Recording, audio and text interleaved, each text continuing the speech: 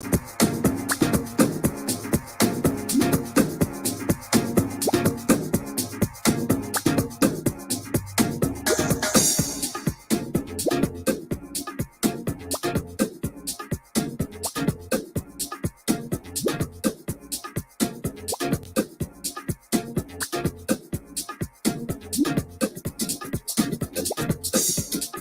am sitting here on the road.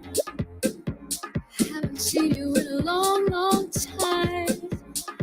This waiting's getting old. As I sit here, I sing to myself a little tune that helps to pass the time.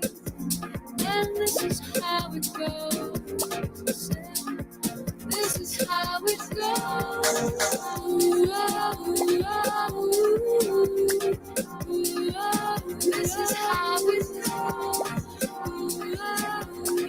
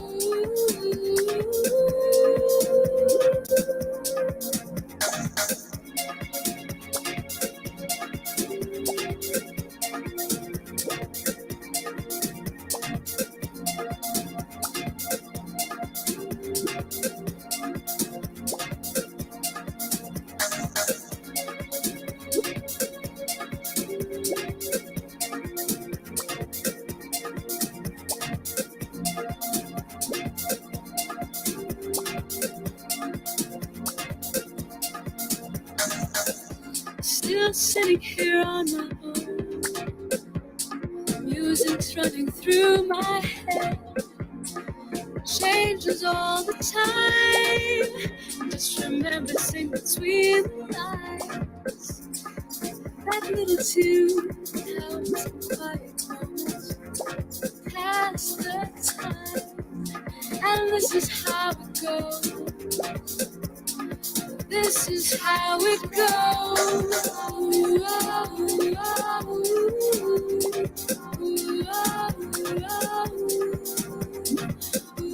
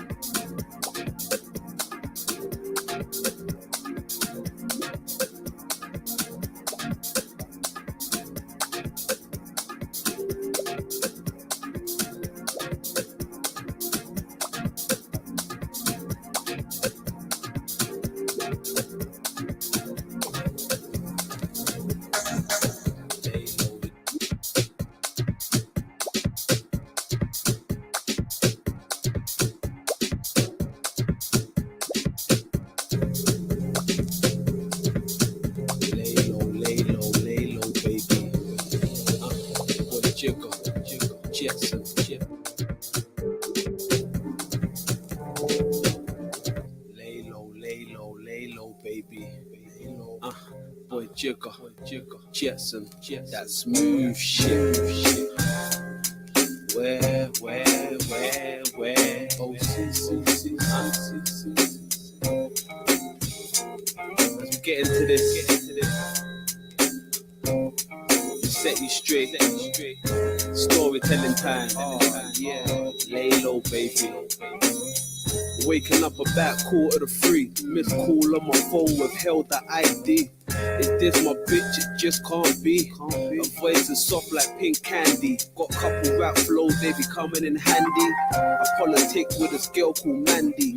From long time, girl, you tickle my fancy. We can do the damn thing, skip the plan B. Skip stack talk and the way you walk. You ain't gotta say a word, I can read your thoughts. I can read your mind. How clever, fly fella, don't get it confused, I'm a go-getter. Cold nights got me putting on my cold levers. Got the scarf and the gloves and the cold sweaters. Real smooth, we're styling on the thing. She got me looking good like weather in the ring. No lumps, no bumps, get rid of chumps. Keep doing what you do, baby. I'ma do what I do. Yeah. In the meantime, tween time. If it occurs that I open my eyes, got the summer bunny looking good, working the vibe. Got my eyes on the slim chick, passing the time. I was trying to do me, she was throwing me signs, I'm blind. Real love nowadays seems hard to find. Maybe I'm wrong or maybe I'm right. Bright stars in the moonlight, the Hennessy and the weed by the bedside. We get right tonight, plenty of weed and plenty of sluts. 100 above, I show enough love. Hold hands like the happy family. Be happy that you know me and my damn faculty. Magically, baby, got work like the job center, but my back door's locked so you can't enter. Just be careful when you're coming at your town. Without making a sound, hands down, man's down. Got my head up in the cloud cause I feel the buzz. It's a real nice day, got the smooth love. Trench coats when the boys approach. Got the money in the bag with the yellow envelope. No joke, baby, you can get how you want it, but you keep running your mouth fast like Sonic. Picture me getting Swiss cheese. Tell a hoe from the get-go, bitch please. Yeah, you already know. Lay low, Jig Tracy. Jigga get the walk, the money. Got my homeboy T up in the building, the T-Rex. Yeah, do this thing like it's a family show. You already know. Big Brother's home. Wanna give a big shout out to, the main people putting it down. Big Boss, heavy love, connection, young Jets, hacker. I see you, real talk like that. Lay low, baby, downtown soul. DSM, smooth. Where?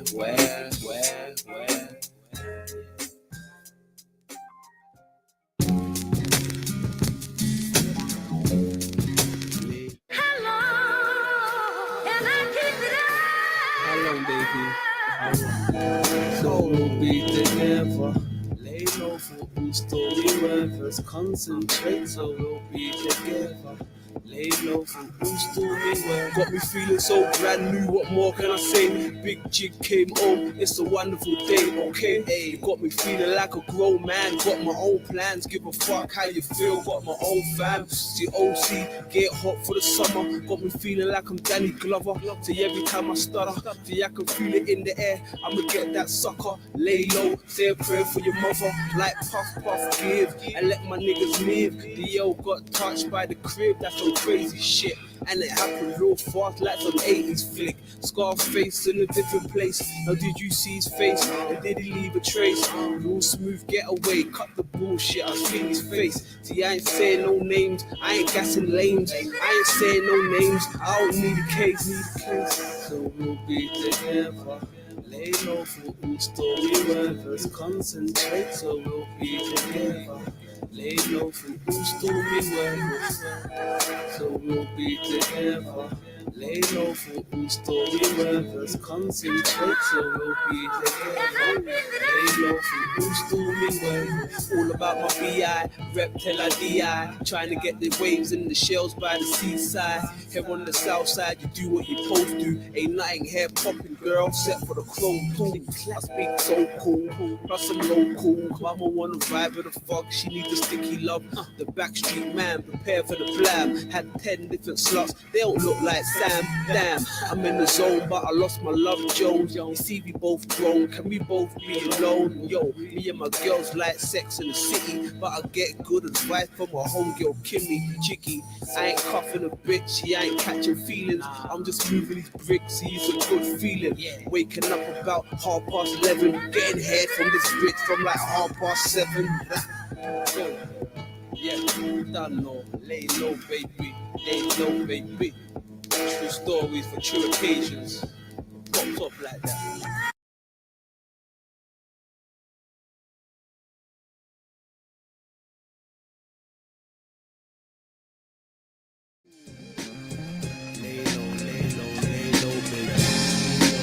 Once again, boy Jigger, Jetson on production, you done know.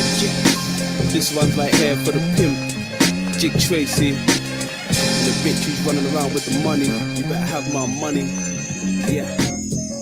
It's funny how I love my life. Every first of the month, you to change my wife. Can I live till the end of days? My dudes run wild, they don't settle for that minimum wage, okay? I'm big Jig, fresh home from the cage. OC bloodline, baby, turn that page. Hey, it's a new beginning. Fast cars, pretty women, and super villains. Baby, wait a minute. See, I'm caught up in it, and it's the bullshit you're kicking. I can't dig it, and I don't mean to be rude. I'm hungry, then I'm eating your food. How smooth, baby? Don't be scared, just relax. It's the Jig Tracy. Got the pasta and the steak and the gravy. Waiting on the drop off from Zachy and the A-Feed. Bitch, don't touch my money. The kids got rabies. F you, pay me. I mean, I'm real sincere about this. Bitch, better have my money. I'm so sincere, baby. Bitch, better have my money. I want every little bill. Sure ain't nothing funny. Give me that. Better give it to me. Yeah. It's funny how I'm making a pound. Used to be OT when I was breaking them down. You hear that flow? That'll be the buzz. You guys give me hugs, but you're really not cuz. Now that's what's up. Lay low to the fullest when I'm burning it up. Plenty of weed and plenty of sluts. You know your face look familiar. You're old school, but your words not similar. Must have been Jamelia. Exchange hugs and kisses. The only thing missing is the cherry red lipstick. I can't believe this bitch. She tried to cross me out like some Jesus flick. Can you believe this shit? Nah, I ain't working them out. I try to do the thing without working you out. Straight bounce, yeah, feels good like a summer bunny. Lay low, bitch, have my money. Not funny. I mean, I'm real sincere about this. Bitch, better have my money. I'm so sincere, baby. Bitch, better have my money. I want every little bill. Sure ain't nothing funny. Give me that. Better give it to me. Memories wasn't meant for me. Still thinking of the days you was meant for me. Yes, indeed. Can I please? Jigger boy needs space like bitch to breathe. Baby girl, come on, like a chick in a red phone. Try to work you out when you know that you're dead wrong. And now that you're dead gone, the picture painted. I try to hang it up, but the picture faded. You're like a rainbow in the sky. Your hair cut short and your skin tone fly. I've come to realize the girl's not mine. Like Michael Jackson, the boy's got a slide. My exit stage left, I'll be back in the night. Large words out your mouth that you'll be alright. Alright? Yeah, could have fooled me, honey. When you try to jump ship, spend the next man's money. Yeah, I know you seen her. Tell me you seen her. Looking about 5'5", looking like Halle Berry. Kitty's real perky and shit. When you see her, tell her I want my goddamn money. Lay low, baby. Trigger.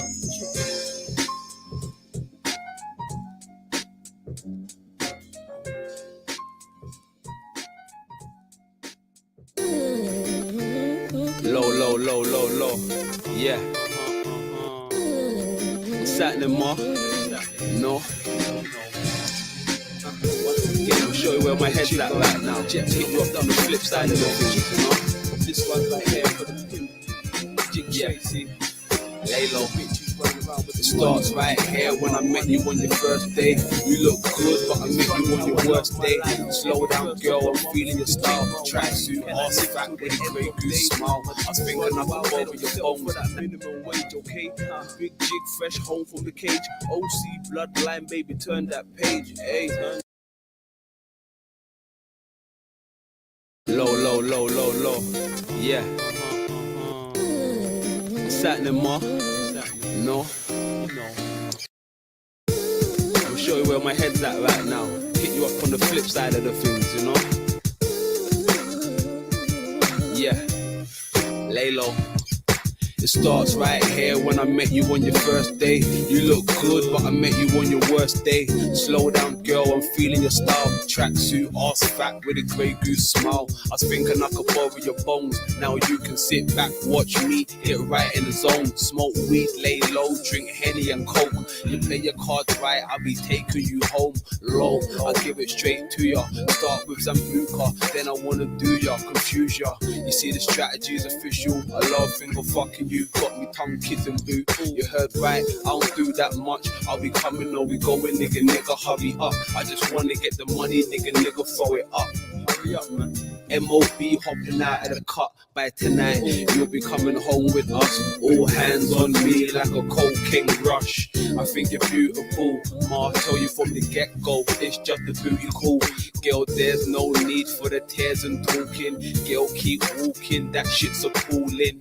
All the makeup running down your pretty face. I got you looking like a clown, give me space. Getting low, you my favorite. Depending how I feel, I fully embrace it. Baby, right smooth, always smell fresh with your new hairdo. Your attitude stink, but you do what it do.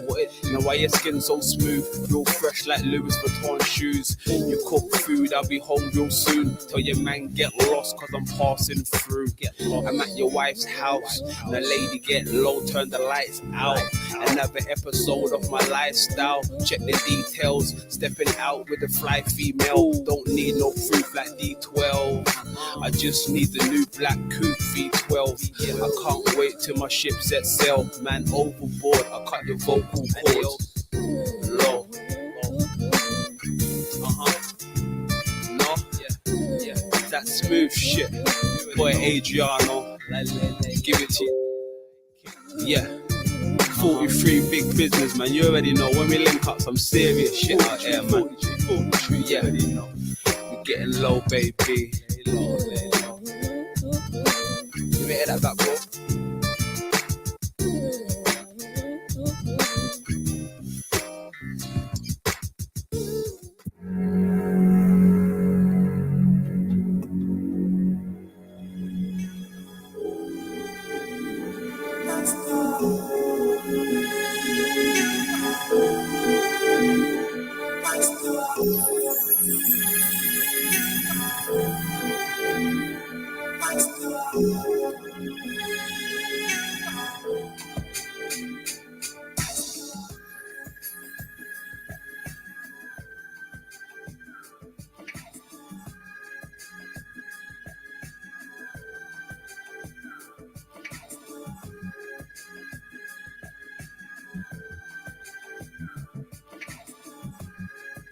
Mic check. What's going on? Talk to me.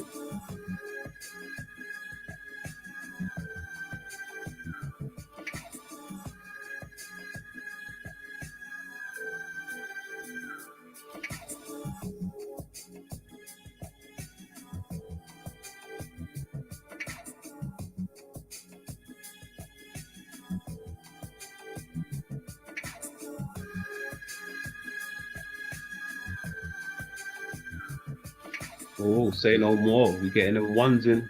We getting them ones in. We got a 5x5.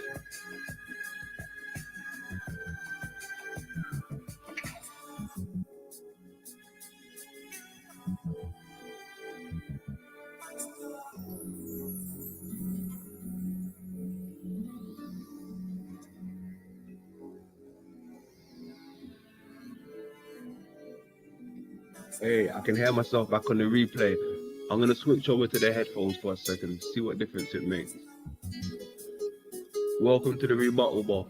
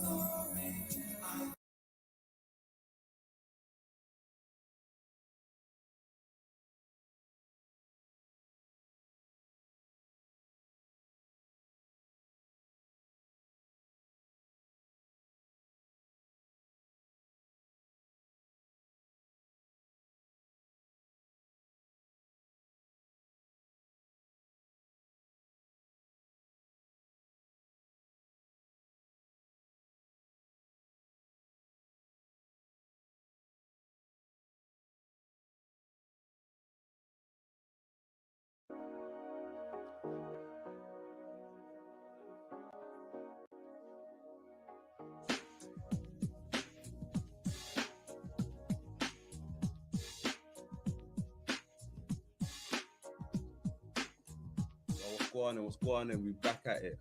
Mic check, mic check, mic check. What's going on? Talk to me.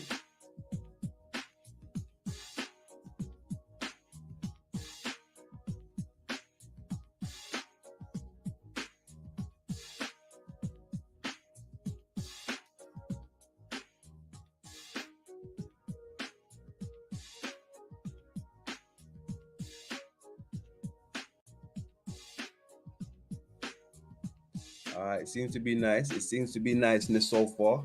I can't hear any echo or delay.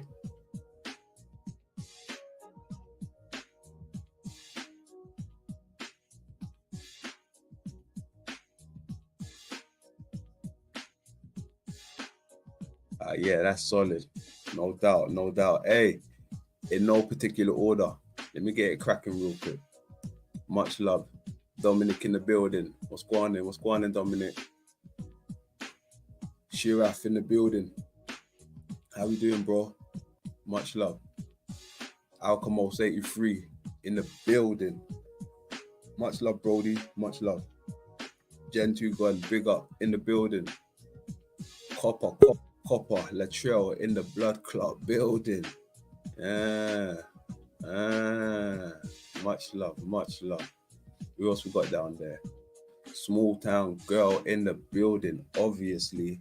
What's going on, small town girl? Much love. Dino Unslaved in the building. Dino Unslaved in the building. What's going on? Boy in the building. What's going on, boy? Salute, salute. MGTOW in the building. What's going on? Salute, salute. Who else we got down there? Jeebus in the building. What's going on, Jeebus? Somewhere in time in the building. Mr. Obvious in the building. Yeah. Good stuff. Infamous Grill Sniper in the building. Infamous, infamous. What's going on, Squirrel? The fabulous Pamela in the building. What's going on, Pam? Much love. GG in the building. GG, get the yayo. Huh? GG, get the yayo. You in the building, huh? You in the building, huh? All right, you want fucking play? Say hello to my little friend. GG, get the fucking yayo, huh? Get the fucking yayo, GG. I'm a man of my fucking words, GG. Get the fucking yayo. Much love, GG. Who else we got down there? Let's have a look. See, got Bex in the building. Salute, salutes. Who else we got down here? Who else we got down here? Oh, it goes down further. Okay. Hope I missed anyone. Did I pick up Voy? Voy in the building. Voy! Voy! What's going on, Voy? Our own resident dragon. Our Dutch dragon, may I add. Got a Dutch dragon in the building. There we go. Angel Wings in the building. Much love, Angel Wings. Much love. Much love. Uh-oh. Uh-oh. Uh-oh. Smith in the building. Uh-oh. Damn. How we doing, Smith? How we doing? I don't want no trouble, right? Leave your guns and your attitude by the front door, please. AI in the building. Much love, sis. Much love. AI in the building. Good folks right there. Woo! Big man on campus. I see big man on campus. Brian Evans in the building. Brian Evans in the building. What's going on, Brian? Much love. Much love. Big up, big up, big up. Glipf in the building. What's going on? What's going on? Peace, peace, peace. You're back with us again. That's what I like to see. That's what I like to see. That's what I like to see. Good stuff. Who else we got down here? Who else come to kick it with London? Oh, shit. My homie backstage. Yo. Jeez. Yo. Yes. What's going on, London? What's going on? TT in the motherfucking building. Yo. I was beginning to think you forgot about me. I was sitting there knocking on the door. I'm like, hey, just because I ain't been here in a week doesn't mean you don't have to answer. Getting mad at me. Yeah, buddy. Good stuff. Good stuff. Hey, I miss being around, man. I need to get back in the loop with y'all. Oh, yeah, man. I'm glad to have you back. Glad to have you back. You've been busy. I know you've been busy, Bob the Builder. Oh, yeah. Building my fiber optics with my tool belt. There you go. Busy man. Hold on 1 second, TT, because we got Michigander in the building. What's going on, Michigander? Then we got Jack's Dreaming in the building. What's going on, Jack's Dreaming? They're coming out for you, boy. I think it's because they know you're back, bro. They're popping up. Come on now, don't go inflating my ego. I'll get a big head about things and start cussing people out about the globe like Tommy does. Yeah. Ooh. Wow. Somewhere in time in the building. Much love. Much love. Yeah, they're coming out for you, bro. Hey, if it's any consolation, I miss them too. I had to peer from the background most of them nights, so, I was there in spirit, just not in chat or video. There you go. Good stuff. Yeah, because actually I had some stuff on sigils I wanted to throw up for you, but, I'm just sitting there listening going, damn, it's ironic that I was just looking through a whole, Bible of sigils a few days before you aired that. And I was like, well, I guess I'll be prepared for the next one. That's dope. Okay. So that's a little segue to possibly get into here in a bit. Pretty interesting. Oh, hell yeah. I'm looking at what you sent through now. I'm loving this. As soon as I saw this, it's like, yeah, okay. I know where we're going with this. Definitely. Yeah, that's infinite detail on all things sigils. Okay. Yeah. All right. Yeah, we're definitely going to get into that. Hell yeah. I'm excited now. Or even more Right. excited, rather. Yeah. So what's been going on with you? I've just been hiding a motherfucker. I've been cool, man. I've been good. I've been bit of family, bit of in and out of the metaverse, seeing real friends. Went to see my pops earlier in today. Mm. Right on. Yeah, I've been busy, man. I've been busy just running around like a headless chicken,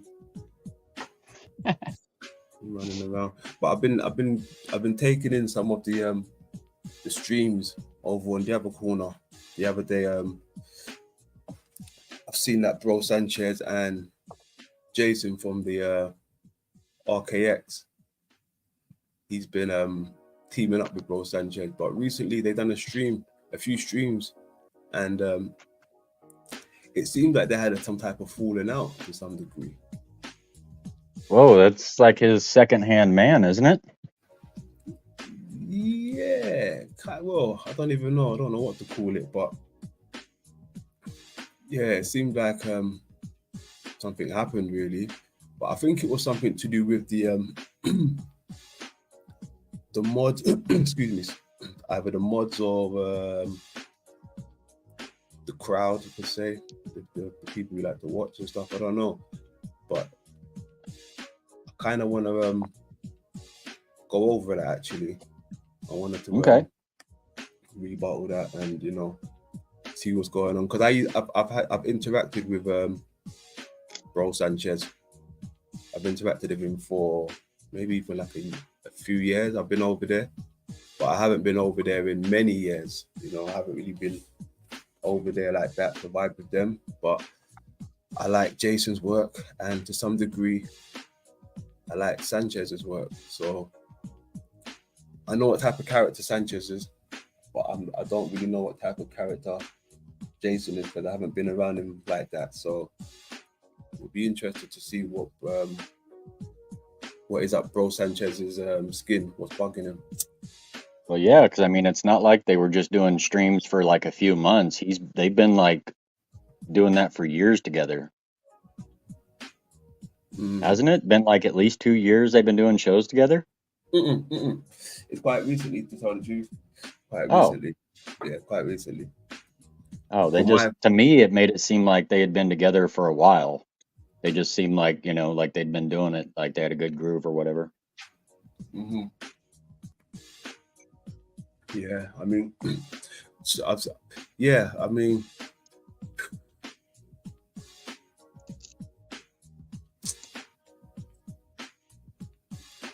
it would be good to go over and look at their work with each other, but I want to get into basically I want to see why, because Bo Sanchez went live the other day and he was making it public, right? That he's Oh, having, yeah, he made it public. He brought everyone's attention and stuff. So I was like, all right, cool. If you're gonna make it public like this, I'll go over it, and then we can cover things that should have been said and not said. So yeah, let's get into that, man. Let me load that bitch up 1 second. yeah, that's fair game. You want to keep it private, then everybody should, but you want to put it on blast, that's subject to interpretation. There you go. Let everybody make up their own mind. Bro, from arcade. Hold on. Salute to the chat down there. You guys rock. I missed you. There you go. I'm gonna get into this quick. Hey, much love to the grand old chat room. Much love. We're gonna do the rebuttal thing over here right now. We're gonna dig into the Bro Sanchez replying back to Jason from RKX, I suppose, if that's what you want to call it, or his last message to those folks, right? All right, let's get into it. Let me know if you can hear it and see it. because it ain't Yep, good nothing to keep audio. dwelling on. It is what it is. What's that? Good audio. Cool. But this is my final message to the Archaics community after reviewing the video. I promised that I would do my due diligence and that I would go back and watch the video and that I would be an honest man and a man of my word and that I would come back and tell you the right thing. Own up to if I was wrong or whatever. And I must say, after watching the video, I'm fucking proud of myself. I'm proud of myself. I don't know what the hell y'all was talking about. Yo, I don't know what the hell y'all was talking about. Anybody saying I was being disrespectful on that video, you a damn lie. I gotta drop myself a bomb. Yo, I was so Let me bring you up to speed real quick. They're talking about a previous stream they did before. There were some people saying Bro Sanchez was being disrespectful. He was cutting him off and, just doing all the things to be disrespectful. But he's saying he went back and had a look at it and he wasn't disrespectful. I haven't looked at it. Was this the mods or just the chat? The chat, I suppose. Okay. I think it's the chat. But I think it's the chat from over on RKX, Jason's channel. I think it's those. But you think they're getting mad that Bro Sanchez is like stealing the limelight? Yeah, well, it goes like this, right? I think he was coming over to talk about the pyramids, right? So it's supposed to be the pyramid segment, but apparently I think it went in a different direction. He wasn't really building. Apparently he was getting more pushback than letting Jason be just letting Jason teach. I think it was more pushback. There were people on the panel apparently, and it was more ratchet, if anything. Okay, little conflict of interest there. Yes. Okay. Yes. It's like if you're gonna call me over to talk about the creators, let me cook. Don't start interrupting or, giving me Let you get pushback. over there and be like, hey, you want to talk about tornadoes? Yeah, you know what I'm saying? Like, no, that's not what I was ready for. I get it. I think that's how it was going, but yeah, let's keep going anyway. All right. Professional. I was so respectful and professional on my collaboration with Jason. I watched that thing back and I'm just watching like, okay, where am I being disrespectful? Now, one thing people said, they said I cut him off. I counted how many times I cut Jason off in the video. It was 2 times. I cut Jason off 2 times in the video. I'll admit that. And out of 3 hours, I think that's a normal conversation. Yeah, that's good. 2 out of 3 hours, that's good. I can't cap, that's good.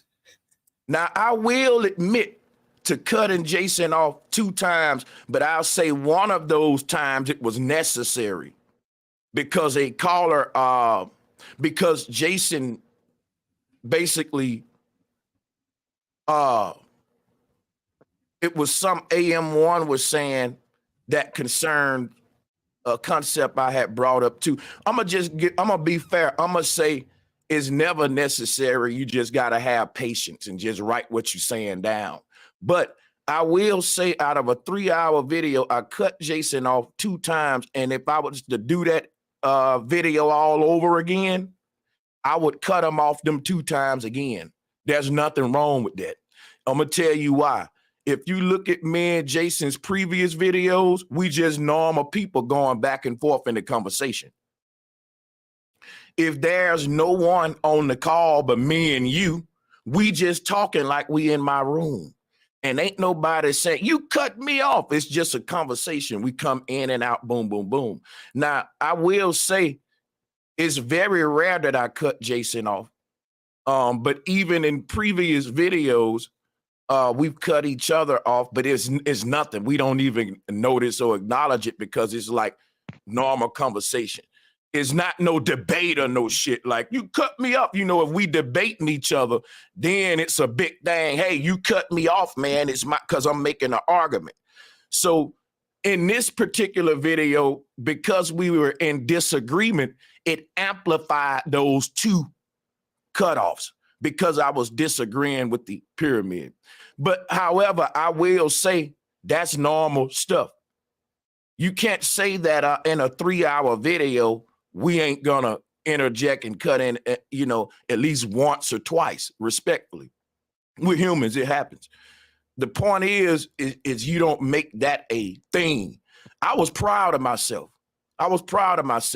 And then when I read the email that Jason sent me, he's really mad at the chat room.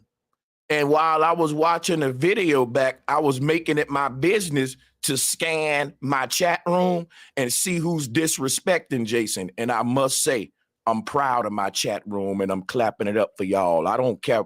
Can't nobody lie on me and my people. I rock with my people. He can keep rocking with his people over there in Arcades, because what I saw in the chat room was his people being disrespectful. My people weren't doing them but saying, Jason is the man, Jason fire. They was giving Jason props. How did he know the difference between my people and his people? All right, let me stop right there. I mean, cool. He's there to build, right? He's there to build. He come to build. That's what he should be doing. He shouldn't really be focused on the chat, I suppose. But at the same time, it's one of those things, right? You want to see who's showing you love. So you have a little look at the chat, see if there's love flowing.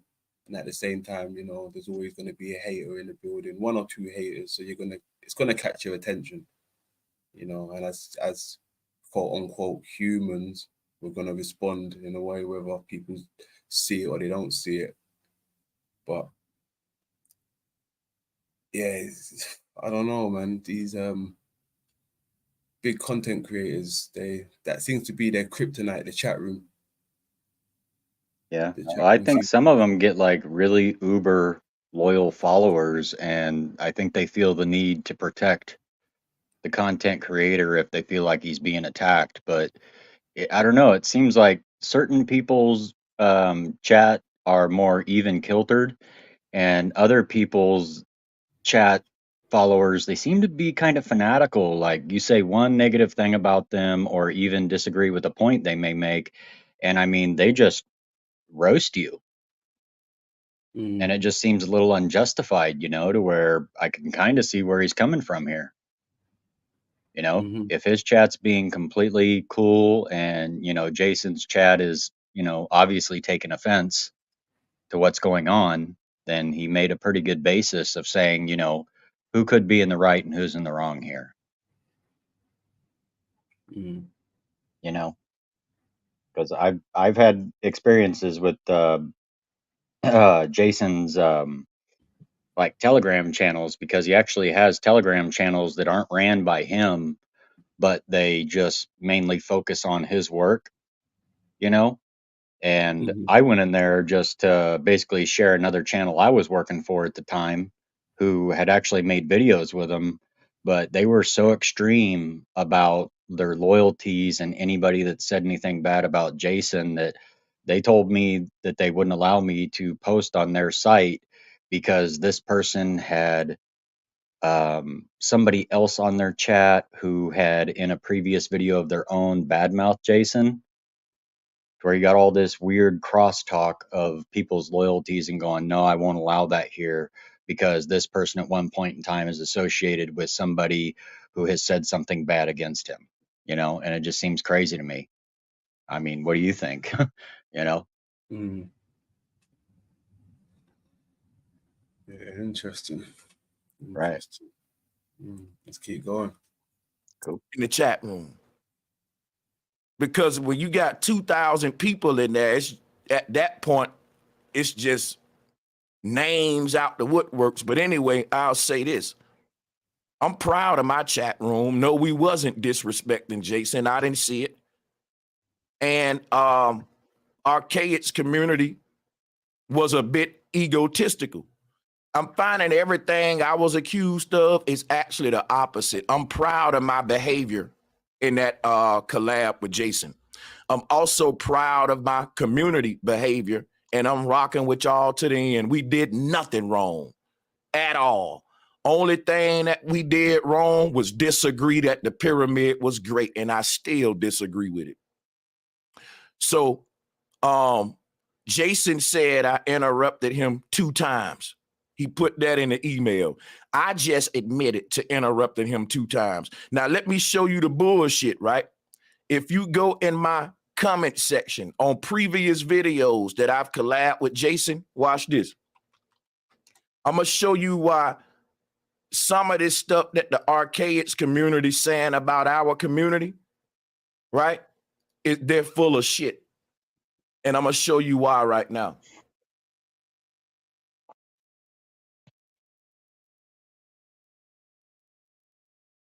If you go to the first videos I did with Jason, look at here. Read this. Read the comments, man. Everybody's saying that we the greatest duo together. You see what I'm saying? Salutes to that. Great to see and hear the 2 of you 2 together. Excellent show. Hi, Jason. Thank you for having had Jason on, both of you together. You see what I'm saying? All I'm saying is if we go to this video, I can never tire of listening to Jason speak. Thank you, bro Sanchez, for having him on. All right. So people is look at here. I got so much love for all the viewers and members of this channel. A lot of people from Archaic's was coming showing love, you know. Look at here. Bro Sanchez, roll yourself a blunt, brother. You hosted that show literally to perfection. 0 flaws, just pure professional. You see what I'm saying? So people saying that Archaic's and Flat Power is the biggest collaboration. You know what I'm saying?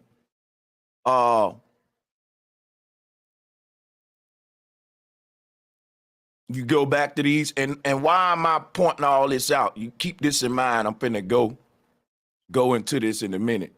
So all of this stuff, excellent show, bro. And Jason is having a living library of wealth of knowledge. See what I'm saying? I'm just going through 2 master teachers at work. You see what I'm saying? You get the point. And the only thing I'm saying, people, is this was just a few weeks ago when we did these. Everybody that's from Archaic's was saying, yo, this is classic material. This is so great. I'm teaching y'all a lesson about how wishy-washy this YouTube stuff is, because I've been on it a while, right? So now Facts. We come back to the Great Pyramid video, and everybody that's saying it's classic, that's saying I'm a hell of a host, I'm a perfect host. Everybody that's saying we the best duo and all that, 2 master teachers, all this stuff. All these folks that's saying, yo, this is what's up, man. Archaic's and Flat Power, all this unity, all of this momentum that we got going right here, right? You telling me it's all going to be thrown away because I interrupted somebody 2 times?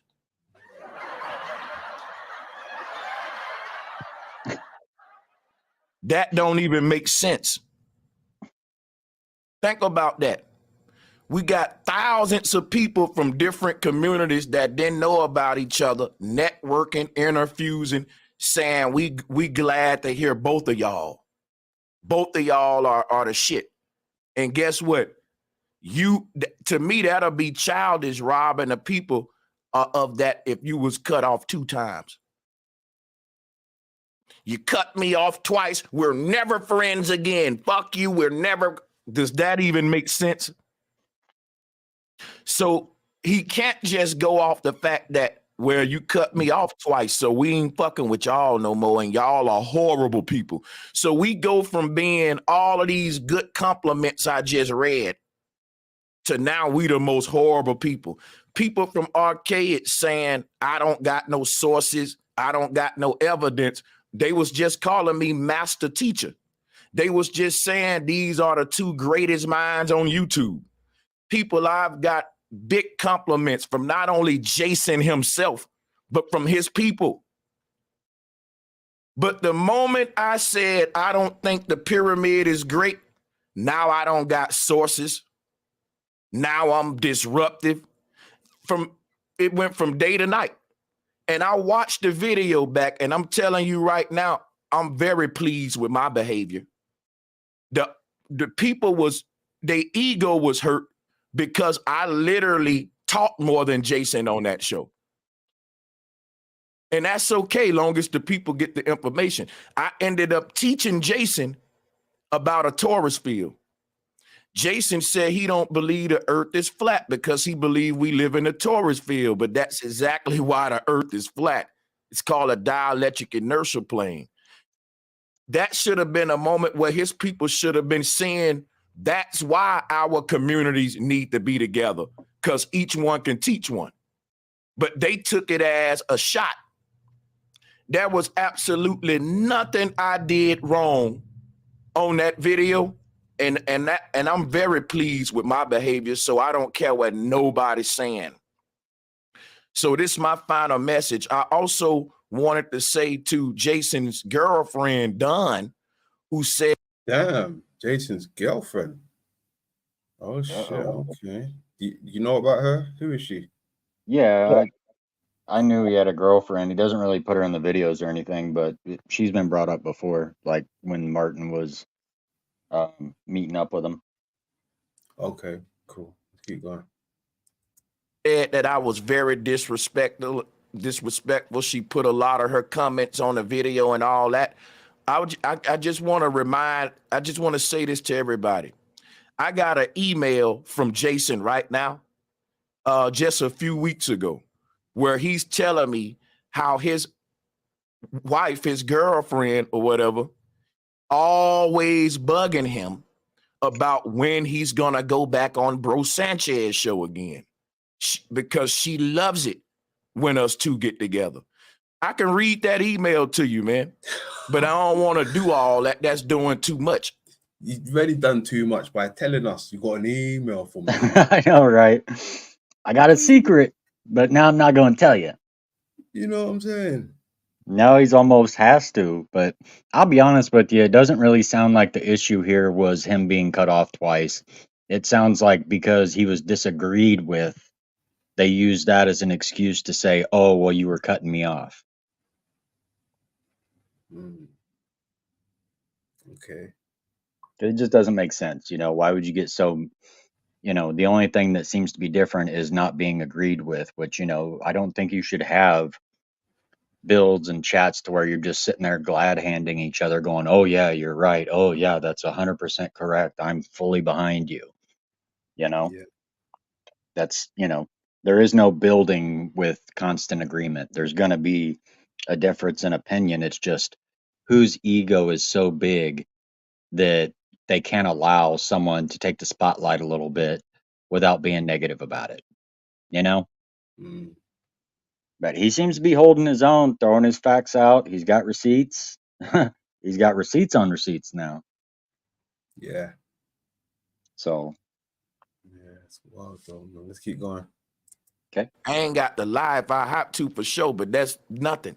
I'm just saying how people go from people ship. All I did was nothing I did wrong in that last show with Jason, bro.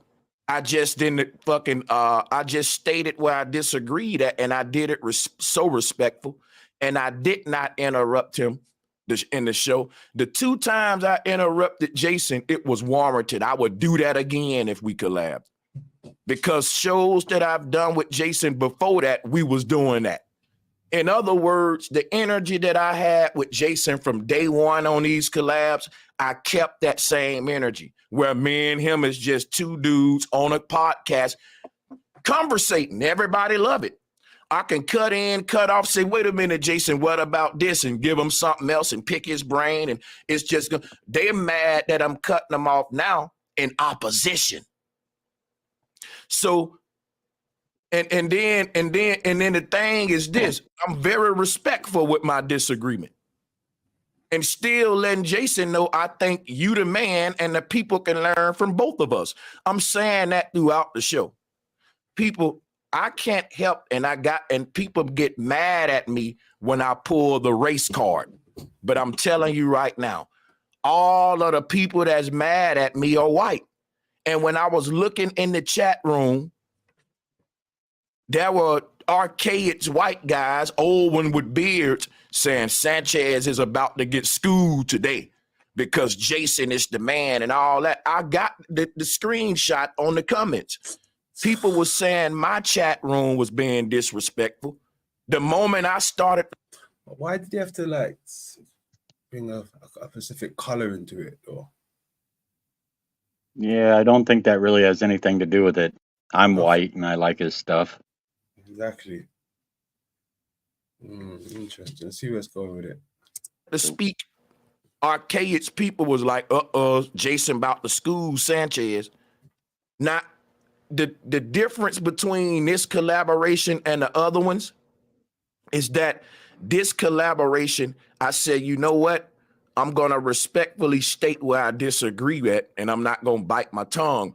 And the reason I'm doing that is because this is me and Jason's third collaboration. Man, in my mind, we're going to do more. So if we're going to be a team like everybody say, then I got to let him know who I am.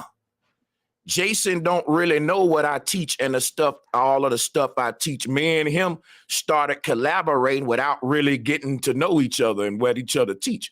So I took that opportunity to kind of let him know, well, Jason, you know, I don't really agree with the pyramid being great. I don't, at least now he know moving forward, okay, this is some stuff I teach. Sanchez don't subscribe to it.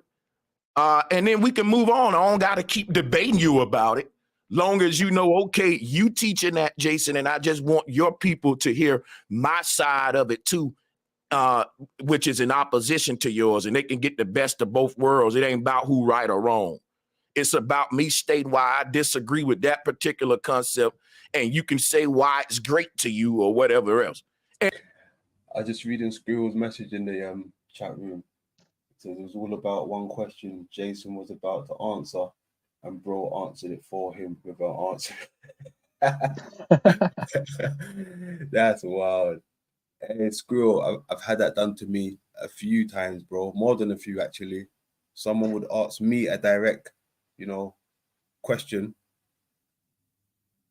And when I'm about to give the answer, people are speaking for me. I hate when that happens, but it happens. It happens. Yep. Let's keep going. Like, hold on. I know what London's thinking. Hold on. Let me answer for him real quick. Yeah, exactly. Like, bro, shut the fuck up. Like, all respect, but that was directed at me. Mm-hmm. Wow. And then we move on and keep doing our thing. And I was very respectful. But what I'm finding out is I can't disagree with certain people. It happened with Santos Bonacci too. Some people they treat them like gods. What, did he build with Santos Bonacci? Okay. I think that's where I was getting confused before, because I had watched him, a few years ago in the past, and he always had somebody on, and I was thinking for a while that it was this guy, but it wasn't. It was the Santos guy.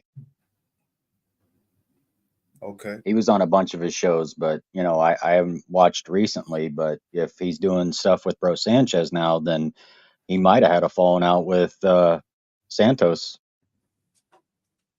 Mm-hmm. Seems to be a pattern here. Indeed. Just before we paused it, his last words was something like, they like to be treated like gods, right?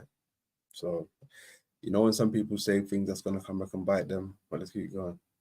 Right. You can't question God. You can't debate God or challenge God. They have personality worship complex. I don't. If my favorite rapper say something I disagree with, I'm gonna be like, yo, Nas, man, I don't agree with that, man. Some of y'all are so starstruck, you will be disagreeing with your favorite celebrity or favorite whatever, and you'll hold it in. Cause, hey, man, I'm gonna go along to get along. They call it the go along to get along mentality. I've never been one to go along just to get along. I feel like that's faking for a friendship.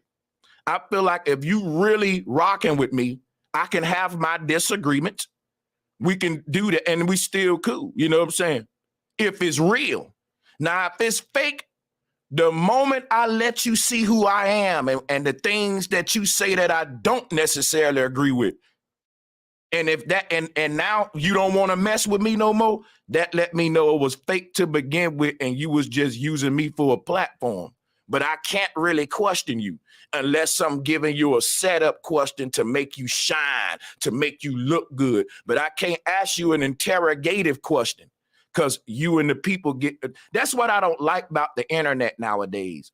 Everybody being coddled and babied. And it's okay online. And I don't like it coming from a military background. When you're in the military, people directly challenge you and call your shit out right in your face. Yo, that uniform look like shit. Yo, shine them boots. They look like shit. Yo, your PT suck. That's funny. If it was Hey, you dropping facts right there. That's what they do in the military. That, you know, that way it gets you over yourself. Okay. You know, I notice a lot of these people just look at any channel that talks about themselves in the third person. To me, that's always like a warning sign, you know. Yeah, exactly. Bro, I wanted to say that earlier, right? When they talk in third person, it means, yeah, ego, they've been crushed, emo and all this shit. But I didn't want to say it too early. But that's exactly what I wanted to say. So you said it, you took it there. You said what I was going to say, but Hey, it does. He's right on the money. It seems Yeah. like a character god plot within themselves, you know, yeah. that they have deified themselves, and now you have a chat that treats them like a prophet. Mm, Don't you dare speak out against our prophet. mm. You Big know? old fact. Big old facts. All right. Yeah. There you go. Let's keep going. In the flight, it was called out and ridiculed and it battered you. I don't know no other way. I like the way the military do it. Ain't no coddling. Ain't no babying. You carry your own fucking shit. Ain't no taking up for nobody. He got to do his own workout and own physical combat fight. You can't help him. I saw a drill sergeant picking on a little bitty girl. It broke my heart. When I was in basic training, it was this. She wasn't little. She was old enough to join the military, but she was small. She had to be about 4 feet something and tiny. Wanted to join the Air Force. Little bitty voice, little voice when she's sounding off. And the drill sergeants picked on her more than anybody on a flight. And we didn't understand, like, why are they keep messing with this little lady? And what we find out, man, toward the end of goddamn basic training, she was tougher than every goddamn body.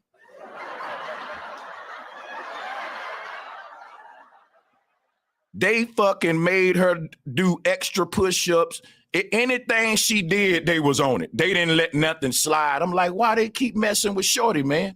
That's messed up. And they realized that she may see her size as a weakness, and she may see her size as, well, I'm small, so help me out, and I'm a victim. And they took all of that out of her. And I learned something so profound when I saw that, because I didn't understand it. I was like, yo, they just being dicks, man. Come on now. Lead a little. That's what I'm thinking. They keep yelling at her. Anything she do, they own it. And I'm like, oh, and I got it.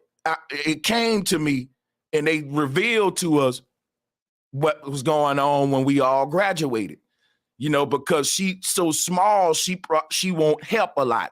She got a victim like mentality. Well, I'm small, and they were saying, nope, you're a soldier. It don't matter if you small, you got to carry the same amount of weight that the big people carrying. You got to do the same amount of push-ups that the other soldiers doing, and your size ain't gonna get you no favoritism. And buddy, they put that in her. They were very serious about putting that in her. Let's just say that. But I learned what make people great: pressure. And I realized why life is so hard. Because if it was easy, you wouldn't have great people. Amen. I'm saying all that to say we want things easy online. We want a community where everybody agrees with me. No one corrects me. No one challenges me. No one respectfully states their disagreement to me. That kind of power is the power that God have over people. And when people tried to give me that amount of power, I refused it. You know what I would do? Yeah. You see how he had to look in the camera a few times before he said all that? Yeah. Yeah, because it's the opposite. It's the opposite. It's the opposite. Well, he's talking about it. It's a trap. Mm. You know, you're offered immediate power to basically stop you in your path. You know, can we inflate your ego right now? Will you take our constant compliments and stop growing? You know, Yeah. because what he's talking about with those drill sergeants, you know, I don't think they saw a weak little girl. I think they saw the most potential in the place. Yeah. You know, it's those with the most adversity in life, you know, whether it be mentally or physically, or that are the ones that can become stronger than everybody else. Mm-hmm. You know, because they're already at a detriment to those with average size, those with average strength, those with average attributes. They don't really have all that much to overcome compared to the small person, especially a small female. Yeah. So, yeah, I mean, I can see what he's talking about, the profound nature of, you know, knowing that pressure is required to make great things, you know, and we all should put pressure on ourselves. Otherwise, I think what we're doing is incurring the wrath of that pressure being put on us by others. Honestly. Do you self-criticize, or do you act like you're the greatest thing since the fucking sun and you get criticized by everyone around you? Mm. So I think he's got some killer perspective here. Killer. Let's keep going. Cool. I would say, listen, do not click my link if you agree with me. Only click my link if you disagree with me. Because I don't like to feel like I'm a master teacher or God. I like to know I can always be challenged. I can always be embarrassed and set down. If somebody come on here and teach me something, and yes, it's going to be like, well, damn, you know, he schooled me, you know, but I'm going to be happy that I learned something new. I'm going to get over the fact that I didn't know it, and a dude that I was talking shit to just taught me something. And I'm going to just humble and be like, well, damn, I'm glad I know now. I'm more excited about gaining the knowledge I didn't have versus revealing that I didn't have it, versus everybody knowing, Sanchez didn't know that. He didn't know that. I don't care about that as much as the fact that, damn, I didn't know that. I need to know that. So I always been the one to, I'll take any, like I'm finding out that a lot of people today, they rather not know it than have you teach it to them. Their ego is so fucking strong. They'll sit that, man, some people ego so strong, a car can be about to hit them. And if they enemy tell them to move, they'll say, I ain't listening to you, bitch.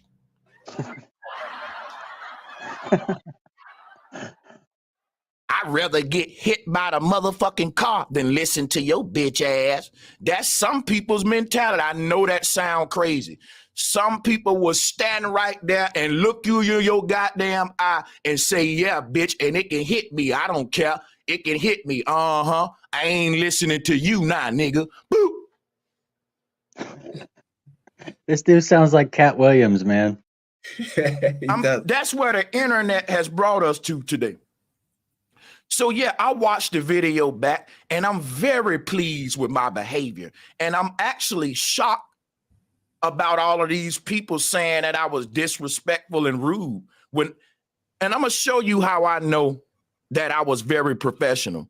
If you look at the comment section, is more people saying this was a classic show than it is people saying Sanchez interrupted Jason and Sanchez trying to school him.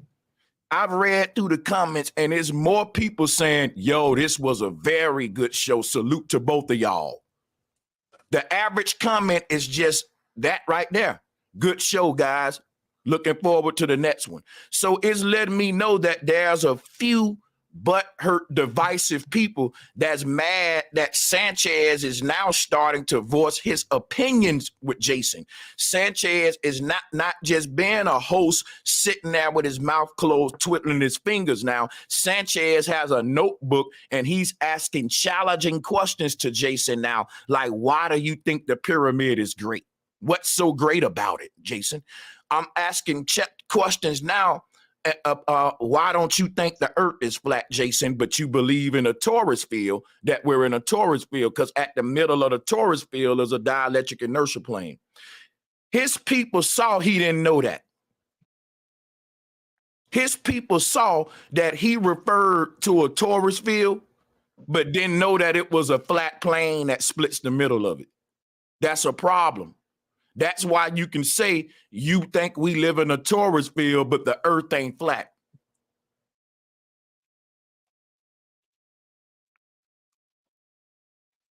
You can't separate flat earth from simulation and torus field. They all go hand in hand. And it actually makes you look very ignorant trying to do so. Jason reads a lot of books. Ask Jason how many books have he showed you that he read on electromagnetism. Oh my! I never heard him quote Ken Willer, Eric Dollard. Don't you know I interviewed Eric Dollard on this channel? Some of the gurus of electromagnetism, I sat face to face with them. That's what I'm saying. Bart Sibrel, the dude who Buzz Aldrin punched in the face. The man when it comes to the moon missions. I interviewed him. Whoa. I was not. Have you ever heard about that incident, London? Yeah. Yeah, where that he just popped him right in the mouth after questioning the moon landing, and he says he interviewed that dude. Yeah, I know. I heard it. That's fucking wild. That's cool, dude. I didn't know that. It's interesting. What he needs to interview is that guy that pied Bill Gates in the face, if he's still alive. Bill Gates in the face? Yeah, dude. It was outside this building. Of course, there's like cameras and press and everything there. And this dude just pops around the corner and just smacks him right in the face with a cream pie. And then someone hits him with another one right after that. No way. Dude, cream pied right in the face, dude. No shit. Oh, shit. We have to look at that soon. Oh, it was amazing. I was like, yes. The guy probably, disappeared, but, well worth it. This is the thing, though, now, right? Because even just hearing that, thinking, was that staged? Are they showing us secretly that even these guys are just expendable when they're puppets, right? Because how can look at him, bro? He's like he's probably the richest man in the world, right? And you can let a comment or hit him with a pie. Imagine if that pie was laced with poison or anything. We would have lost, quote unquote, a pioneer, right? Oh, yeah. Just by him not having good security, and he's worth so much, and he's a fucking someone phenomenal, like who, you know, Microsoft and you know what I'm saying, whatever it is, Michael Gates, Microsoft and all that stuff. Are you gonna let a man come out of nowhere and pie him in the face? Dude, That's that's a good point, man. That almost mm, sounds like a setup, yeah, you know, to make him look like he's punished by the public, you know, that oh, he's you know, enemy number one. That way he can mm, put him on the side of everybody else of going, I'm against the system, mm, you know. But if you look at the money that dude has spent in India, the everybody in India is trying to kick that dude out of there because he's trying to take over basically a portion of their economy, trying to automate their schools, take out the teachers and put in computers.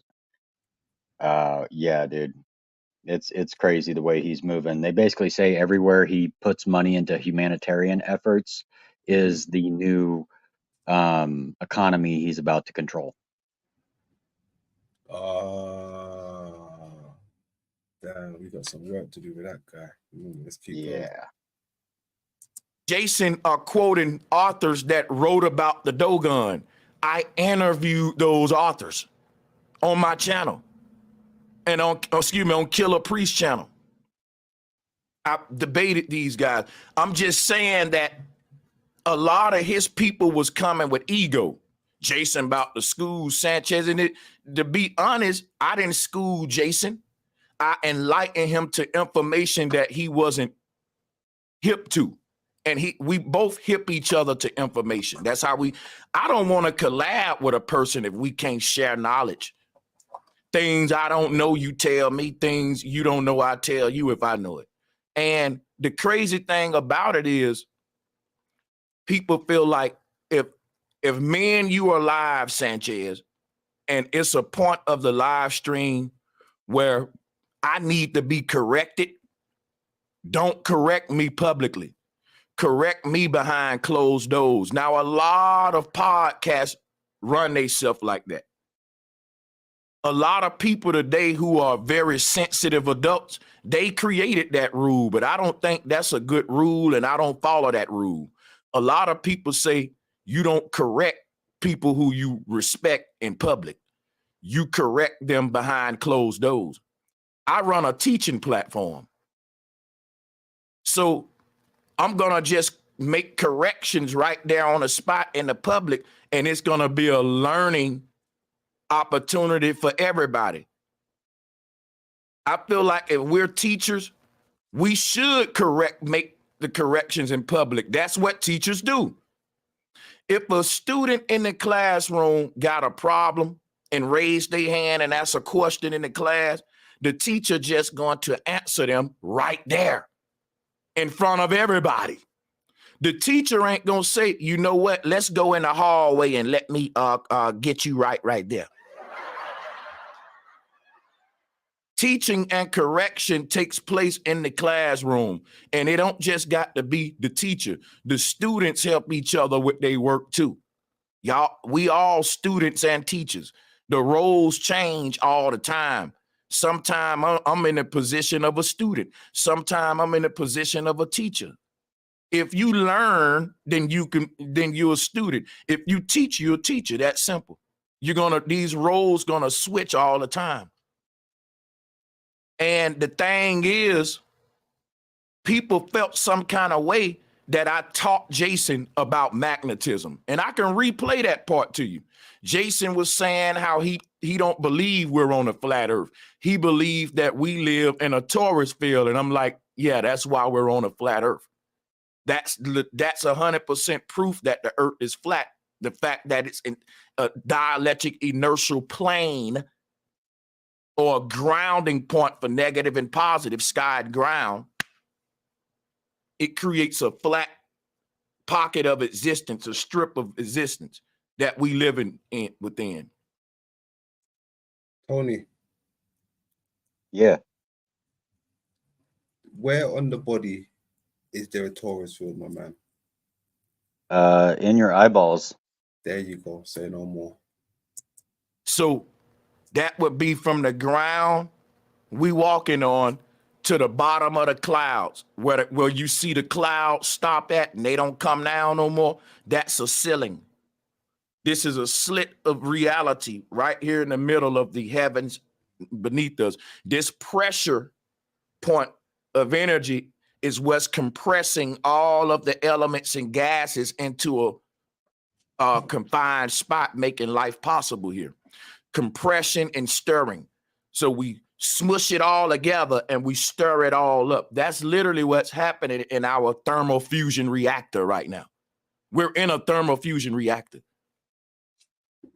And just to show you that real quick, because a lot of people who was just sucking me off on previous videos with Jason are saying he ain't got no sources. He ain't do. How it go from me being a master teacher to the moment that I say I don't think the pyramid is great, and the moment I have to correct Jason on something, now I don't got no sources. This is ego. This is ego. So this is what the flat earth is right here. This is a thermal fusion reactor. But what it is a man-made torus field. They are accelerating two vortex. You got a 6 energy and a 9 energy. That's the secrets of the yin yang, y'all. I'm gonna do a whole video on CERN in January. Coming up is gonna be about Nazi Germany and Hitler, and be on the lookout for that. It's some of my best work. It'll be an edited documentary. We're in one of these. We're in one of these. So this is what basically all of the ancestors were drawing out in their models, man. They were showing us the machine that we live inside of. Here it is. There's a pole that splits clean through the middle of this thing, as you can see here. You know, and it splits through the middle like that. But this is a thermal fusion reactor. And the two forces that are being accelerated are the sun and moon to create the perpetuate the energy. Am I the only one who looks at those diagrams in a different way? What do you mean? Like when I see people pull up like the flat earth cosmology, the domed ones, they're always like saying it's this or it's that, but they haven't. Those are the only ones they go to. I go to older ones that's kind of showing what it really is. Yeah, it almost doesn't seem to be the split torus as much as it is like the what do they call that one map where it almost looks like the hemispheres of the brain, where you have the split section up top and then you have the lower half. Look, let me hold on. 1 second.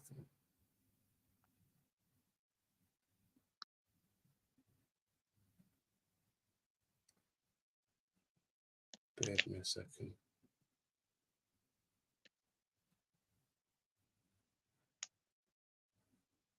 He was just pulling out that one, right? This is one that I like to go to.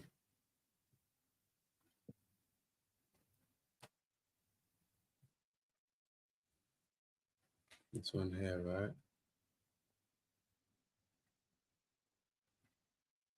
Yeah. This is what he's meant to be showing, right? But forget about the how would you call it? The stars in the background for a moment. Because like what we've been going through with all those crater pictures and stuff, right? It's like this will be laying at the pit. This is at the pit of what the hell is that? 1 second.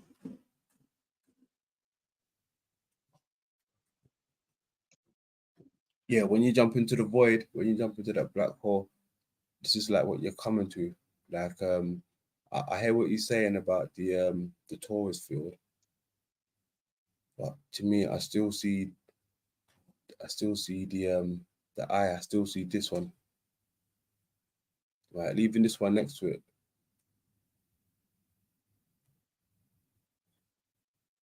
Right. I mean, if you think about it, though, the Earth does act more like an eye in the fact that I believe it projects out reality just like the eye does. You know, I've talked Mm. about that in the past about the extra emission theory that we don't absorb light into our eyes, but we project it out. So I'm curious that if our plane is a giant eye, if it's actually the projector of this simulation, Mm. you know?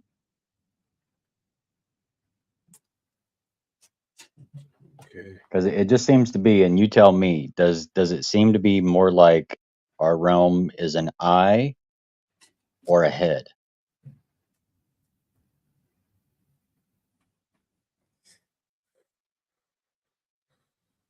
Yeah, but it's hard to say though. It's hard to say. Well, I mean, to be honest, an eye definitely. But when I'm looking at the maps, the head is bigger than the eye. So, and the maps have the head and the eye, the jaw, everything in its total image. Good point. So, And it's possible, another close by planet could be the other eye inside of a much larger head. Or like mm, what we talked about before with the god Tiamat, and it had 6 eyes. many So heads. who's to say how many eyes Mm, it has to represent that type of entity? that's a good point. That's a bloody It good would be point. crazy if it had 7. Mm, mm, mm, mm. 7 planets, 7 eyes, 7 chakras, 7 Yeah, levels, 7 densities. yeah, that's mad. That's crazy. But you know what else I noticed as well? Actually, I'll leave it to when we get onto the other part. All right. Yes, that's what I want to show you guys really.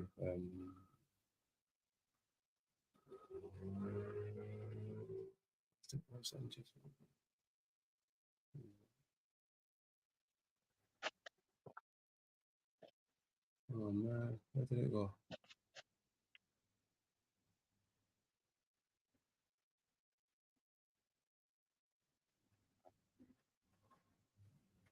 Hmm? Where did that just go?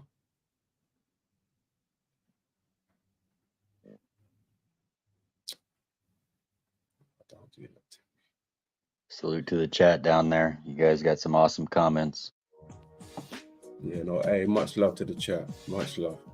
Sorry, excuse me, I'm trying to is this it here? Yeah. It's all good. I was just hollering at the peeps while you were looking. There you go.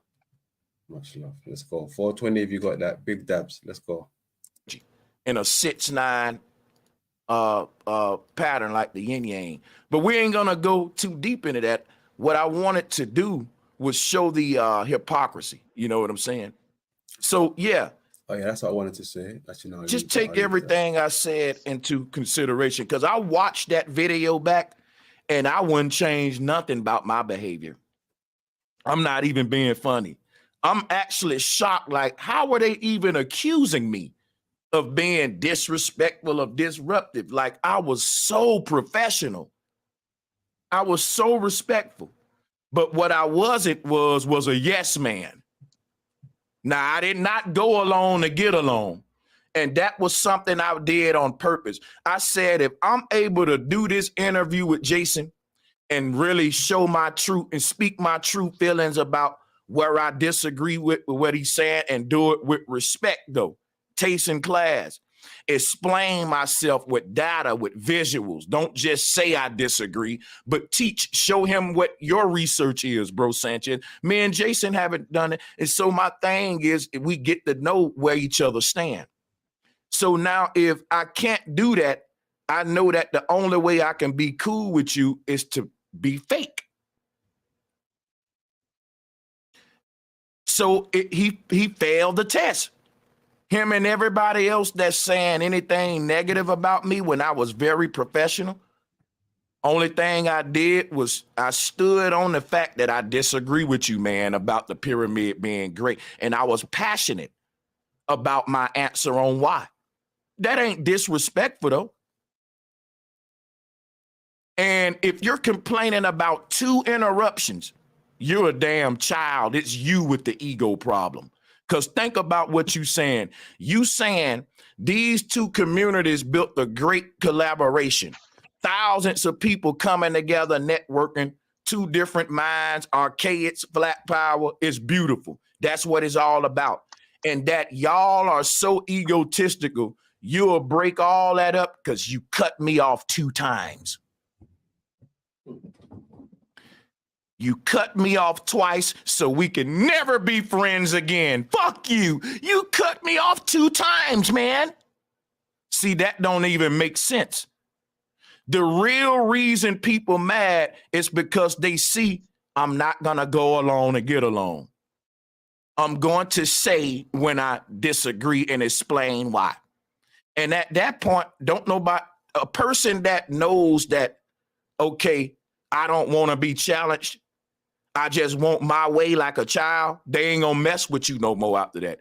And they'll find, and think about it. If Jason was so mad and so ready to break in shit with the community and all that, flat power, archaic split, whatever, he would have voiced that on the show.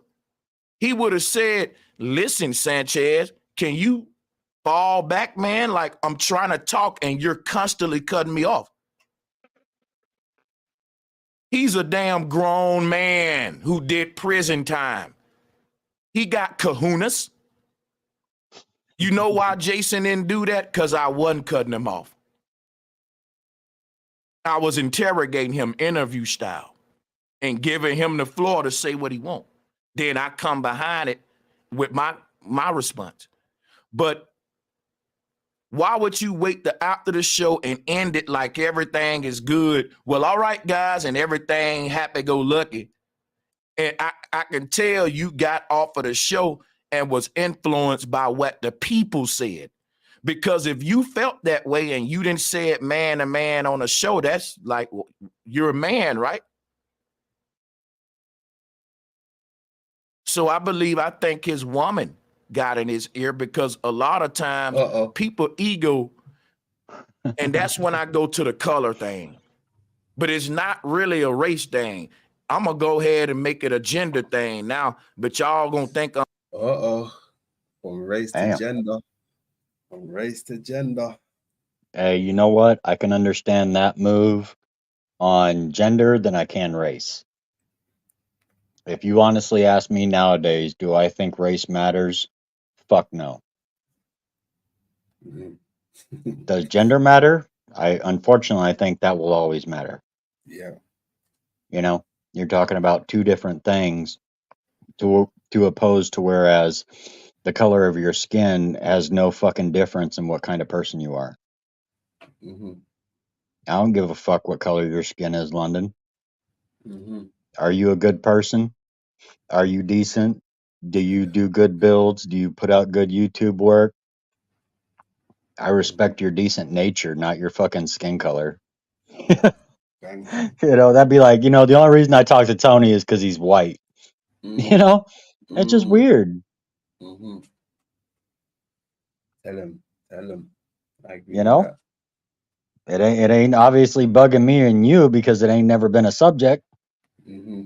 I just don't think when people move those ways, I don't think it's necessary to do that. Just stand on the information because he's got a solid ground with that alone. Mm-hmm.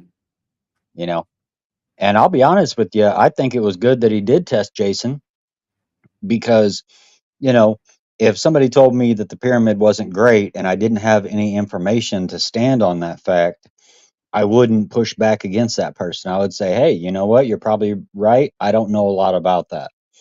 And I think that's what he was trying to test. Is he going to say something that he doesn't know about because his ego is that big? Just like I know a little bit about the pyramid, so I would give him a little bit of pushback as to why I do see it as something great. Talking about the specs in which it was built, the size of the inner stones, its alignment to the stars, the difference between the measurements of the outside stones and the casing stones were there gives you the exact latitude and longitude of where it exists on the planet, like, you know, then you could have stood on something to say as to why you thought it was great. And I think he was pretty smart in testing him in that respect. You know, he saw the deception that was there, that he was being possibly used by an ego. Okay. Okay. I think, you know, if I'm off at all, let me know. Okay. Now you seem to be on the money so far. Let's keep going. Cool. I'm being divisive. But I do see this a lot in white men. Woo! Yeah. Come on now. Yo, listen to this dude. Listen to this dude. All right, let's Come keep on, going. man. Keep going. To where you can be right as a black man. And the white guy can know that you're right. But he came in the spirit of competition and that I'm white and I'm right and I know everything. And it's deep down inside. That's cap. Let me Ouch. stop him right there. That's cap. Ouch. That's cap. That's cap. That's cap. That hurts, man. I don't know what type of white guys he's around. This is the thing. He's around people in competition with each other. It seems like people he's come into contact with. Do you think that there's a issue here of possibly his chat being more of one race and Jason's chat being of another, and that's what is really being discussed here? You on the money again? Because why would you say that? You know, that it doesn't really have an implying point of its overarching issue as to causing what's at hand here. Like, I don't think that the issue here is whether or not the other side is white or black. You know, it was obviously a difference in opinion and two very different egos. One that has a very much lessened ego and one that has obviously a higher ego. So I see that as the true difference here, not who's fucking white and who's not. Interesting. Let's keep going. Y'all can think that I'm playing a race card, but a lot of white men feel like I'm not finna learn nothing from no weed smoking nigga. Even if that Damn. I don't know anybody that says that. Yo. Oh shit. Wow. That's a little extreme. Not gonna lie. My gosh, yo. What the hell did I say, Tony? we were all cool until this last 2 minutes. Bro. They're moving in different ways now, man. Bro. The fuck was that? Where did that come from? No, Jesus Christ. he's just about to let out the white secret, and I'm not going to let him let out our white secret of our true dominance over all other races. Wow. I'm just kidding. I'm just kidding. I can't keep a straight face and say that shit. Oh, fuck. Let's keep going. that weed smoking ass tennis shoe wearing nigga is right. Yo, wow. Oh my I'll admit, gosh. man, he's got to stop that shit because I can't even take him serious no more. It's more funny than it is Oh, serious. wow. Tennis shoe having. Like, what are you talking about? Cousin, that was What are you crazy. talking about tennis shoes, bro? That was crazy. That was wild. Oh shit. Big dabs on 420 if you got that shit. We in the house. Oh my god, we're in Take a the deep house. breath. Deep breath, Jesus man. Christ. I can't believe that. He's wild. Right. I'm not gonna give him the fucking. I'm not gonna let my children see me being taught something by a weed smoking nigga, even if he right. See, this is the same attitude that Western white anthropologists took to the jungle. Hey, you see why I had to get out of there? I used to be over there in that community, bro. You see the type of shit they say and the type of shit they kick. I used to be over there building with them. Sometimes it was good, sometimes it was ratchet. But overall, this is the ideology. This what he's saying. This is how he's feeling, and this is what he thinks, bro. Dude, it's just like you should stick to the information and stop with this division, you know? This is a perceived thing that I guarantee you a lot of other people don't have this perception at all. You know, you either come with receipts or you don't. Your physical attributes don't mean fucking dog shit to me. You know? I don't care what the fuck you look like. Do you got the receipts or not? It's I don't know, man. It makes me feel a kind of way, you know, like, why you doing that? It's not necessary. Exactly. That is wow. All right, let me give him some rope. Back up. Let me give him some rope. They learned all the knowledge from the Dogon and from the poor black folks in the jungle with no shoes on, with a bone in their nose. And they came back and wrote books like it's their knowledge. And all these white guys do is source each other books. They never go back and deal with the tribe that they stole the shit from. And I'm calling it out. Okay. Is that what That's you're doing? what I'm saying. Y'all will be quoting books from white Freemasons that wrote about the Dogon, and Sanchez going directly to the teachings of the Dogon. I'm pulling up they symbols and dealing with symbolism. You dealing with written information from anthropologists that are teaching you about sea people and fish people, and that ain't what the Dogon was teaching about. That's the deception. Wait a minute, that don't sound right there. Because like I learned about the Dogon and their whole history, and I didn't like go out and seek a white person's perspective on this. This was people that went to the Dogon and interviewed them directly. Mm-hmm. So I don't understand what he's talking about with, you know, white people seeking out some white person to give them an explanation of the Dogon. I can't really rock with that, man.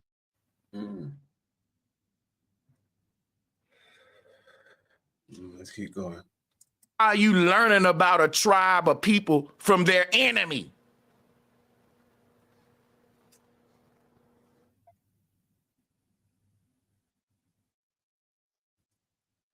So a lot of people in their feelings, and yes, I'm gonna play the race card because I'm from Alabama and I saw it. So willingly, yes, There we I'm gonna go. play the race card. There we go. You, ladies and gentlemen, you heard it. We got that Southern mentality. Okay. Okay, interesting. That's interesting. All right, let's keep going. This shit all my life. Older white men in Alabama don't like to see a young black dude speaking loud and know what he talking about. I'm telling you, man, older white guys where I'm from will look at you and turn red as hell. And you know they burning up like, nigga think he knows something. And I'm telling you, we like to think that goes away in the conscious community. We like to think, well, hey, man, we all woke. Ain't no racism here, Sanchez. Eek. It's all kumbaya, Sanchez. It's us versus the government, man. And I'm telling y'all, I see this shit. Why do you think I'm the only one dealing with symbolism? Because when you deal with symbolism, you dealing with a lot of colored people, let's say, and their sacred knowledge. When I pull up the Dogon symbols and all that, I'm showing you that these brown-skinned people in the jungle with bones in their noses know everything that this white dude named Elon Musk know. In fact, they know more than him. In fact, the white dudes that's getting all the credit for technology today, they're just reverse engineering the concepts that they found out in the jungle from brown-skinned indigenous people. Then they go to writing hella books on it like it's their information. And the people who gave them the knowledge didn't even write no damn books on it.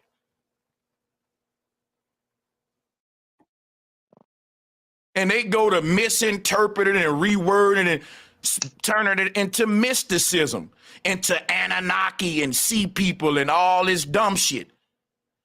And they don't want you to know that these people in the jungle are not primitive, that they are very well aware of electricity and electromagnetism and the mechanisms behind reality and assimilation. You say, well, why don't they got technology, Sanchez? Because they ain't dumb like us. That's why they still live in a pristine environment.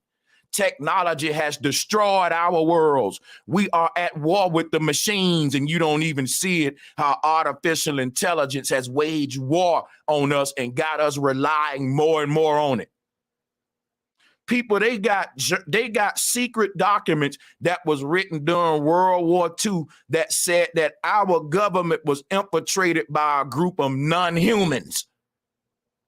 And I'm not talking about no green men and gray aliens. I'm talking about humanoids. Humans, they look just like us, but they're not us, man. Is that true? You heard about that? Anyone hear about that in the chat room or Tony? Oh yeah, I've heard about it, but he's not really being specific, because there's a few different aspects of that, of what's here and human but not human. That goes into David Icke's stuff of the reptile people, which the Dogon did explain that their representations of the people that they met look like lizard people. Wow. Hey, his race card is extreme, boy. It's got him calling you folks non-humanoids now and all that shit. Humanoids. I'll be honest with you, man, it makes me uncomfortable. Like, dude, I rock with you as long as you're spitting out the information, but the moment you start spitting out that white card, like, I think people need to realize that the majority of white people are not just white. I'm half fucking Indian. I get darker than most Mexicans in the summertime. Yet because I'm half Irish, somehow I'm called white. Like, don't you think that's weird? Anybody that's of light brown all the way to super dark skin is called black, and anything other than that is white or Chinese. It's wild. There are no more true races anymore. And you know what's crazy about it? There's a reason in the past why people used to keep their bloodlines clean. You've heard of gypsies, right? It's very popular in Europe. Yep. So the gypsies, the reason they're called gypsies and they're known as like seers and prophets and psychics is because they kept their bloodlines clean and almost heavily inbred themselves to keep their bloodline with themselves, to keep their ancestral traits of their abilities. That's why gypsies are known as seers and all this other stuff, is because they kept their bloodline pure. Yeah. And that's the whole thing about, like, the presidents, the leaders, and all these people being related, is that's them keeping their lineage pure. Pure. Right.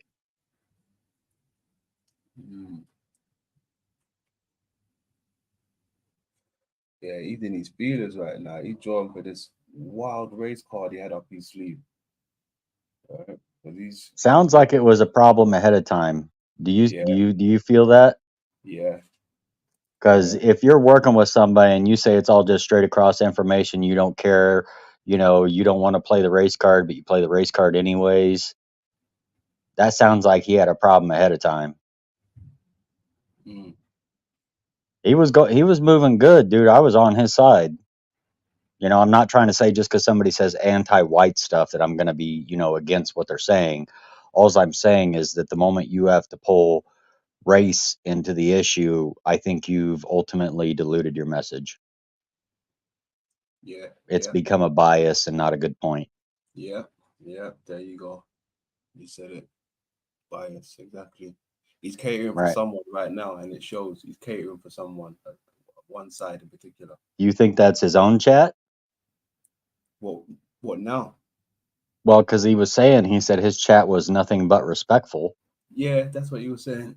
Yeah, about his own chat. Yeah, that's Right. what he So reckoned.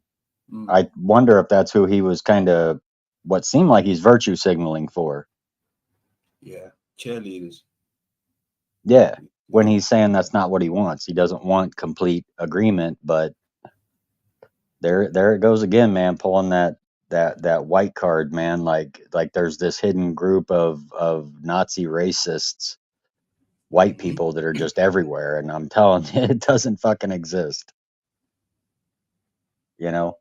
Mm. Have you seen the black guy that's been going around confronting the KKK? No. Oh, this dude is amazing. He goes and has sit down chats with these people, and he actually got the Grandmaster himself to step down and give him his robe. Okay. This dude is amazing. He goes and has like respectful sit down talks with him. Okay, I want to know why you hate black people. Why do you think you're a pure race? All this and that. And he ends up finding very awesome common ground, and it's converted a lot of people to leave the KKK. Interesting. We have to look So into. Let's keep going. They are what we call in the fiat government. These folks ain't human. They don't have a soul, and they only connect with historical timelines. They don't connect with cyclical spiritual systems. That's why the people at Arcades want to talk shit, and not everybody. I'm gonna say salutes to Arcades and salutes to Jason. This my last video addressing it. I'm fucking angry at what I see because I'm willing to examine my own behavior and see where I went wrong. And when I watched that video back, I was proud of myself, and I was like, what the hell are they talking about? Then I got in the comment section. I said, is it a lot of people feel this way? And most of the comments are saying, great video. Most of the comments are saying, you two are awesome. Most of the comments are saying, yo, y'all got to do this again. Most of the comments are saying, this was an awesome present video, you know. And then you got a few where it's like, Sanchez cut him off. Sanchez trying to school him. But if you play the video back, the moment I started disagreeing respectfully, you can see Arcades people in my chat room saying, uh-oh, Jason about to school Sanchez. And I ended up hopping to school Jason on what a Taurus field is because he referred to it. A Taurus field is a hollow sphere. He keeps saying the word hollow sphere, and he keeps saying we live in a Taurus field, but he's not dealing with the ancient symbols. He's referring to something that all of the ancients already spoke of. He's saying the earth ain't flat, right? But guess what, though? In the middle of a dielectric inertial plane, the spirit is split. And that split is literally the ground we walk on. So he's referring to Taurus field. He's referring to magnetism and all that hollow sphere simulation. But he's not showing it. Why? Because he's reading it from books. And a lot of things written in these books, you got to understand, there's a monopoly in the printing of books industry. I already know. The Freemasons run that damn market. I'm just trying to tell you some real shit. Anybody right now can do a book and put it on Amazon. But I'm telling you, when it comes to certain topics like aliens, pyramids, and all that, good luck. Good fucking luck. Because the Masons already infiltrated that. They got the top authors on the market are all Freemasons misleading people. And that just so happened to be the books that everybody want to quote. The mainstream shit. Everybody think that you're getting something new. You're just getting the same shit in order. Jason said history is a what he said. Logical. I can go back to it. He was somebody making type it in the chat. He say that history ain't really important because it's just part of the construct. It's like a background programming. That's what he called it. So Jason refers to history, written history, as background programming. We refer to written history as lies. And I think that background programming and lies are synonyms. So salutes to Jason and Archaeans. We in agreement with that. History is background programming. It's programming. It's lies. We know that history is full of lies. One of my favorite things to point out is that Columbus didn't discover America. Okay, that's something we all can relate to. That's simple. We know history is packed with lies, and that by the time you get out of school, you got to spend another half of your life undoing a bunch of damn historical lies. Now, listen, this ain't a shot to Jason.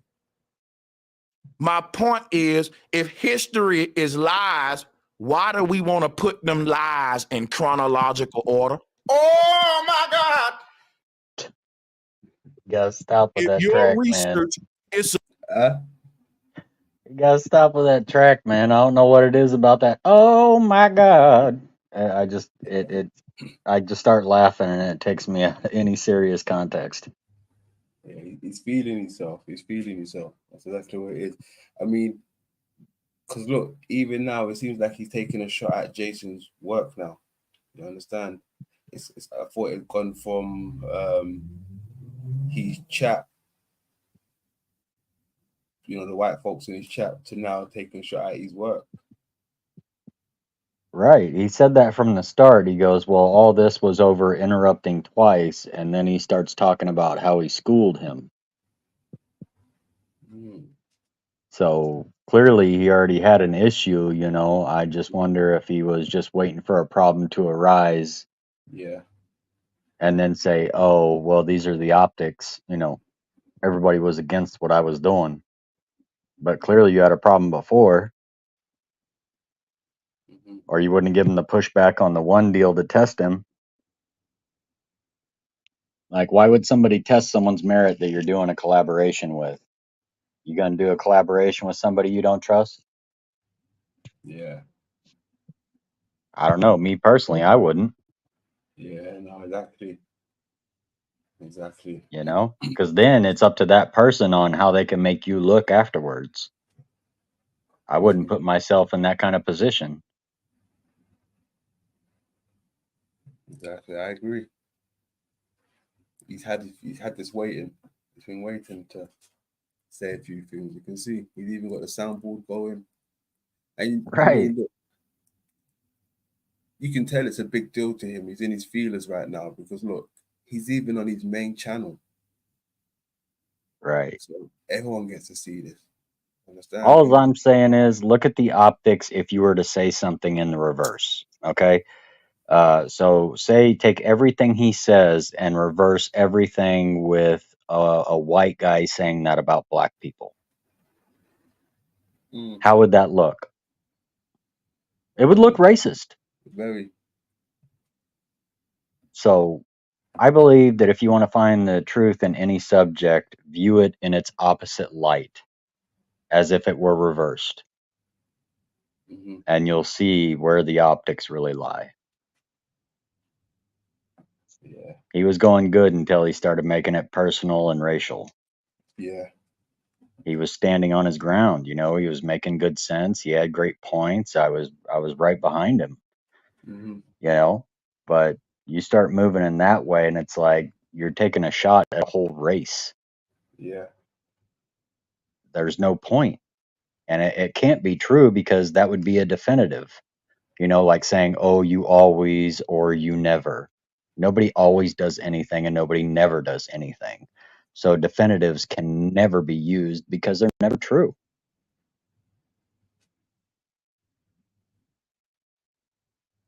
Yeah, it's wild. You just keep going. It's about arranging historical events and chronology. To me, it's a waste of time. You ain't doing that but organize. Yeah, he's saying to me it's a waste of time, right? So You must have analyzed this from a long time. Are you only just saying now because bad words have been exchanged or feelings have been exchanged, now you're saying it's a waste of time? Or did you think from a long time it was a waste of time? And did you just want to get around him to get, I don't know, maybe a small portion of what he's got? Okay, so who was using who then? Well, if you're saying it's a waste of time, have you always felt it's been a waste of time, or you only just butthurt now? So you're saying it's a waste of time now? Or that So you was willing to do collabs with him until there was an issue, and then all of a sudden all these other things come to surface about who was contributing more. Like, why is there ever that competition to say in a collab or something like that, whoever offers more is the dominant force? Why can't it just be, hey, I got something to give, you got something to give, together that creates a synergy of understanding that everybody in the chat and all the followers can relate with, build on, find some understanding. It just, so many people just seem to have some of these underlying problems with each other that becomes more overarching than their content and all these different aspects. Like I'm starting to believe that me and you, London, might be the only two people on YouTube that actually get along. I know. I know. Seriously, I don't know if the chat knows this, but me and you talk several times a week behind the scenes. We always get along. I'm not saying we agree all the time. We give our difference in opinion and we both agree with each other. Yep, you know what? You're right. We shouldn't do this, we shouldn't do that. Neither one of us is trying to say, okay, I'm the ego here. I'm the controlling force. So, we can collab with each other and there is no big deal. I'm not going to go on some other stream and be like, hey, normally I deal with these black people, but, now that I'm around all the whiteys, like, come on. You really think people move that way? Because I don't. Exactly. And I know you don't. Exactly. The proof's in the pudding, man. Me and you've gotten along over a year. Race has never been an issue between me and you. Isn't that proof itself? Come on. Come on. We both like, well, I can speak for myself and I can speak for you as well, but that makes me sick for my stomach. And I know you feel the same way when people start drawing for that card. It's like, oh, what are they doing? Right. It makes me feel icky, like I did something wrong. And I'm like, I know I don't have any bias towards any race. And to that fact, even any gender. But it just seems that regardless of people's content and what they have to share, their personal biases are going to become forefront at some point in time.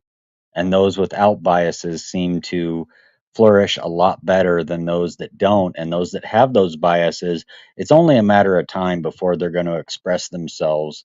And then you have all this division amongst the other people that you want to do content with.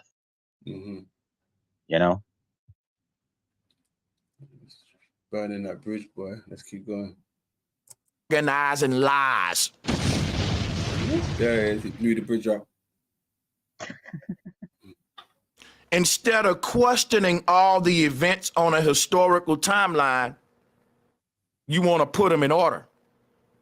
I want to actually obliterate them out of existence and rewrite the books. But that's okay. Some people value sourced information. I think it's the most watered down shit in the universe. I think the most potent data comes from indigenous people and symbols. Do you know how much information is compressed inside of one symbol? It would take you at least 10 million books. This is no lie. This is no goddamn lie, yo. I can't make this up. You would have to read it over 10 million books, probably 100 million. I'm being nice. To even begin to gain a little bit of knowledge that's compressed inside of the yin yang symbol or the Kananga symbol or the Adinkra symbol. These symbols that we see on the pyramids and the tribes and all that, these have more information embedded in them than all of the books written on the planet. Because all of these books are written with languages, and the symbols, they don't talk. I can show the yin yang to anybody, no matter what culture you is, and it will resonate with you in a spiritual way for what it was meant to put in you. The knowledge of polarity and balance. It don't take a rocket science to look at the yin yang symbol and immediately get the concept. Half and half, man and woman. You don't gotta talk. You know how many words that for me to say McDonald's, that's a bunch of syllables, a bunch of letters. But for me to just show you the logo, I don't got to use no energy. And it's all the symbol doing it for me. Symbols are free energy. People be coming at me talking about you using symbols, where your source is at. And I'm like, dude, your sources are a bunch of words written by men. Each letter of the alphabet is a symbol. Think about what I just said.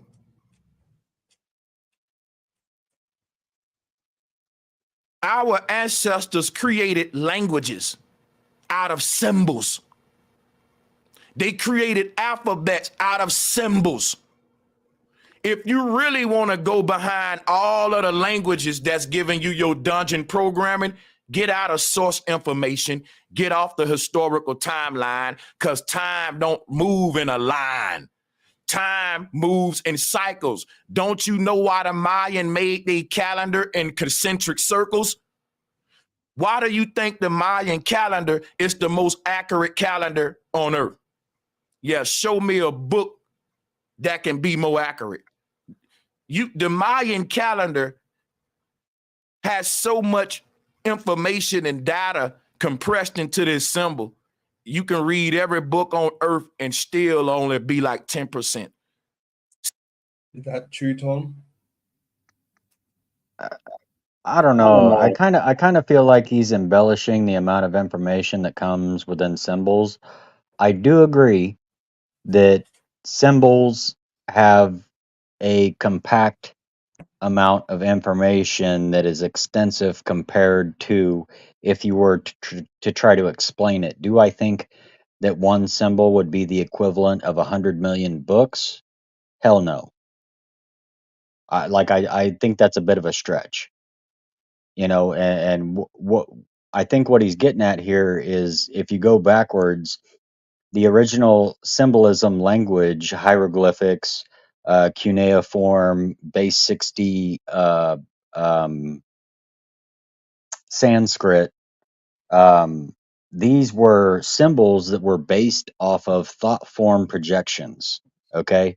So the old way in which we used to communicate with each other telepathically had a thought form symbolism that was at first expressed with symbols and then later on expressed with words, where they inverted the principle of the masculine symbol to the feminine spoken word. Mhm. So you do have more of a concentrated message within a masculine symbol as opposed to, say, inflated feminine speech, is the way I understand it. Feminine speech. Symbols are masculine in nature, speech is feminine in nature. Okay. Interesting. Let's keep going. Studying symbols is the gateway to unlocking that shit. The universe came full of symbols. It didn't come full of books. You're going to put some respect on this symbolism. Talking about when world languages were created. People saying that languages didn't exist before 3500 BC and stuff like that. That's a lie. There's always been a form of language in this universe where things can communicate with each other. You need to say written languages. modern Absolutely. languages. There are animals and species speaking their own languages around you all the time. You just ain't tuned into it. Our ancestors had divine languages that did not require a lot of moving the mouth. We use more energy today to get less results. Back in the day, they used less energy and got more results from the little energy they used. They were very efficient. So back in the day, you didn't say a bunch of goddamn words and you didn't write a book, right? That's this thick to teach one concept. We think we smart because we got books this thick. And the book may be about one damn concept. Nigga, that's dumb. The ancestors taught everything in that thick ass book and one little bitty light symbol that you can hold in your pocket. Talking about compressing data. You gonna respect these symbols fucking with me. Because when y'all show up to do a lecture, some of y'all gotta bring a whole damn library this tall full of books and briefcases. You weighing yourself down with all that. Brother Sanchez gonna show up with 2 symbols and blow everybody's mind. My rivals are gonna show up to the lecture with briefcases full of books. They got a team holding the extra books for them and shit. And at the end of it, you won't get half of the knowledge that I'm gonna give you, and I'm gonna show up without a briefcase, very light, with 2 symbols. This was the way of the ancients. They compressed their data into sigils and symbols and taught it in parable to where you can literally unlock a person's mind to a complex concept in 1 hour, 30 minutes, depending on how bright they are.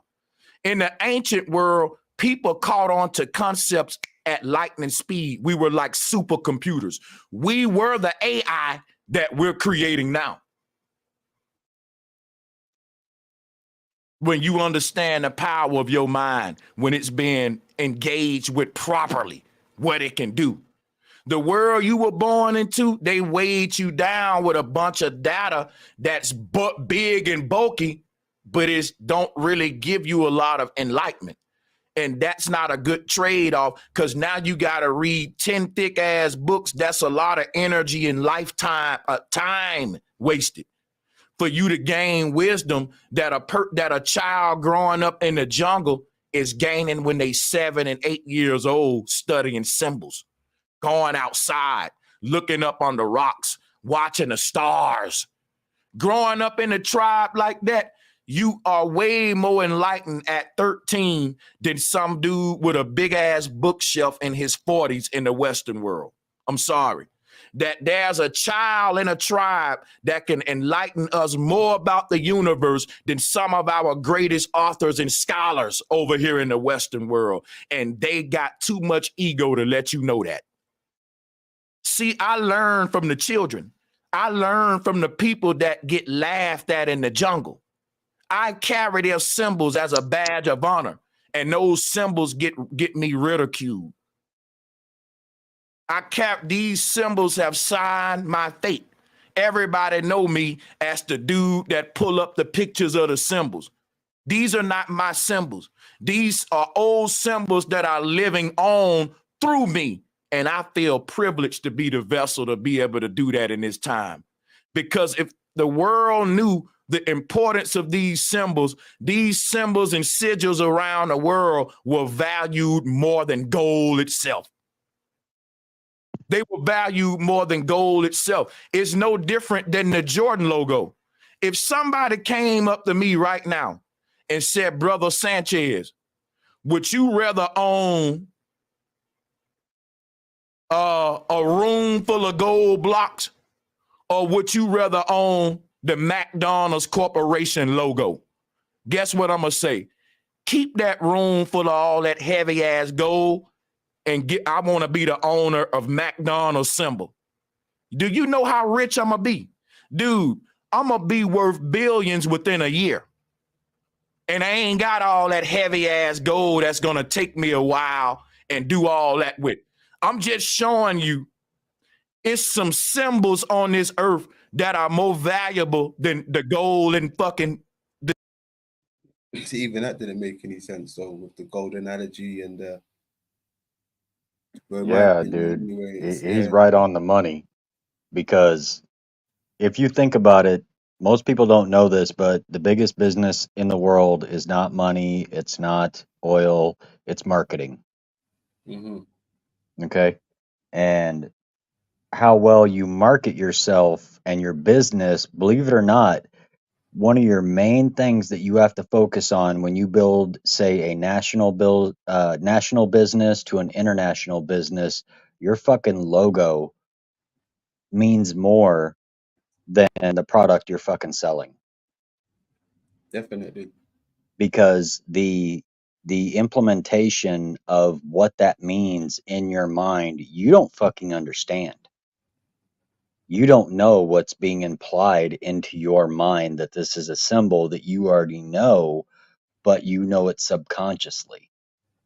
You don't know it consciously, you know it subconsciously, to where you think, oh, wow, yeah, that's the swoosh logo, blah, blah, blah. You don't realize what the physical implementation that does on the psyche itself. Yeah, no doubt. That part is true, but he still indicated it with money. He still attached it to money, right? We're talking about how it plays on the psyche, how people's gonna remember it. He's talking about, I'll be a billionaire in no time, like a few years. Like, should not have said that to prove your point. Like, Right. I just think he's going on to the fact that the billionaires have tapped into this truth. And the millionaires and everybody else that owns a corporation that knows that their logo is more important than what the fuck they're selling. Of course. You know? I think Jason knows that as well. So even just to They're, even make this point here, it's like, because look, he doesn't understand. He's because look, he's preaching that shit, but he's not doing it, bro. Look, he's on his main channel. He's not protecting the brand. What's he well, doing? I do believe he's trying to take advantage of sigils because he does use the Phoenix logo in quite a bit of his stuff. Yeah, but that's not what we're talking about now. We're talking about his delivery now and what he's talking about. Oh yeah, yeah. I get that. I'm just saying I think that he's like it makes you wonder if certain people are using these symbols and they know what they do, as opposed to going, oh well, this just represents the content that I'm putting out.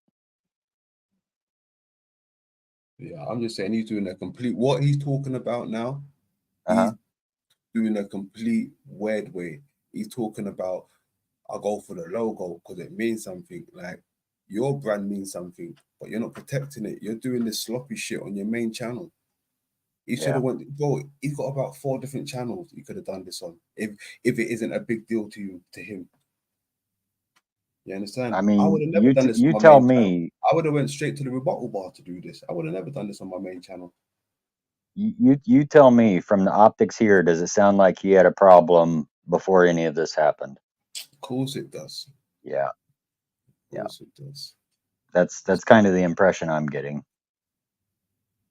You know, doesn't it seem a bit disingenuous if you wait for a natural problem to arise, knowing that there's this underlying thing that you don't want to bring up, and then when there's a problem, all of a sudden you can expand on it for hours?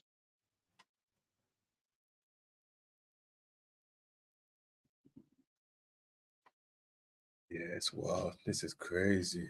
Let's keep going. The U.S. Mint.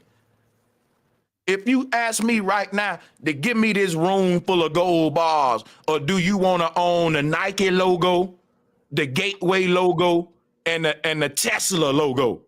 Hey man, you can have that gold. I want to be the owner of these symbols right here. And I'm gonna be powerful, dude. I can buy that gold once I get these. See, these symbols are etched in the mind of they've got own value that is produced out of thin air. The value that gold got is only the weight of the gold. You only worth your weight in gold. It's based upon the weight of the gold. But the value in this symbol is based on literally nothing. Why do a person buy a Jordan shoe versus this shoe? They did an experiment. They got a shoe that looked exactly like the Jordan, but they just took the logo off. Everybody they willing to pay hundreds of more dollars and stand in a long line to get the one with the symbol on it. Even though this shoe looked exactly like it, it just don't got the logo. Symbols rule the world, y'all. Symbols rule the world. Even when people get gold, they forge it into symbols and wear it around their neck. The symbols is what's shaping reality. The symbols is what's shaping perception. There's nothing more powerful than symbols in the universe. And like I said, all numbers and all alphabets are symbols. You put them together to form languages, and they call it spelling, because spelling is based on sigil magic. Sigil magic is working with symbols to manifest your reality. So in a sense, speaking things into existence and using modern languages is just a kindergarten sigilistic approach to reality. Communication itself is based upon symbolism. Just ask an air traffic controller, nigga. They not talking, they doing this. They're making gestures, and this is what happens in the occult. No one talks, they just do this. Got him. Got him. Screenshot. I don't know. He's doing a bit too much. It's one thing I give him. Well, not give him, but one thing I noticed about him. Because he's from the South, and you know the preacher man, when they tend to talk, the crowd's gonna listen. He's got that type of vibe, right? So he knows, Right. Yeah, he knows what he's doing. He knows what he's doing. I mean, whether it's a good thing or a bad thing, but he knows what he's doing. He's got the soundboard there. He's got the camera 1, camera 2. He's stating a point. He's got some good composure. I don't know. It's interesting. Let's keep going. They just do this. Uh-oh. No one talks, they use symbols.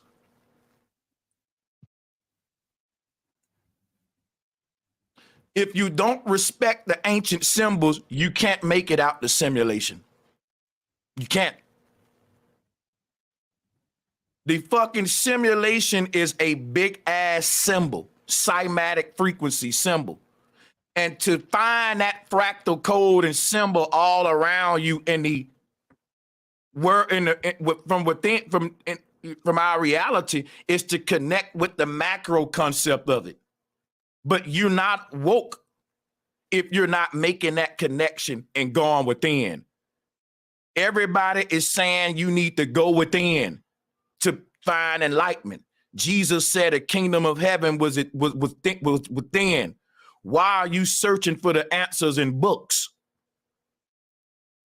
I'm not saying don't read books. I read books and I own books. But guess what though? My quest doesn't end in a book. It ends outside. It ends with me using my own senses after I read the book to make my own conclusion. Some of y'all read the book and just go with what the author say, and you find the rest of your life just sourcing information that was written, and you have no firsthand experience or interaction with the outside world like the people in the jungle, because we sit in the house all day and read books. But the people who created, the people who we get this knowledge of the universe from, they don't own bookshelves. They literally interact with nature every day. And now we think we know more than them. Once we start getting it into book format and we get full of ego, we build fraternities of authors and brotherhoods of authors and book writers, and everybody share each other's book to get money. But everybody know you can't tell the truth in America. So what you will find what's written in all the books is bullshit. Anunnaki, alien talk, pseudoscience, mysticism. That's why I never wrote a book, man. When I came into the community, I wasted a lot of time thinking I'm getting something out of a book, and you've been read a book this damn thick, and you realize everything you learned in that book, you could have learned that shit in 1 hour.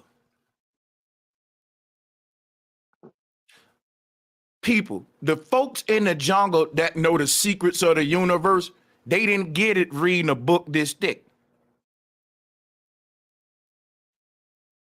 Symbols are speaking to us. All around us, the creator is communicating with its creation via symbolism. But we looking into written text and historically recorded data. And we never finding the truth there. I wouldn't say never. I wouldn't say never. Right. I wouldn't say never. Like we can find the truth by looking at the lies, can't we? Exactly. That's why you're my man, TT. Exactly, bro. You know, I think we've kind of made a niche out of it, you know? It was like, oh, the books are lies and all of it's lies. I'm like, yeah, but you don't realize that there is so many hidden truths in those lies.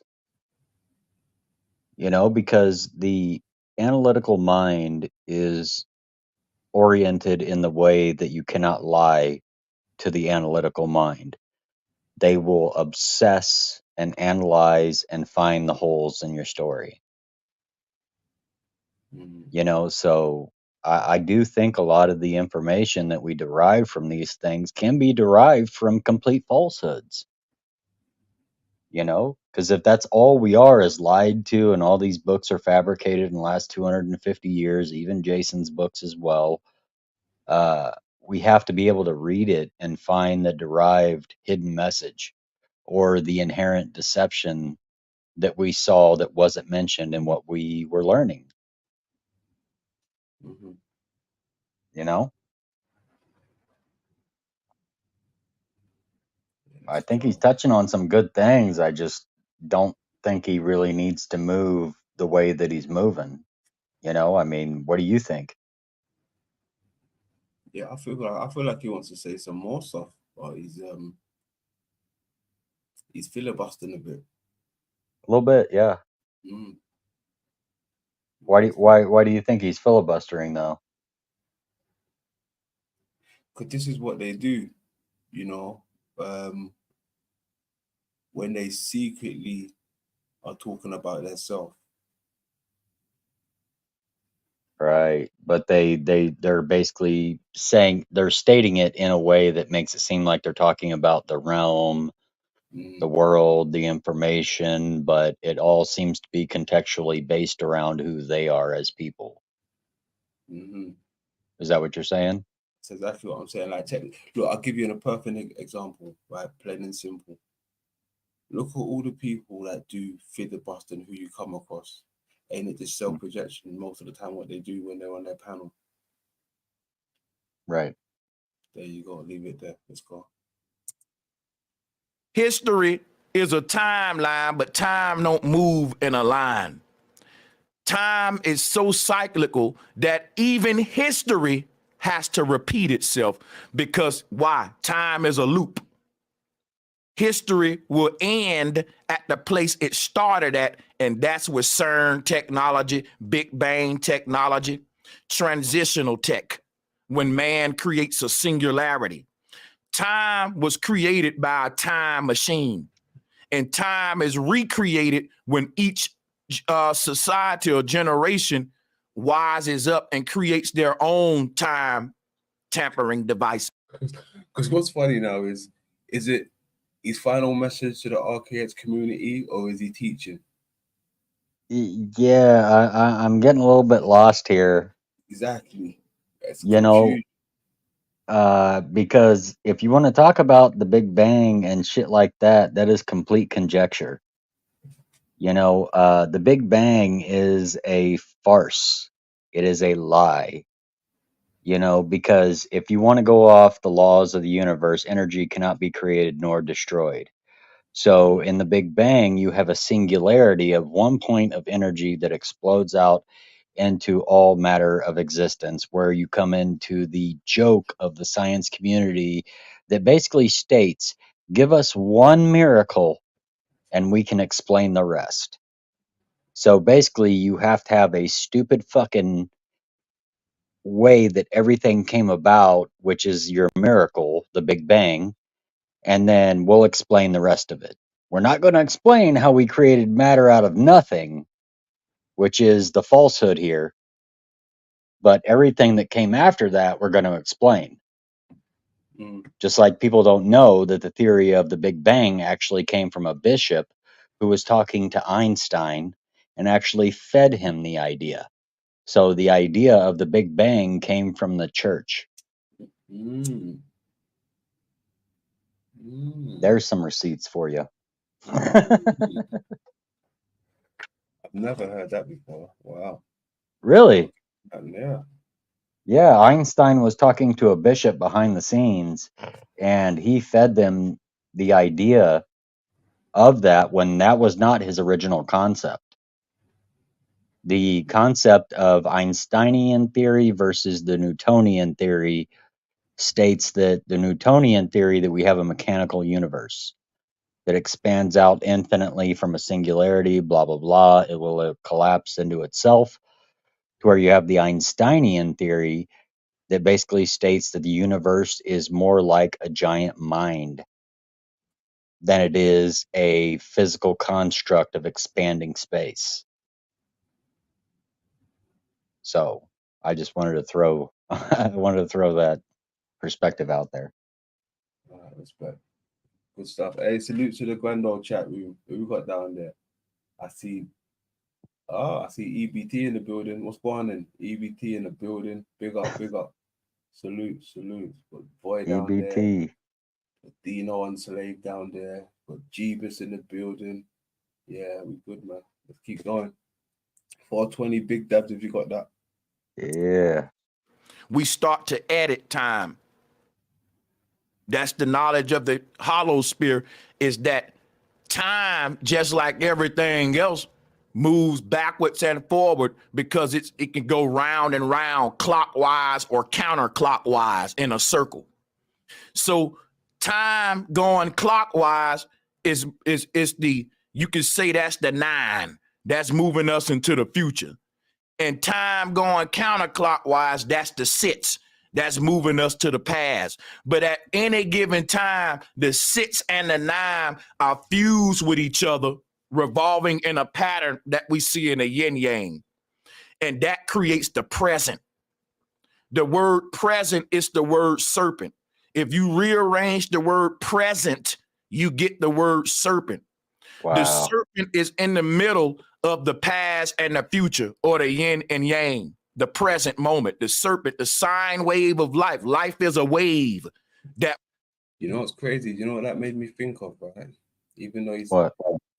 because I hear, I see what he's saying, but that made me think of the snake in the middle, like how I showed with the crater, with the snake coming out, or what looks like a snake coming out of the crater. You know, like in the circle of the yin and yang, it's got like the um, the line that splits it that looks like the serpent. I completely agree, dude. Mm. That was just a good drop that he just had. Mm-hmm. Yeah, like that. Keep going. We all are riding the wave of life.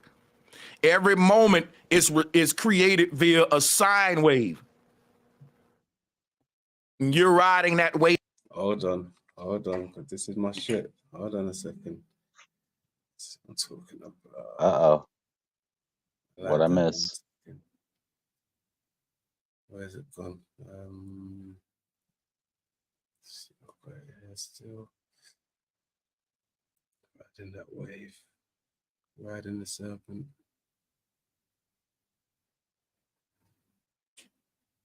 Where is it? Yeah, salute to the chat down there, man. Yeah, respect. They seem to be rocking out what we're showing here. Much love to the grand old chat room. Much Hey, love. man. I respect the response, man. What are you hiding?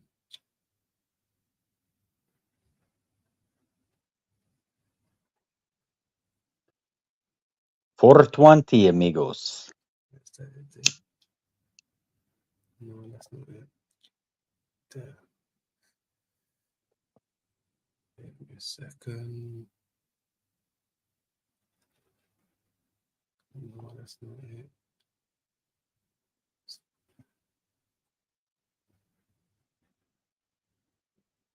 Okay, here we go.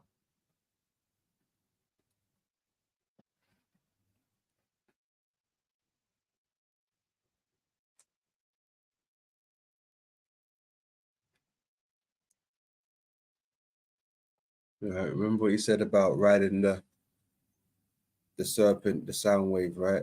The wave, Right. right? This is what I get from it.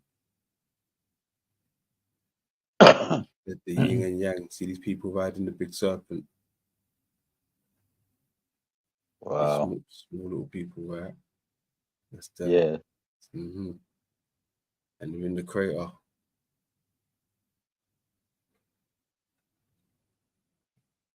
So I'm just curious, do you think that they depict the snake as being like encircling the crater and stuff like that? Do you think the snake is still alive or do you think it died? I'm just curious because it's an obscure question that makes me wonder if there's not, if our crater existence is not literally like them depicting the snake that encloses our realm. I don't know. That's a good question. I mean, Well, the reason I say that is because when you were showing the new footage behind the moon of the new Cobra crater, isn't that what they call it? yeah. King crater, yeah.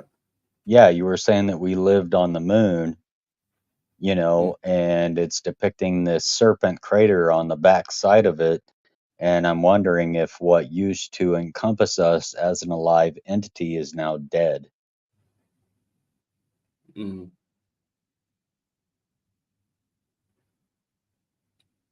Maybe at It some just point. throws me off. What I'm saying is it makes me question the real explanation as to what the snake integration to our realm really means.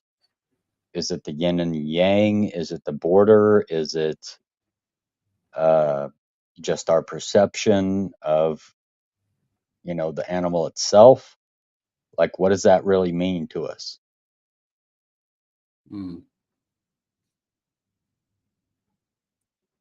That's a good question, though. Is it alive? Was it?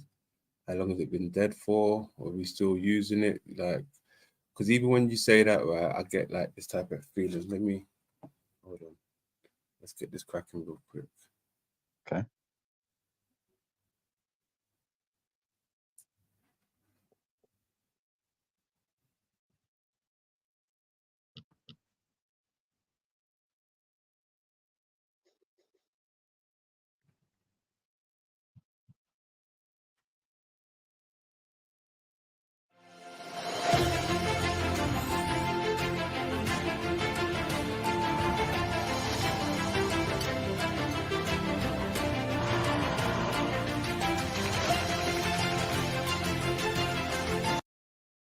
Let's bloody advert out of the way. Excuse me, ladies and gentlemen. This is advert.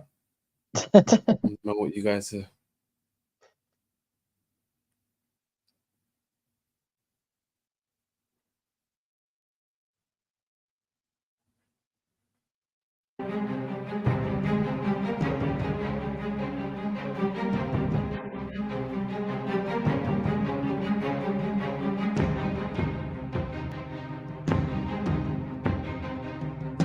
Oh, gross.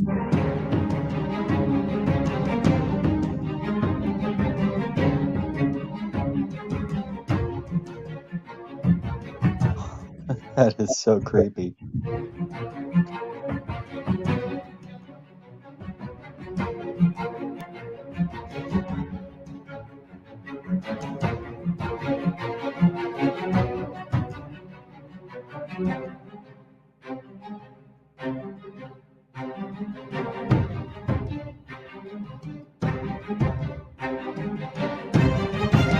We're excited about it because it also offers the potential to reduce waste streams.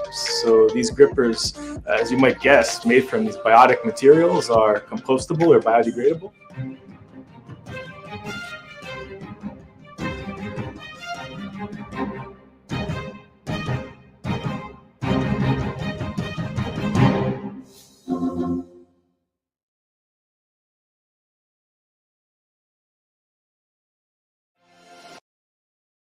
The hell? Bro, Mm, that is frightening. wild, right?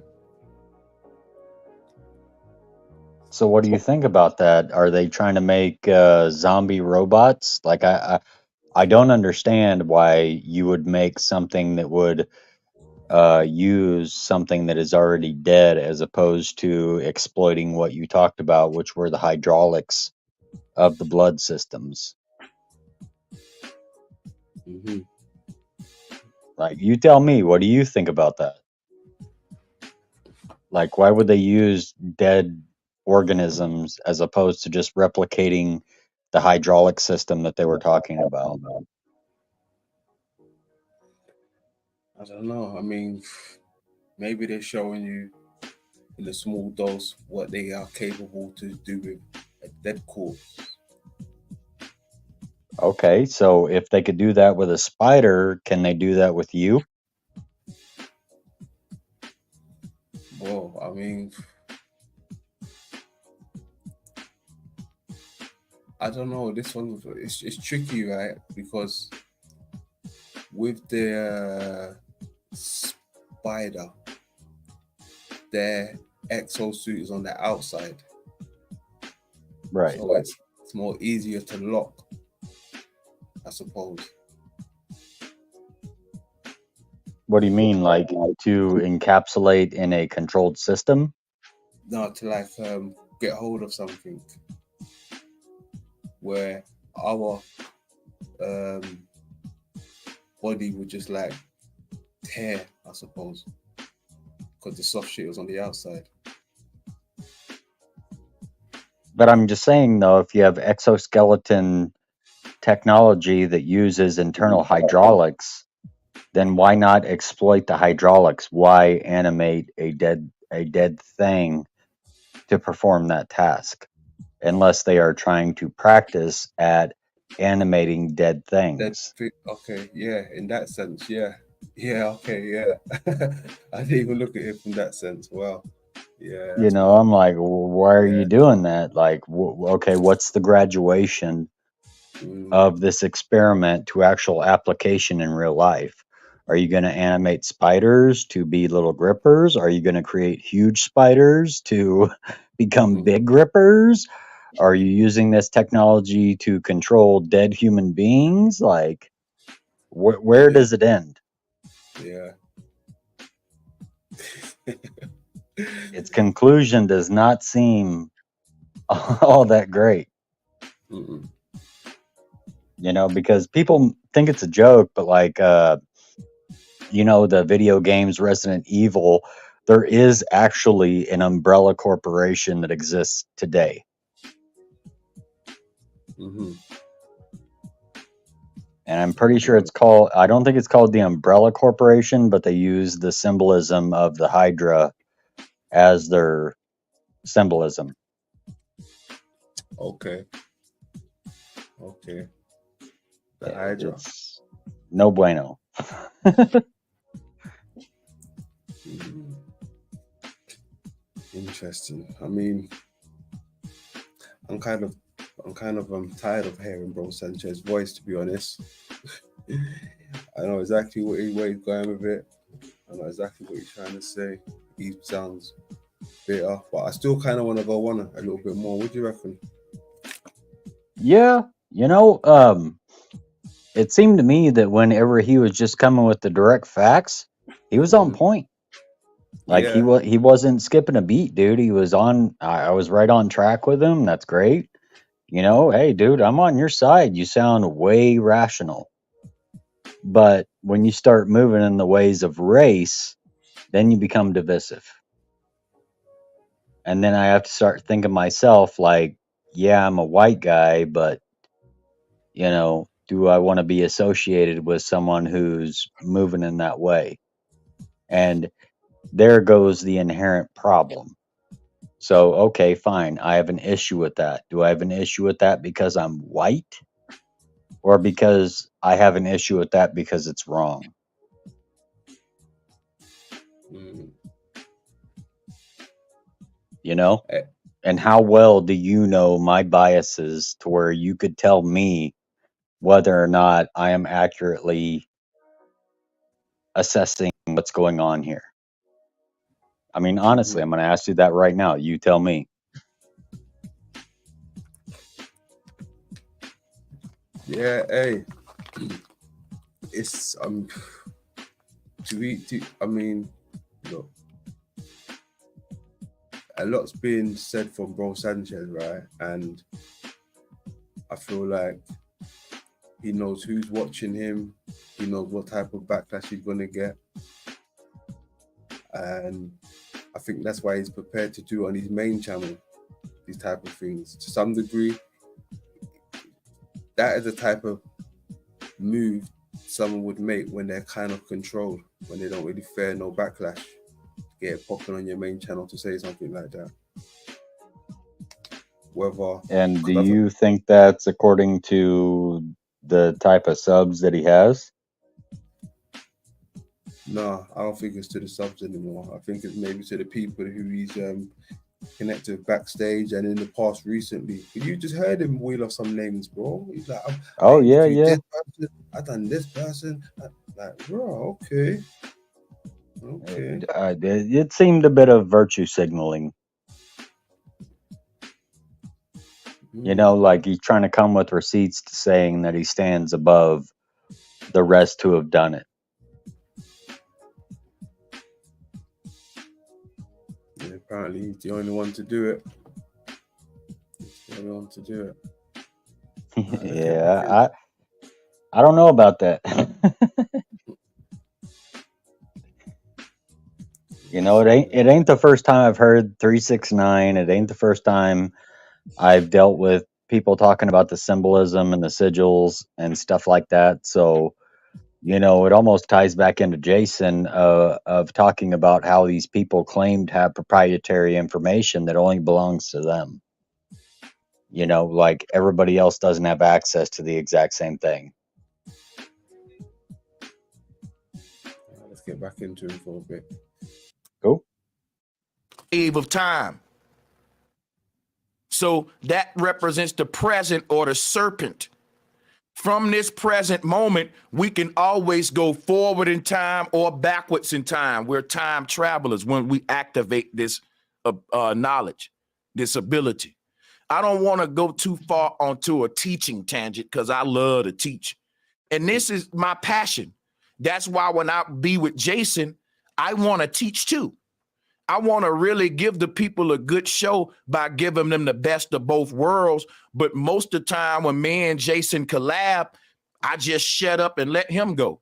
The people say, y'all are my favorite two teachers. Y'all are two master teachers. And I think if me and Jason were going to continue to collab, I should be more vocal in what I teach and now really give the people the best of both worlds instead of just sit there and go along and get along. Now, I read a lot of the comments and a lot of people were saying, Sanchez, you should have emailed Jason and let him know you wanted to do a debate because you ran ambushed him or something like that. Here's the thing. That would have been egotistical. People would have canceled me for that.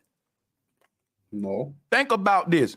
Think if all this good unity and collaborations that me and Jason been doing, and I show up today with a picture of Jason right here, a picture of me right here, you know, with the mean face, Jason Brashears versus Bro Sanchez debate, the Great Pyramid.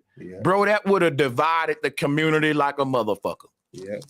Before we even debate, the chat room would have been taking sides. Sanchez about to get his ass handed to him. And my people would have been like, Jason about to lose this one. That's the worst thing you can do. Y'all think y'all know what you talking about, but you don't. Be quiet. Look what you're doing. Be quiet. Take your own advice. Be quiet.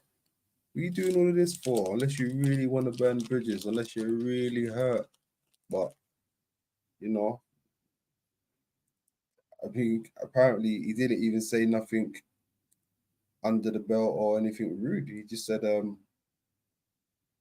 know, I'm going my own way type of thing. But yeah, he sounds hurt, man. Let's get going. That's the most divisive thing you can do. Is come on here, Bro Sanchez versus Jay. That ain't got no class to it. I feel like men. That's wild. He's already brought race into it, gender, color, and then he's saying that's the worst thing to do. That's wild. I don't know if I'm tripping, but that is wild. Yeah, all right, cool. And Jason should be able to disagree with each other without debating. That's what I meant by the best of both worlds. That he can say why he think the pyramid is great. And when he's done, I can explain why I don't think it's great. And we move on. The people now can get the best of both worlds. But the moment I started to be the opposite selection, people don't like that. They want me to just go along and get along with Jason. But if I do that, I'm robbing y'all. You don't get the best of both minds now about the thing. And I'm not going to forfeit what I feel about it so I don't hurt Jason feeling or hurt your feeling. I got the right to say, hey, Jason, I respect you. We cool, but I don't agree with you on this thing. And hey, you're wrong about this. And I can show you why, because in the middle of a tourist field is a flat plane. And I feel like I can still have high respect for a person and disagree with them and also correct them. Other people feel like you crossing the line now. You disagreeing with them, you correcting them. And I feel like that's exactly what friends do. Fake friends don't do that though. Fake friends will agree with everything the other one say. But if you grew up with me and we real friends that grew up, niggas will say, man, no, that shit dumb. No, that because we know we ain't gonna break our friendship up. So you know you can disagree with me.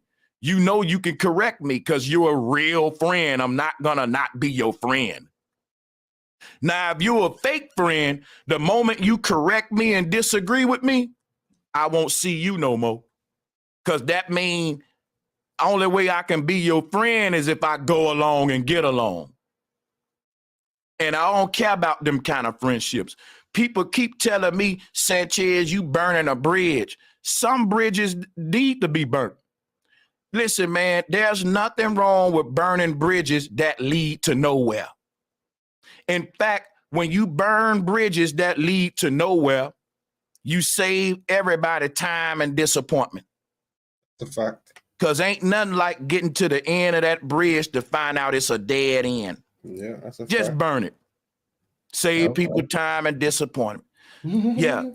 Bridges that lead to nowhere need to be burned. You heard that first with me. Mm-hmm. You know,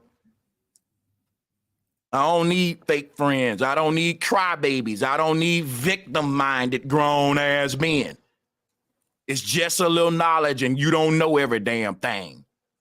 So I don't care what nobody said about my behavior on that stream with Jason, because I'm very proud of myself and I'm going to clap it up for myself and my community. Anybody from Arcades talking shit about my community and me, fuck you. And I'm not beefing with everybody from Arcades. I still respect the community and I respect the man. But the few people who trying to be divisive, fuck y'all. Because I think it's because of y'all that Jason left this show and got in his feelings. Because Jason a real man. He would have said in the show, yo, bro, you need to, put some respect on my name. Like, don't cut me off no more. The man did prison time. He's not going to wait till it's over and, again, go along and get along and then let his woman get in his ear and all the people get in his ear. Because I tell the people, bro, y'all being messy. That man don't got to agree with everything I'm saying. And I go against my own people because I know people love me. These my people. They got my back. I love them too. But I know because they so loyal to me, they gonna go after the niggas. Sometimes I have to let my people know, like, he good, man. Like, he can disagree. He ain't being disrespectful or nothing. He just disagreeing. Let him be. I call off my wolves, because I'm not a tyrant. I know that we have power as content creators, but I'm responsible with how I wield it. I ain't going to play victim. I'm not going to activate my people to coddle me during no debates or a challenge. I'm going to tell them to fall back. I'm in the middle of a fight. Let me work. Let me work. I don't want no help. Don't jump in. I don't want my girlfriend saying, nothing about my opponent other than good fight, steel sharpen steel. This conscious community is wearing Pampers and panties. Because when we was in these streets, when some of y'all was in prison, you had to be tough. And then you get in this YouTube conscious community and you let these subscribers coddle you, pamper you. They create an echo chamber around you. You don't. Let me stop it right there. I mean, that was one of the reasons why I left as well. It was becoming so much of an echo chamber. So, like I said, they talk in third person, but they don't realize they're really talking about themselves. Or I don't know whether they do subconsciously. They don't, or they do. It's hard to explain, bro. But yeah, that's wild. So you're saying one of the bigger issues here would be the circle talking, which if it could be explained a little bit more clear to people, that would be repeating what everybody's already heard multiple times. Mm-hmm. I do wonder why that happens. A bit too much repetition of what we've already heard and no new building of new information. Exactly. Well, keep going. Want to catch no fades with nobody. You want to be a victim when a nigga school you. And I'm just not that nigga. I will go on a panel full of globe earthers and we can do it. Man, like, that's what I seen. Like, they did that with Santos Bonacci too. Y'all I don't know what it is with this personality worship with certain people, but anybody can get it, nigga, for real. And you was better be lucky that I was respectful. Like, I'm really heated talking about I was being disruptive or disrespectful. Yo, I'm proud of my behavior. Nigga, I wouldn't change nothing about it. So if I do got to change anything, if the way I behaved on that last stream with Jason, yeah, we might not need to do no more because that's the real me. I was actually faking. Everybody know I was. Because I know they was, because they sit there and say, Sanchez challenge everybody. Sanchez let Jason teach us about Sasquatch when he joked on Sasquatch. And he didn't say nothing. After so long, you know what people gonna say about me? Sanchez full of shit. He teach one thing, and he correct everybody, and you know, and he actually. No, we're not gonna say you're full of shit, because you didn't say it. Someone else said it. So we're not gonna say you're full of shit. If these words didn't come out of your mouth, why are we gonna say you are full of shit? We might say you're full of shit because of your own words and your own teachings, like the stuff you're saying now. Some of it's shit, some of it's true. I hate when people do that. Like, they try to talk for other people, because people are gonna say you did this, you did. No, we're not gonna say that, because you didn't say it. So why am I gonna say it? Right. That's you basically saying that you know what the whole group is thinking. Mm. You don't. Nobody fucking knows that unless you're a psychic. And if you are, claim you're a psychic. Mm. Other than that, don't claim you know what the pulse on society is, that you know what the group is thinking, that you know what everybody's conception of what is going on is. Mm. You know? Now you're getting me. Yes, bro. Yeah. Exactly. Exactly. I hate when people do that shit. It's almost like it's like he's throwing people under the bus with him, you know, like he's talking about, I don't want no one else to get involved, but blah, blah, blah, blah. Now you're bringing people involved, right? You don't even know what you're doing or what you're saying. Like, you're speaking for the people. Sounds a bit hypocritical, or at least hypocritical.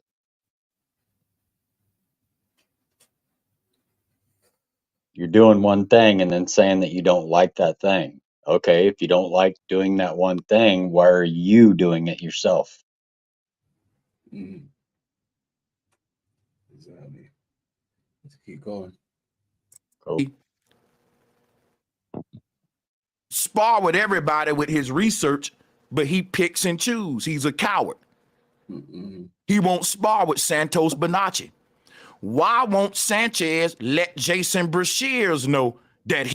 Oh, so see what I'm saying? He said he's a coward because blah blah blah blah blah blah. Like, you just working with cowards now? Or have you always felt this way? Or is it just because, you know, you're in your feelers? Now he's a coward. Well, if you want to make logical sense of it, you know, if someone goes out and intentionally works with cowards, aren't they diminishing their own content by stating that it doesn't stand on any good ground that you have to go deal with cowards to get it out? Mm. There you go. Bad optics there. Mm-hmm. Don't know that I would have said that personally. Mm. Exactly. Let's keep going. He don't believe in Bigfoot. Is he scared? Is he going along to get along? No, man, I got to stand up for myself and say, hey, Jason, man, we cool, right? And I respect you, salutes to Archaeus, but yeah, I don't believe in Bigfoot for these reasons. And he can say, well, Sanchez, yo, I think you sleeping on it, man. I think you should check into it, and this is why I believe in Bigfoot. But that ain't how it goes down. It ends up the people being messy. Sanchez cut the man off trying to debate it, man. Let him speak. And then that turns into... See, it's the people that's got him up here doing this. He just said it. Then the people say, you're up here talking about the people. Sloppy. Or so what's at more least, important, the chat or the person you're doing content with? Exactly. Sounds like he was waiting to fucking buckle on the dude.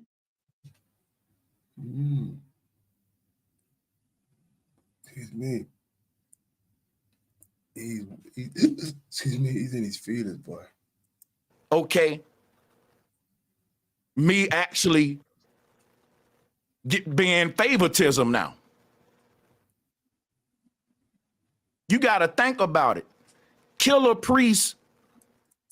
Yeah, favoritism now. You see that? You realize what he's saying, so he's all right, cool, keep going. Allowed me onto his show to debate one of the top authors when it comes to the Dogon. When I went on that show, everybody was sucking this dude off, man. He's a top-selling author. His name is infamous with Doggone teachings. And I'm his big critic, like how Jason Brashears criticizes Zachariah Stitching. Now, what if I was to go on Jason's channel and start giving Zachariah Stitching props? What if Jason say we opening up the show to let Bro Sanchez teach, right? And I start teaching Zachariah Stitching stuff and sourcing his information. Guess what's going to happen? Jason is going to wait to a point where it's an opening where he can talk, and he's going to say, yes, Sanchez, I got to disagree with you on that, bud. I don't really agree with Zachariah Stitching. And then at that point, Jason will start to go into why he disagree with me on, the works of Stitching. And that'll help the people get two sides to the story. But if Jason sit there like a lump on a log and just let me go on with Zachariah Stitching, you know what his people are going to say? Jason, ain't you going to help Sanchez out? You got the truth, man, about Stitching, and he's falling for Stitching's deception. He's our friend, man. Free his mind. Help him out, Jason, because he's teaching Stitching stuff, and you disagree with Stitching. You think he just gonna let me stay ignorant? Well, I mean, let me speak on that. I hear what he's saying, but there's a time and a place for that. If it's not that type of build where he's supposed to be giving him pushback, let him just say what he's saying, and then probably bring it up after the conversation. You bring your pen and paper, like we always say.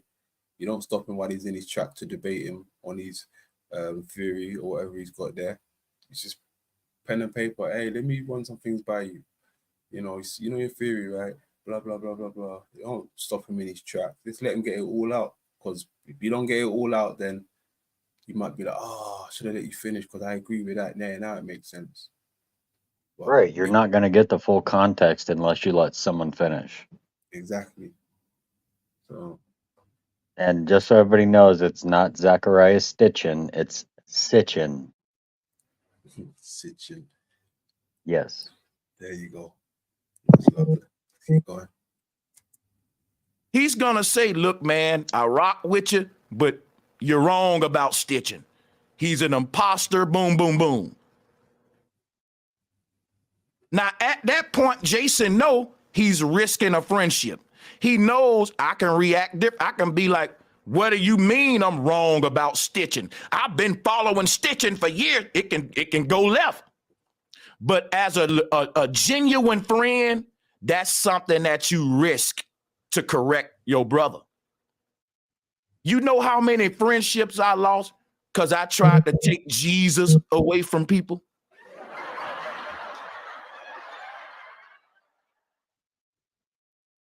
I got a bunch of friends in the Bible Belt that we don't rock no more because they think I'm a demon.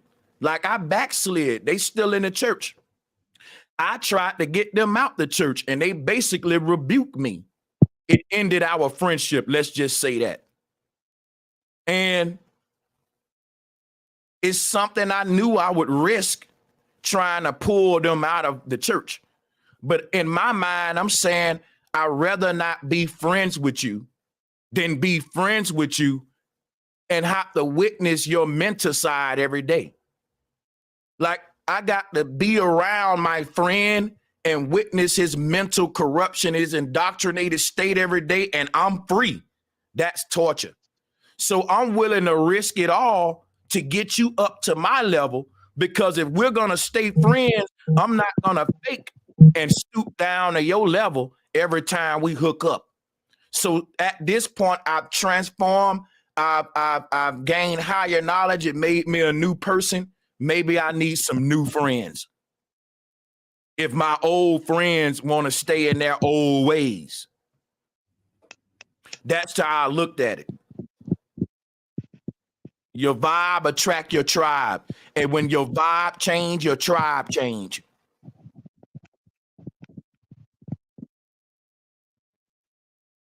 So that's all I got to say. And I said everything I had to say, and I'm going to get up out of here. Y'all can like and share the video like I said. I'm gonna move on from here and leave it alone. And yeah, I'm going to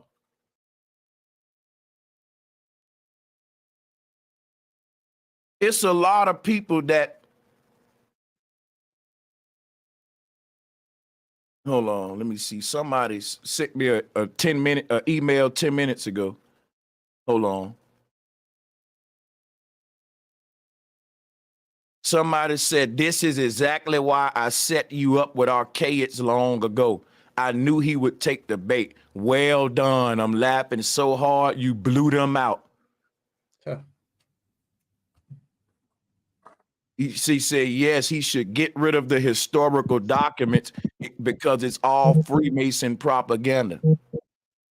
Yeah. Yeah, We don't deal with history here. I mean, of all the things to go to, all of the emails, that's like, yeah, okay. Okay. I wonder if someone really sent that email, or it's just something you pre-writ earlier. It's pre-writ earlier. Yeah, it sounds a bit convenient. Yeah, very convenient, right? You got all the perfect proof right in front of you to support your claims, but in all actuality, it sounds like you set up the situation from the start. He's even claiming that one of the people in the chat set it up on purpose because he knew how it would pan out between the two. Mm, Where's the honesty in that situation at all between either of them? yeah.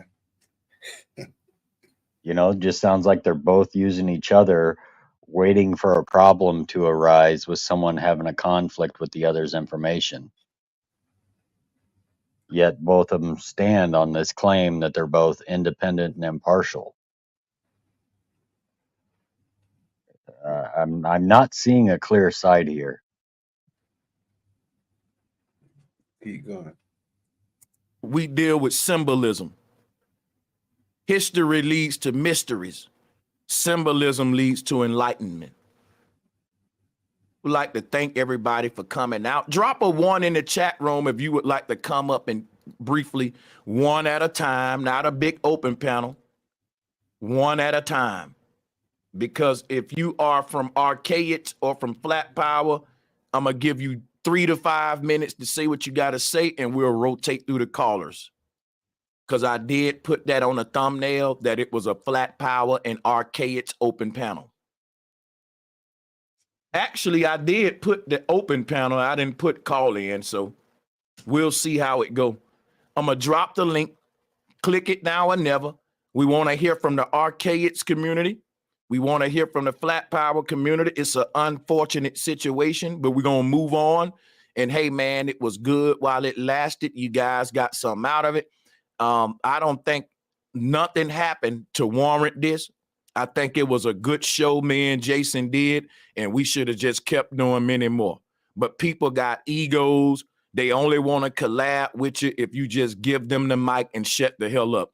But that ain't the way social media work. If we're two great minds, we should give people the best of both worlds, not just one. People's, I'm just saying, yes, I pull the race card. Race matters in this conversation. Because I'm telling you, it's a lot of white guys that's coming after me. Oh. Wrong. And the one of He said a little white guy coming after me. Oh. Man, I don't think it's got anything to do with white. No, I don't. If they come after you, and say the majority of them are white, maybe the majority of the people that follow Jason may be white people. Does that make it a race thing? Nope. I wouldn't think so. Nope, far from it. You know, because I'd be honest, when you're moving that type of way, if I rocked with your content and then I come on your channel and then I feel like I'm being excluded just because I'm white, Mm-hmm. how well does your information stand on its own if you got to move like that? Well, that card always gets thrown out over there. That's why you no longer see me over there. Every little reason or any, it's just it's one of those places. But let's keep going. Well, it just seems like you could have the best information in the world, but the moment you start moving in terms of race, people are going to stop listening to what you're saying, and they're going to start listening to your agenda, what you're getting at. So I'll leave it at that. Nice. One of the old white guys said, Sanchez, you trying to school Jason? Get real. Don't even try it. It's like they all thinking I'm trying to school Jason. It ain't even about no interruptions. It's about, he thinks he's smarter than him. Because I really got my shine on that last video. And it wasn't, Jason didn't really shine on that one. He's always a pleasure to hear. But I kind of dominated it. Not that I had to try to. It was just the flow of the show. Like I said, I watched it back. Jason, a lot of questions that the people were presenting, it required symbolism. And they were proposing the questions to both of us. People say that both of us are great minds together. Then they act like I'm not able to share my mind when I collab with the man. That's hypocritical. Who we got on the call? Salutes to you. Who we got? Salutes to you. What's up, bro? How you doing? I'm doing good. I'm gonna pass the microphone to you. All right, cool. You got it. I got a question. Have you talked to Jason at all? Like personally? Like besides that email from last night? Ever since these past few emails, I haven't talked to him because he's convinced that I was disrespectful, but he didn't talk to me during the show. That everybody's saying that I talked to him. What should have happened was when I disrespected him on that show, as a man, he should have corrected that. He been to prison. If a man disrespect you in prison, you don't shut your mouth and just let that go. You correct that right then and there. We're men. So apparently I didn't He's good for that card. He's been to prison. In prison as a man. He's supposed to as a man. Like, oh man. So what? You're supposed to get out of prison and treat normal life like you're still in prison? There you go, Tony. Jesus Christ. Is this what I we're don't dealing think so, with? man. Is this what we're The dealing public with? don't operate like that. Damn. And we definitely ain't fucking racist.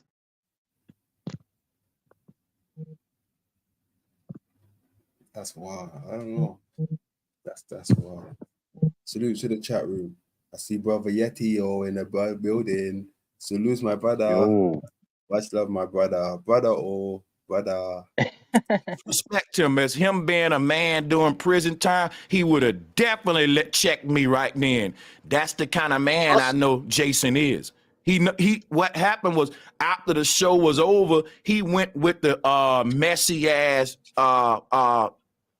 people in the chat and started letting them shape his feelings. That have happened with me before. It can happen to anybody. You know, the people are they can be instigators.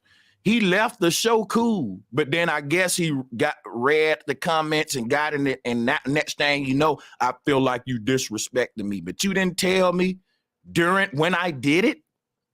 I would have definitely told you. That's why I asked if you have talked to him since then, because I was watching the stream yesterday and I even rewatched your guys' talk about the pyramids and stuff again this morning after your stream last night. And I'll start with this: you did not disrespect him, and I'm coming more of like a neutral aspect, a neutral viewpoint, because I kind of started watching the both of you guys relatively recently. So I'll start by saying that like you did not disrespect him at all, and I don't even think that he really took it as disrespect. Maybe he was just more like thinking it wasn't going. I don't even know if it wasn't going like maybe the way he thought. Because I will say this, I know in the past he's had streams where like he thought that someone was trying to bring him off course, off of like what he usually talks about. Because obviously, he's by the book, and you're going with symbols and shit like that, which is See, that's exactly what I said.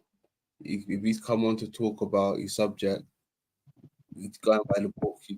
You know how you're supposed to do it, talk about the subject, and then you're like, hey, blah blah blah blah blah. It's like, oh, I haven't reached my destination yet, and you're asking, are we there yet? Yeah, it kind of did halt the whole subject. Yeah, so it's one of those things, at least that's the way I'm interpreting it. That could be something different, but let's keep going.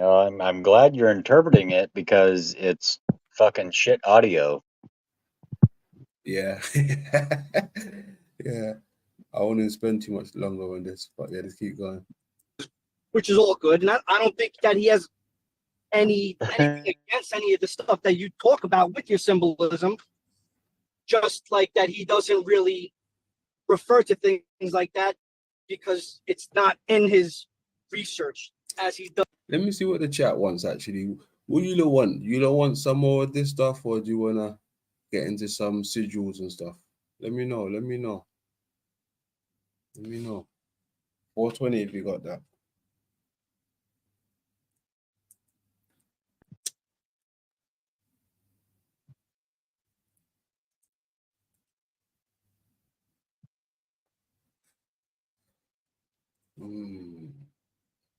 There we go. He's in the building. Maybe got down there.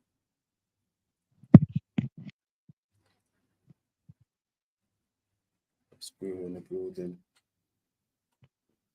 Small town girl. She finished fixing her plate. She's eating. Okay. Salute to that. Who's listening?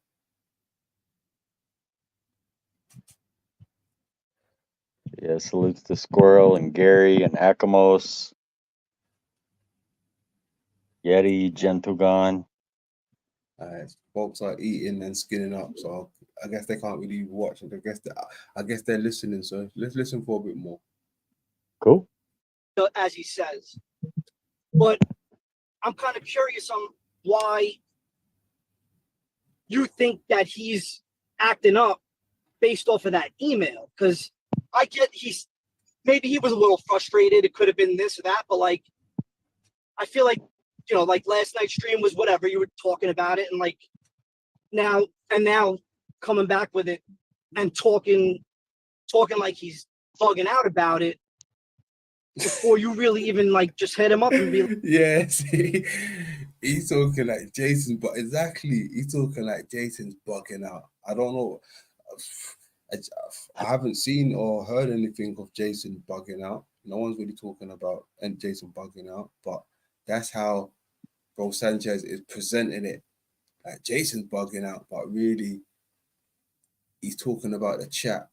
So it's like he got in his feelers about what the RKX chat has said. And he's kind of like was meant to address that, but he said a bit more. He said a bit more than he needs to say. And like he said, where he's in his feelers, he was projecting a hell of a lot. I think he was expressing the problem that was already between the both of them. Yeah. Because you don't just wait for one problem to come about and then go, oh, well, guess what? This has always been kind of an issue. Exactly. Like, bro, dude. Can't say someone's using you when the optics of what you just did showed that you might have been using them too. Because, like, how many people collab with somebody until there's a little fucking problem and they go, you know what? Fuck you. I'm not dealing with you no more because you don't stand on truth. Yeah. I mean, to be honest with you, aren't me and you kind of the proof of that? There you go. We agree all the fucking time, and there are occasions when we disagree. Does that cause a problem between me and you? No.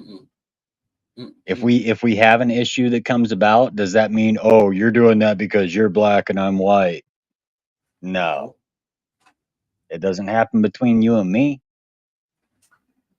So that kind of shows right there that that ain't exactly how things happen in nature.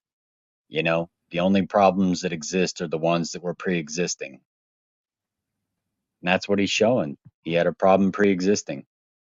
And Jason may have too, which may have been his own ego. It's hard to say who stands on what here. You know? I couldn't give you a definite, who's in the right, who's in the wrong here. It almost seems like they're both in the wrong. Like they were both listening to the fucking chat too much. If you stand on your information, then the chat should compliment you. If the chat's got a problem with it, then that shows that the public may not feel the same confidence you two think you have with each other. You know? So I'm just kind of wondering if they both didn't do this to themselves. You know? Yeah, that's why. I mean, even the ones that even do that, probably it's a small amount. It's a small portion. So they're the ones that are really not thinking what they're doing, or they're taking things too serious, right? So he's going off. His reactions are based off those few chatters, guaranteed, and maybe a Right. message from Jason or something. You understand? Because it's not the majority. I'm pretty sure it's not the majority. No, that guy was trying to come up and give him props. He's like, no, I don't think you cut him off and were disrespectful at all, But, he was honestly questioning whether or not they had talked to each other personally to actually hash out the issue instead of just going off what the chat's perception is, which we all know that the public is the public. They're going to have a general view of what they don't know.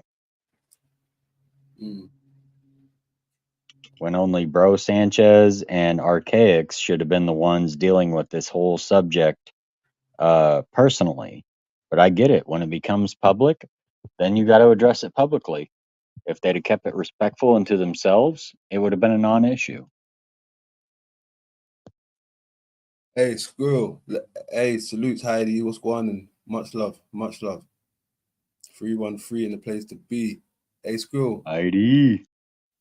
Did Jason do something prior to this? Is this Bro Sanchez retaliating to what Jason said? Or has Jason not said a thing before this? Squirrel. Yeah, I don't think he has. If he hasn't, this says a lot about Bro Sanchez, but if he hasn't, It almost seems like it was inevitable that this clash was going to happen between the two of them. But I honestly couldn't tell you who would be more at fault.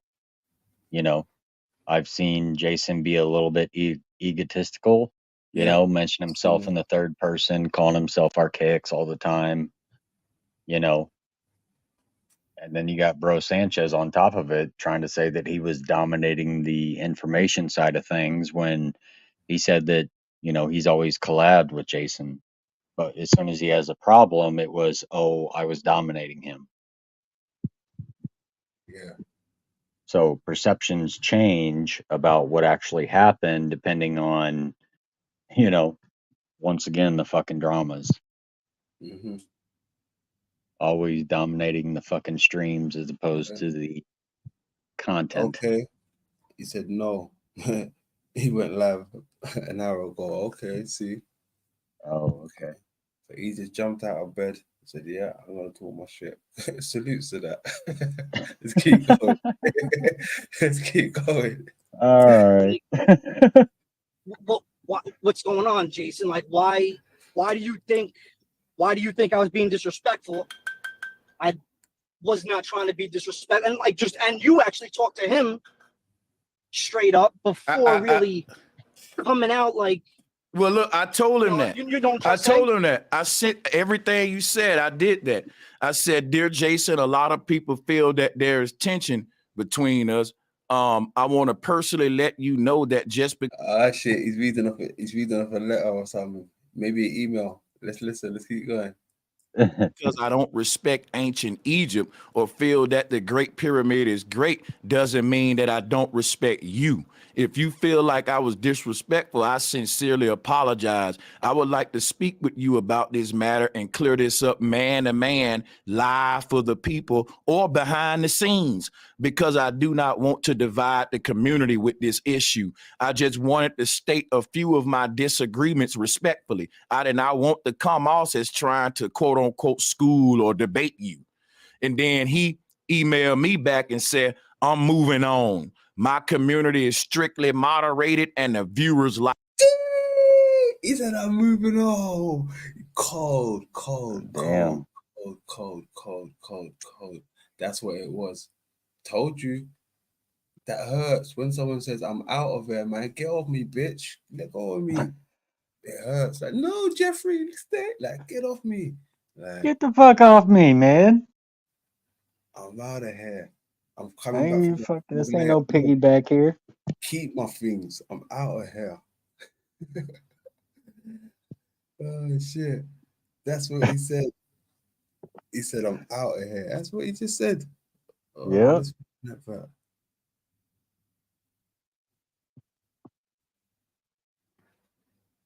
I just wanted to state a few of my disagreements respectfully. I did not want to come off as trying to quote unquote school or debate you. And then he emailed me back and said, I'm moving on. My community is strictly moderated and the viewers like it.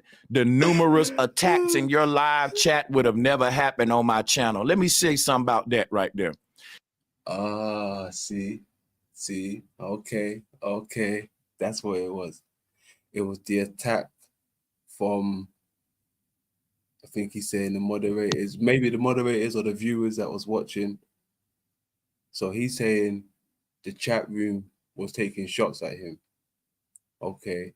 And it sounds like he's feeling or saying Bro Sanchez or maybe even his mod should have been on the sniper game, you know, because he's a guest in the house of Bro Sanchez. It's almost like I'm coming in your house and you got people throwing tomatoes at your windows, bro, because they know I'm in there. You understand? They're throwing tomatoes and It's shit, bro. true. Yeah, because I'm in your building. Like, Yeah. get that all out of here, man. You understand? So, you know, you gotta have the sniper gang ready for stock them tomatoes, bro. And then I feel more comfortable. I can talk to you properly. You I understand? don't know, man. It kind of sounds like a certain chat sniper game was already ready to go. Mm. They were already ready to pounce on someone. Yeah, I mean, if it is that, to me, that's what it sounds like. You know, like he said, I'm moving on. I was disrespected over there, blah blah blah. Let me just rewind back a little bit more just to make sure. Yeah, it doesn't make it very clear cut.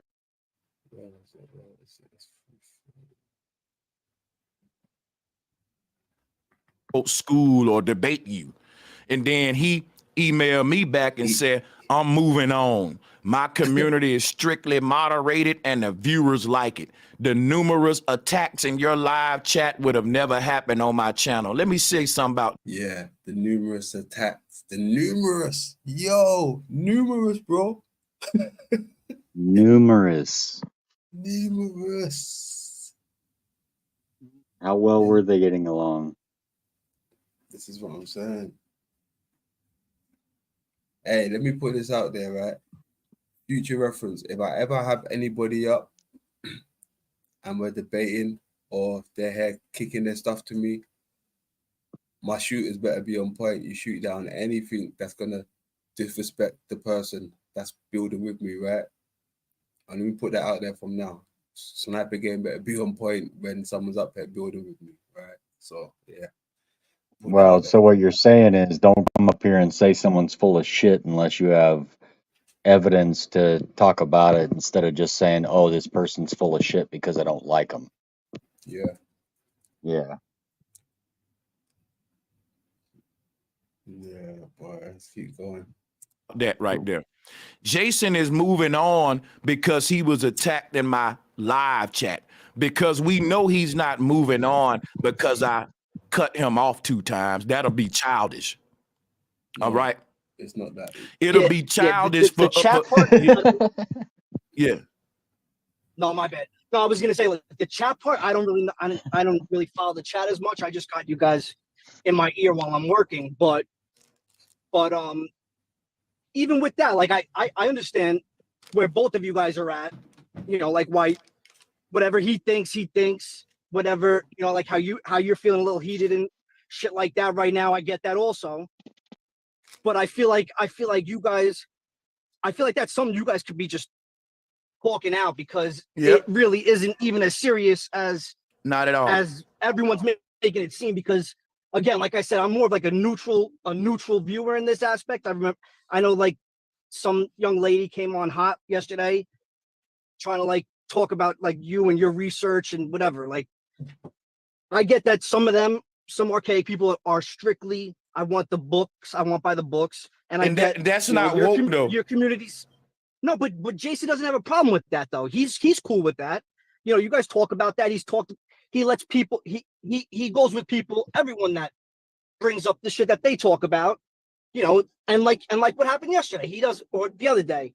He doesn't. He'll just fall back when it goes to that and be like, I'm not as much. You know, I'm not. I can't refer to it, which is cool. He wants to stay strictly to his source material, which is understandable. He doesn't want to mix things up, and I get that. But he rocks with it. Like I don't see him taking any issue on you talking about that. And even with a lot of the other things that you're talking about too, like the flat Earth thing, he doesn't disagree with that either.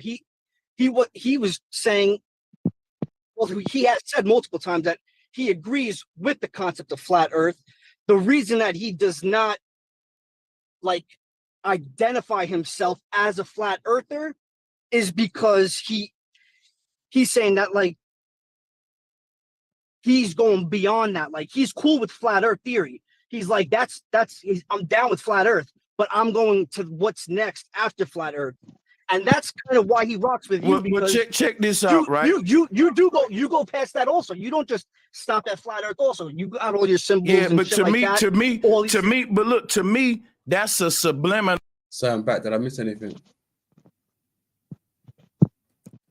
Can you hear me? I popped out for just a second. Yeah, no, it just seemed like all of a sudden he went from being completely neutral to taking a stance on Jason's side that, you know, it's basically a non-problem and that Jason was justified and wasn't actually trying to cause an issue between the two. So, I mean, honestly, it kind of sounds like he's batting for Jason here. Okay. But trying to say that he's neutral. Yes, that's you. Okay. An attack on flat earth, because if you don't want to identify as flat earth and you say, well, I'm gone beyond flat earth, that's kind of a shot at flat earth. Like when I say it's deeper than flat earth, I'm still identifying as a flat earther because flat earth is what led me the way. It's what keep me grounded. It was the portal. It was the gateway into these higher understanding. That's like saying, look. And you still remain that flat earth after how many years? 10 years, maybe even more now. I mean, I tried to bring him different concepts, but he was not open-minded. I even brought him Crater Earth. I was the first person to bring him Crater Earth. He laughed at me. He said, no, get it out of here. Yeah. But we can go flat earth and then not even stand on flat earth, but saying that I went past flat earth. I don't know what it is, but I'm still basically a flat earther. Like, I'll be honest with you, man. I don't understand what that means. What are you really saying? Are you being a fence sitter and saying that you're with the flat earth community, but you've went past it? And he's saying that people are throwing shots at him you know, when it feels like he's doing the same thing by saying that, oh yeah, I define myself as a flat earther, but I'm past that. Like, what does that really mean?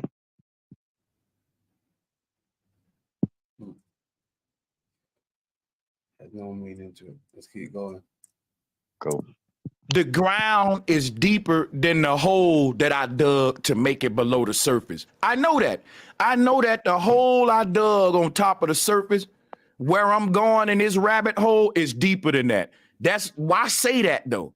Like, but I still respect the fact that I started at and I dug. That is flat earth. No one says, you know, it's kind of like, you know, to me, that's just to me, because you know. See, that's what I said. He's talking about digging the hole. Is he digging his hole? Yes. Yeah. Digging his hole, boy. You can lay in that flat earth hole. I wonder if they want the flat earth community, but if they're not trying to shift the flat earth community into their own content. I don't know what he's trying to do. He's just trying to start something out of nothing. In my opinion. That's what it seems like to me. I agree. And it does on some levels seem like he had a problem before there was a problem. Yeah. Secretly, yeah. Yeah. Let's keep You going. got a lot of prepared content considering you're acting like you didn't have any issue until this came about. Call him bullshit. There you go. There wouldn't be no possible for you to progress in your spiritual evolution if it wasn't for your paradigm shift with the flat earth. That needs a lot of respect. And the respect that it needs is for you to identify with the thing that shifted your paradigm, which is why I call myself a flat earther, just like I call myself a Christian. Because look, Christ shifted my paradigm. The flat earth shifted my paradigm about reality just like Christ did. So, but one thing about Christ, though, it was a lie. The flat earth can be proven. I know I'm standing on truth, literally.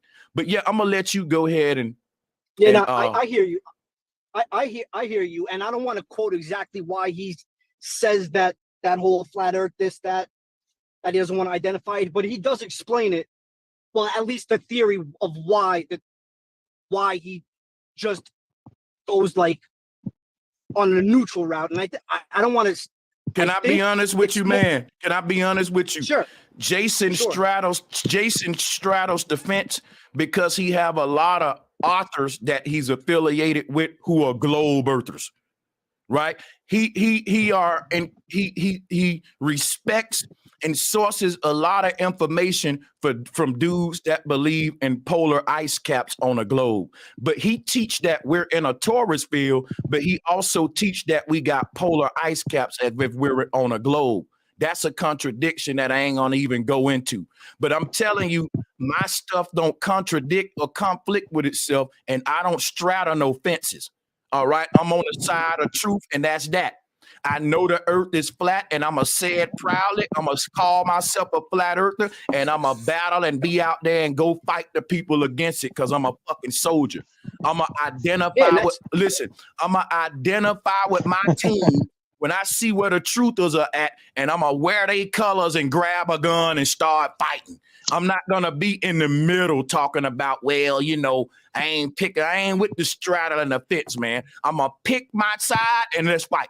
I'm on the side of the ancestors and the truth. And that's why I'm going to say I'm a flat earther, because they said they was. It's in all of their symbols and stuff.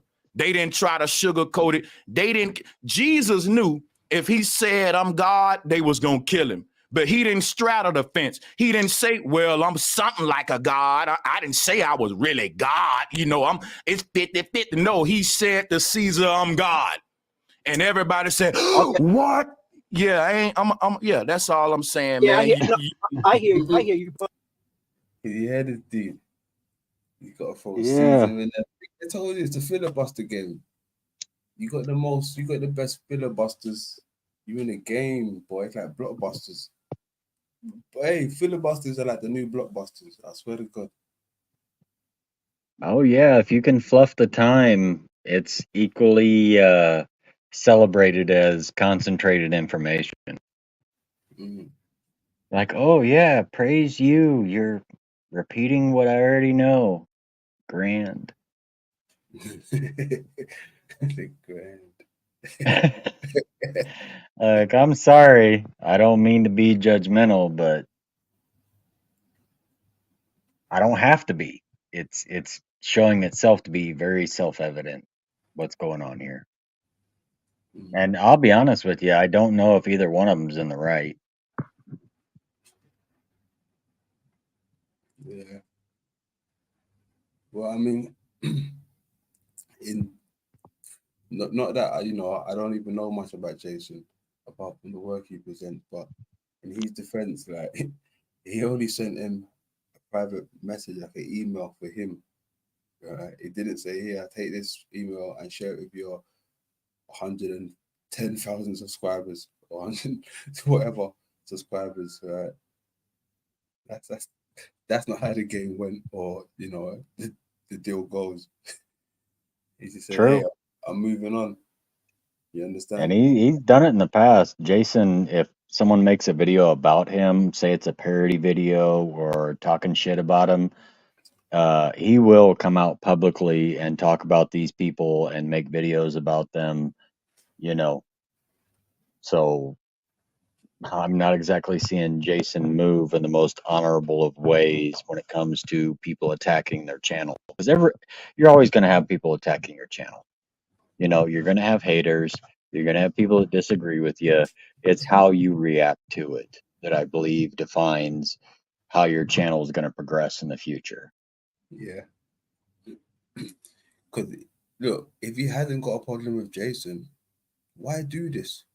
You're addressing the fucking chat, the few that pissed you off. How much Right. This is chat versus chat that is now Bro Sanchez versus Archaics. okay, chat. Right.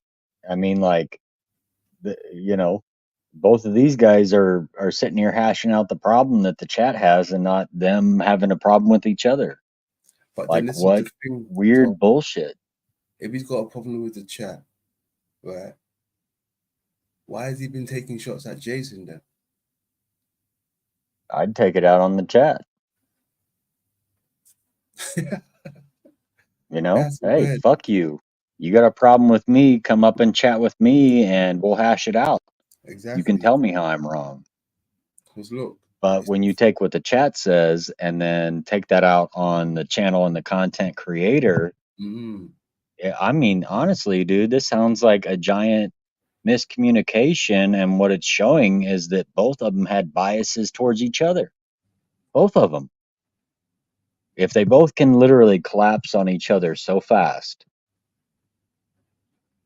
how well no, did they really get along? but this is the thing. He hasn't expressed his opinions about Bro Sanchez. Mm. You understand where I'm going with it? He hasn't said a thing. He just said, "I'm moving on." It's happened numerous of times. Your chat room, your whatever, whoever it is, the chat room. Nothing about him. He just said the chat room, and he kept it short and sweet and clean. He's come up So there it seems to like address. Jason was trying to come correct. The hell, in my opinion, yeah, he came correct.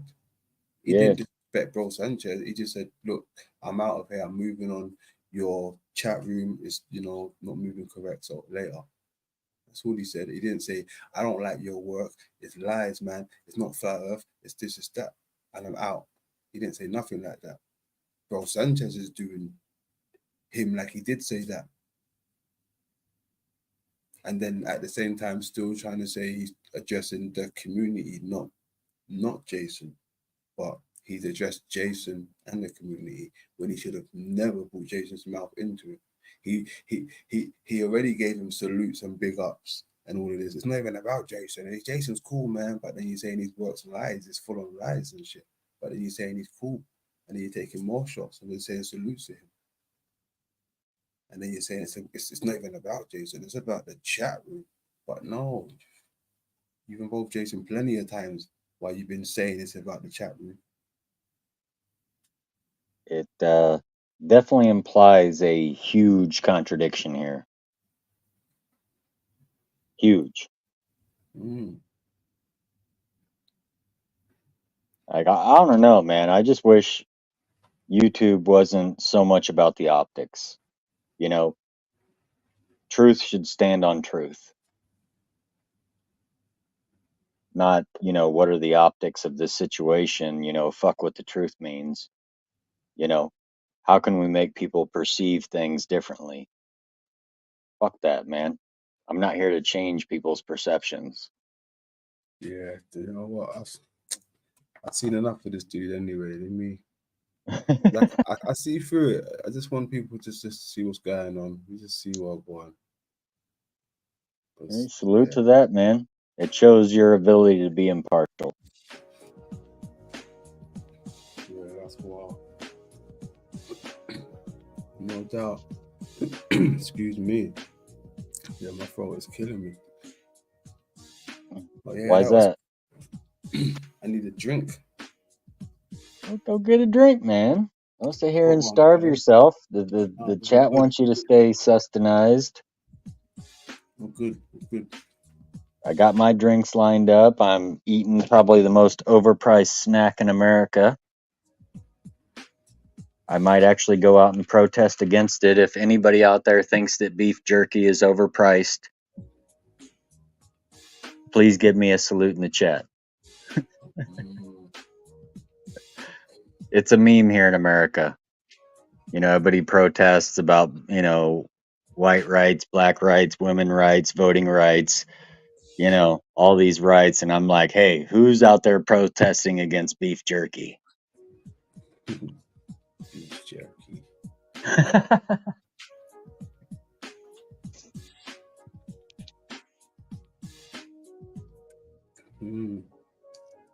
So how we doing out there? Blessings, blessings, blessings. See, Steve just joined us. No doubt. Is the link even pinned out there? Let me drop it just in case. No pressure. The link will be out there momentarily. There we go. Hey, salute to Steve in the building. Gen 2 gun in the building. Squeal Sniper in the building. 313. Alki. We also got down there. Yeti.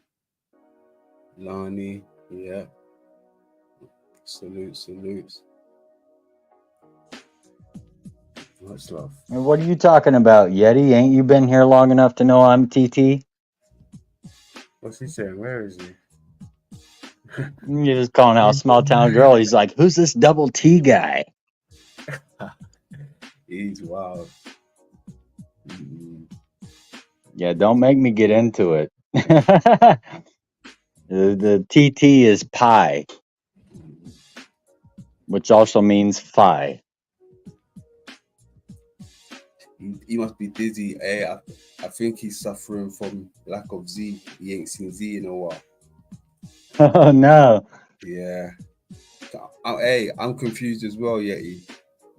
I want to see Z again, bro. I'm confused. What's going on? What's happening? Where is this place? Who am I? Who are you? Huh? Mandela? Who? Huh? What is this? Huh? I'm confused, Yeti. Oh, you better quit that shit. What is this place? Who am I? Who are they? Get to the chat bar. My mind. Get out of here. Who are you? Run. Stop it. Do it now. Yo. Get out of the chat. It's a fucking lie. Go. He said, do it now. Do it now. Benny, run to the chopper. Yeah.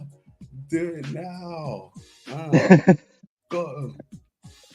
Yo, that one was cold. Do it now. Do it now. Yeah, that's my shit. I like that. Hey, I got a salute to my friend Benny. He's the he was the cab driver who's the alien in Total Recall who confronts the lady with the 3 boobies. Oh yeah. Remember, he's like, "Man, you make me wish I had 3 hands." Yeah. That was dope. Yeah, Benny was the man. Like, "Hey man, come on, I'm one of you guys."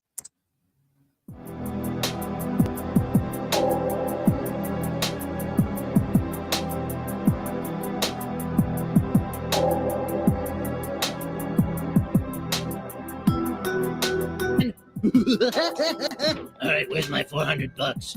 Wait, how can you be here when your show's on live? I just threw on an old rerun. No one will know the difference.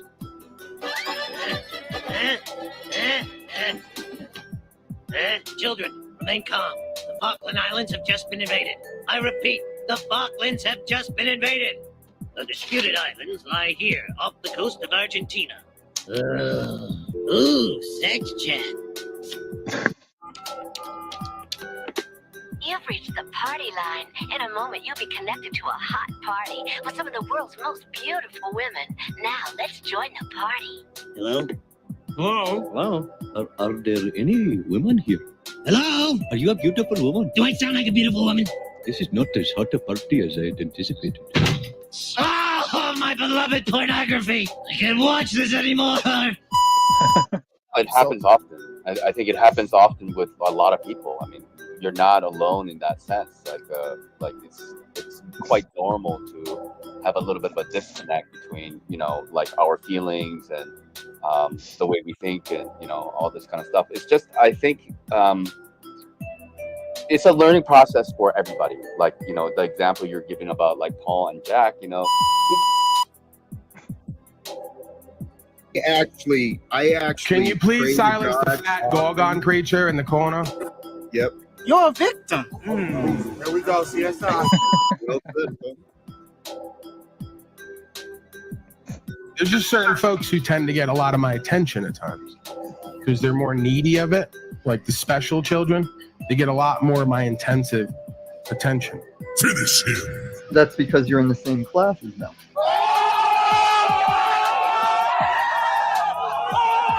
So Talcott did the ooh thing. Like, Oh my God. Understanding your beliefs and what you think aren't necessarily ours because we have to practice certain things. There's an understanding there. I hope you know that. Obviously, we pulled you over because we don't have the same understanding of what your understanding is of the law. You understand that?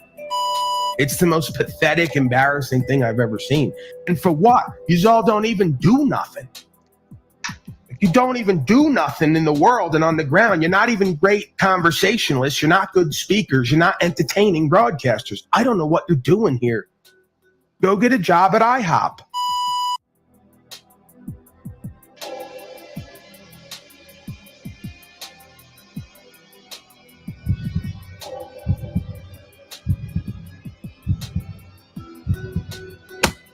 Can't you read? I didn't even see that, bro. I'm gonna put it out. No, please.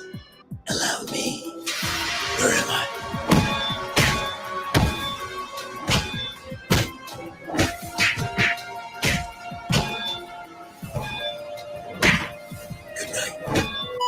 It's always something more. I'm tired of getting sucked dry by a bunch of failing losers online. I'm here to tell you right now, we don't care. Let me tell you, we don't care. Jerry. I'm going to bed. Good night, everybody. Now I'd like to introduce a new feature, never before seen on TV. Pick your nose again. Pick your nose. Just keep picking your nose. Keep picking your nose on screen. Keep picking your nose. If your nose starts bleeding, it means you're picking it too much or not enough. Ooh. Keep picking your nose. Ooh. If your nose starts bleeding, it means you're picking it too much. Keep picking your nose on screen. Live from Springfield Penitentiary's fabulous big open area in Cell Block D, it's the Krusty the Clown Prison Special. I slugged some jerk in Tahoe. They gave me 1 to 3. My high-priced lawyer sprung me on a technicality. I'm just visiting Springfield Prison. I get to sleep at home tonight. Hey, I kid. I tell you, the best folk in the world are prison folk. Man, those clowns love Krusty.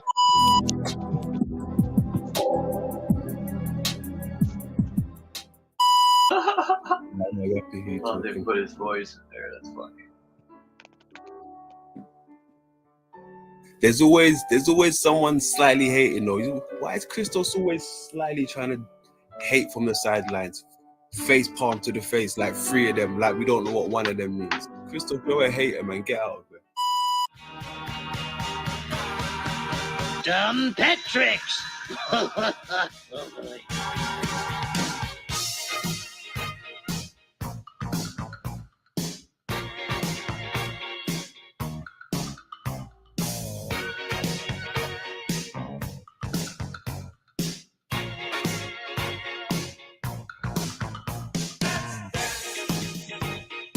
Put on your red shoes and dance the blues.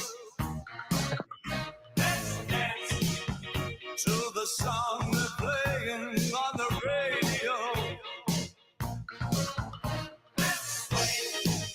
While color lights up your face.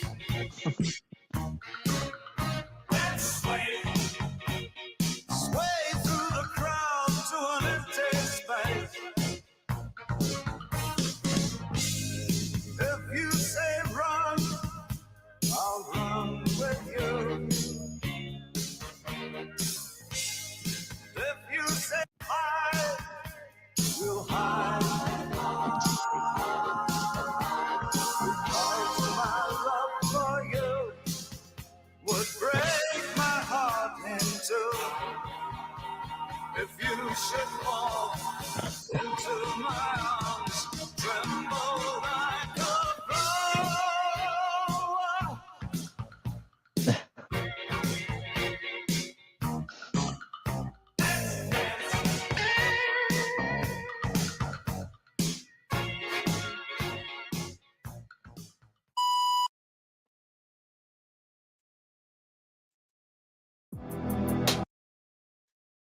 The giraffe is killing me, bro.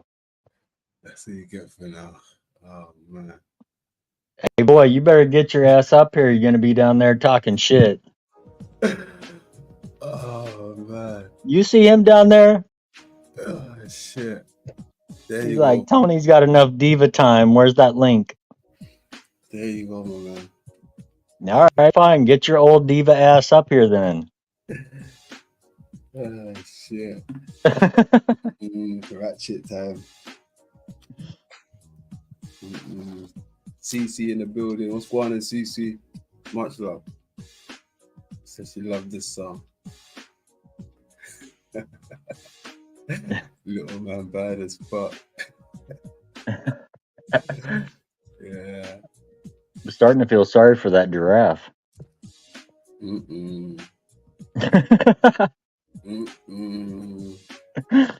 Like, what's going on behind the scenes here? Why is that giraffe always in the background?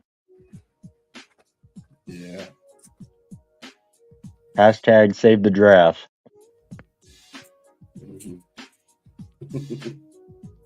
Yeah, that's wild. Giraffe boy.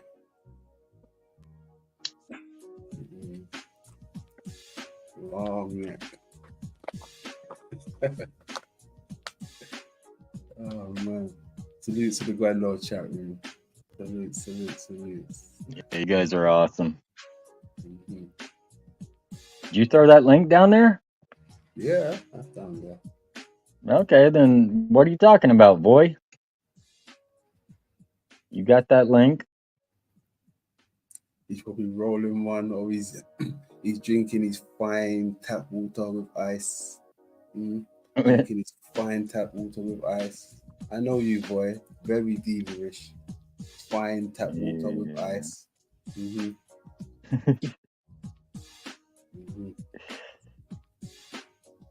I completely agree with you, London. There, Yeah. I'm better at doing a renegade impression than I am Voy. They both got that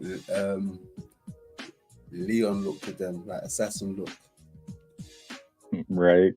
Before a pair of Hey, shades peace to everyone in the chat. You know, here southwest of Eden. on. Yeah. Yeah, he's easier than Voy with his weird, obscure accent. Come on, Voy. I'm talking a lot of shit here, man. Get up here. Where you at, boy? Diva. Let people bite to that. He's eating a diva snack. What? I gotta offer him to buy him a drink at the bar? Like, told you living on some calories. Told you diva snacks. Diva bites. Diva snack. He's eating hors d'oeuvres. You know he's eating them with a fucking toothpick too. I don't touch this shit with my fingers. There you go. One at a time. I'm aristocratic up in this motherfucker. Hold my hair. Hold my hair. Hold my hair. Hold on, I'm about to puke. That's all right, boy. I'd hold your hair for you.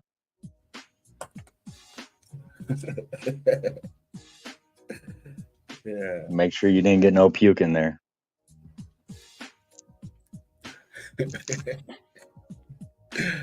Oh man, that's wild. Make sure you get no puke in there.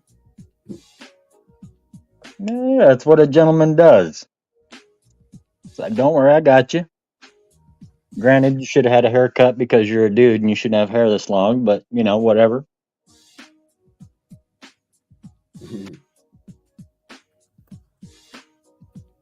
Well, I just say that because I'm jealous of any guy that has long hair. Oh, you're jealous. Oh, very much. I couldn't rock that kind of hair. Walk this way, talk this way. Gonna walk this way. Yeah, I wanted to Killer song. You just got to look like a freakish looking fish person to sing it. Salute to Steven Tyler, the fish face man. Fish face man. Oh yeah, he looks fucking weird, dude. You see him now and he looks like someone's retired old grandmother. Oh shit. What happened to you, Steven? You used to be a sex symbol. Now you look like you're the dude, the chick at the library going, shh, be quiet.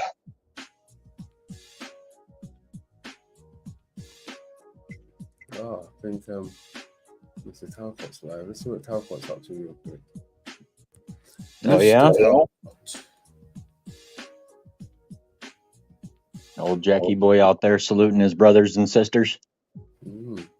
Wholeness in the heart, in loving awareness, waiting faithfully for God's inspiration. Now, this guy's practice and spiritual devotion has been it's been different than mine, but I've learned a lot from him. He's done things I have not, in other words. And one of the things I have not done is purified myself completely. Done extended, intentional fasting and purposeful, devotion. Not like this guy's done and some of the other people that I've learned of and learned from. Now, I hope to become like many others, but my path, I've never been one to really be able to sit and meditate and just sit for hours and hours at a time. I do, but I don't. I mean, it's it's kind of a paradigm. Maybe it's the normal ego trip, but I'm always wondering, what else could I be doing? I mean, because I trust our purpose to be here on Earth at this time as who we are. I trust that our purpose is to be and to become. And we become through what we do, what our experiences, what we accomplish. That's what we become in some ways. But I'm trying to become more than what I used to be in many different ways, and particularly in my own path of understanding of God. So earlier today, I went to church services and received some great inspirations. And now that I think about it, my other choices might have been selfish. I hadn't considered it this way, but it's true. I went and received inspirations at church with the topic of with the question and topic of what burden can you put down? What have you been carrying in your life? What habits have you grown accustomed to? What pains or dissatisfaction have you just said, okay, this is the best it's gonna be? I've done that a number of times in a number of different ways. With my weight, with my drinking, with all sorts of silly things. But so I received those inspirations, and if I keep going, I'll come back to this. But in my own practice and wonder, I've been, like I said, I'm ready to quit this nicotine. I'm sick of the giving up and the relapse. So today I'm fasting from it, but that's not entirely true. I'm breaking free of many things. That's but not entirely true. So anyway, part of my deliberate Right. today was, do I start a fast, and a fast I pray for from you, Jack. everything outside of me He's hilarious. and God. Do I start that fast today? And then one of the things I was reminded of also today, though, is the life of Marcus Aurelius is where I was learning it from. But living a life without regrets. And that is truly how I want to live. And if God created me to live the way that I want to live a life without regrets. Part of that includes, am I going to regret fasting from the world today? Or am I going to regret not taking the opportunity to open the panel up and maybe share some positivity? You never know. So then I got into my head a little bit. And when I started thinking about my options for starting up today, the thumbnail came through, and it was fun. And then and then there was this one too. Where'd it go? Having some fun today. Thought I'd poke around a little bit. So now I'm wondering, did I really get out of my heart and into my head? Did I get into my devilish mind? Is that what I'm doing here by doing the live stream and following my ego desires? I think I am. But how do you know if you're right or wrong? Man, I don't know.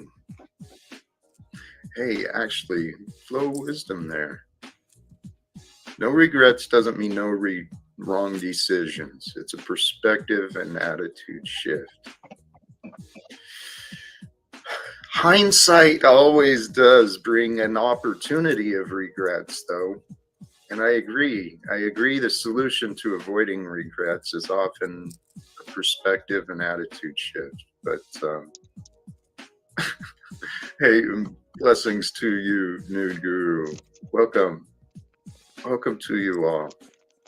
If anyone is available, wishes to join, please feel free. Today, I am who I am. That's who I've chosen to be. I am who I am in each moment. In each moment, I can discover what is true. What is true about me? I know what I hope to be. I know what I hope to accomplish. But all I can ever know is that which was.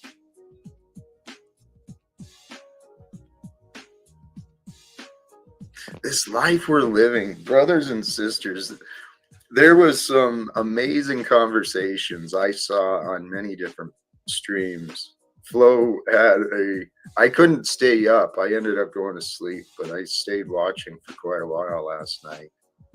I think worrying about what your motivation is too much becomes self-defeating. The sincere turns into vain and self-centered. Okay, it can. It absolutely can and does.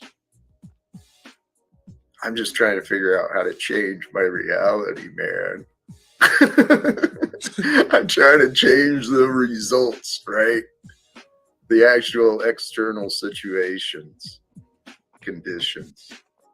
Hey, thank you. I honestly, this is something I was reminded of too. I think the majority of us we are good, and our intentions are typically good. The downside is we're so stinking ignorant, and we're so stinking stubborn. I'm talking about you and me, whoever you are. Maybe you're not. Maybe it's only me who's stubborn. I know that's not true. Yeah, I was reminded of. Yeah, it is, Jag. You're stubborn. And so this is my thought. I wonder if I'm a storyteller. This is who I am. I'm a philosopher and a storyteller. I've been searching and trying to understand wisdom.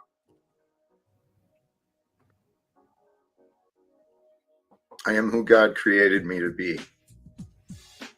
I play many different roles. I have seen many versions of me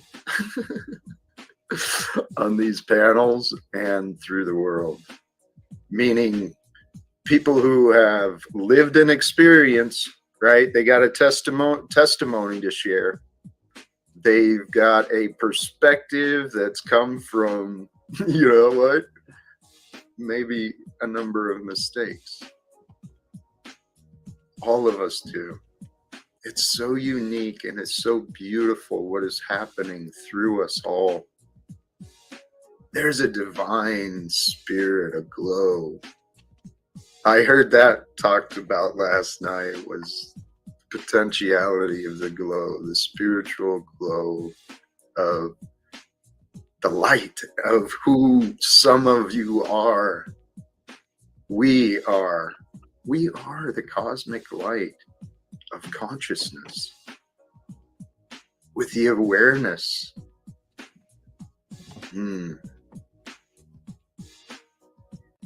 With the awareness of much and yet so little. All of us individually, we're all so gifted. We've got so much potential within us. It's waiting to come forth. I feel this in myself. I've seen it through my growth. I know what I used to think. I know how small and insignificant I used to believe myself to be. And here's the thing. I know that we are all pretty much the same. Every one of us. Every one of us is the storyteller of our own experience. And the words we speak through our minds, through our voices, through our hearts, those stories we speak, they become real in so many different ways. There was a lot of talk last night and around on some of these YouTube streams. And maybe it's just the way the algorithms have been working for me. I've been seeking more of these types of conversations, or maybe they are growing in numbers, but talk about what is true about God when we move beyond the limits of religions. And then when we can talk about what is true about life, what is true about each of us. That's what makes life a mystery. And I used to think life was not a mystery. I thought all the things have been solved. There was people smarter than me. They'd all figured it out. There's nothing really new for me to learn. Gosh. I confused myself when I was young. I truly confused. I was confused, and maybe I still am. You know, hell, this is the thing. I'm a humble man. As far as I'm concerned, I'm just nothing but an old kid. That's it. I'm still waiting to grow up, so to say. I'm still waiting to know what to do.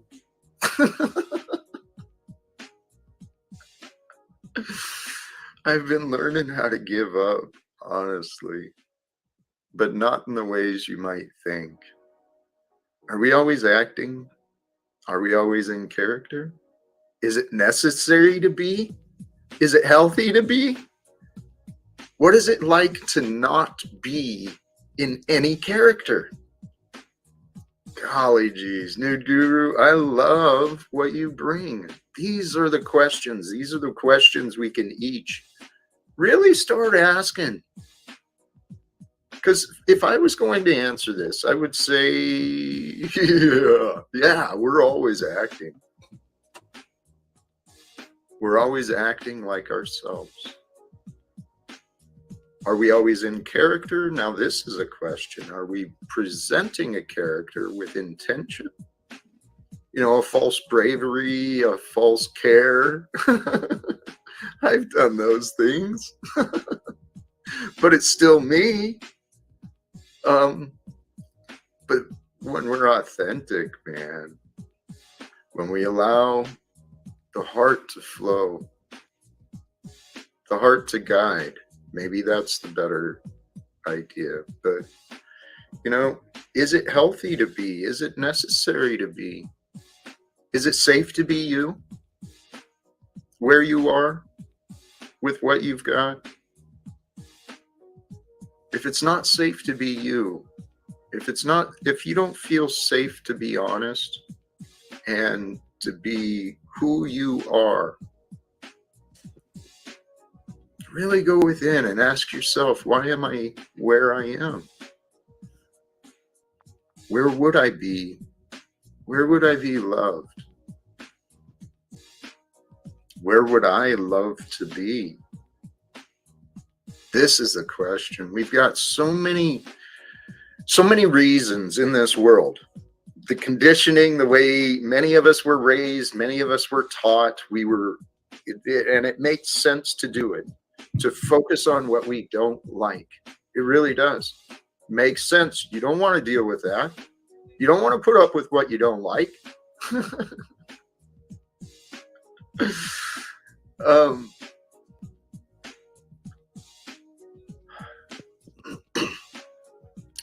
When we focus on what we don't like, what we don't want, especially if it is in our experience what we don't like and don't want, guess what? It creates our suffering. But if we can flip the script, change the story, become the co-creator, become the co-author, become the storyteller of God's creation of you.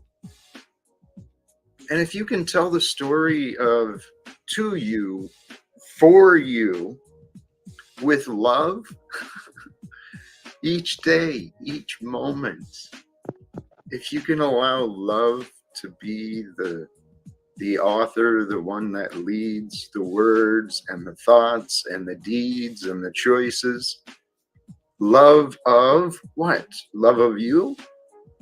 How about love of the experience of being you?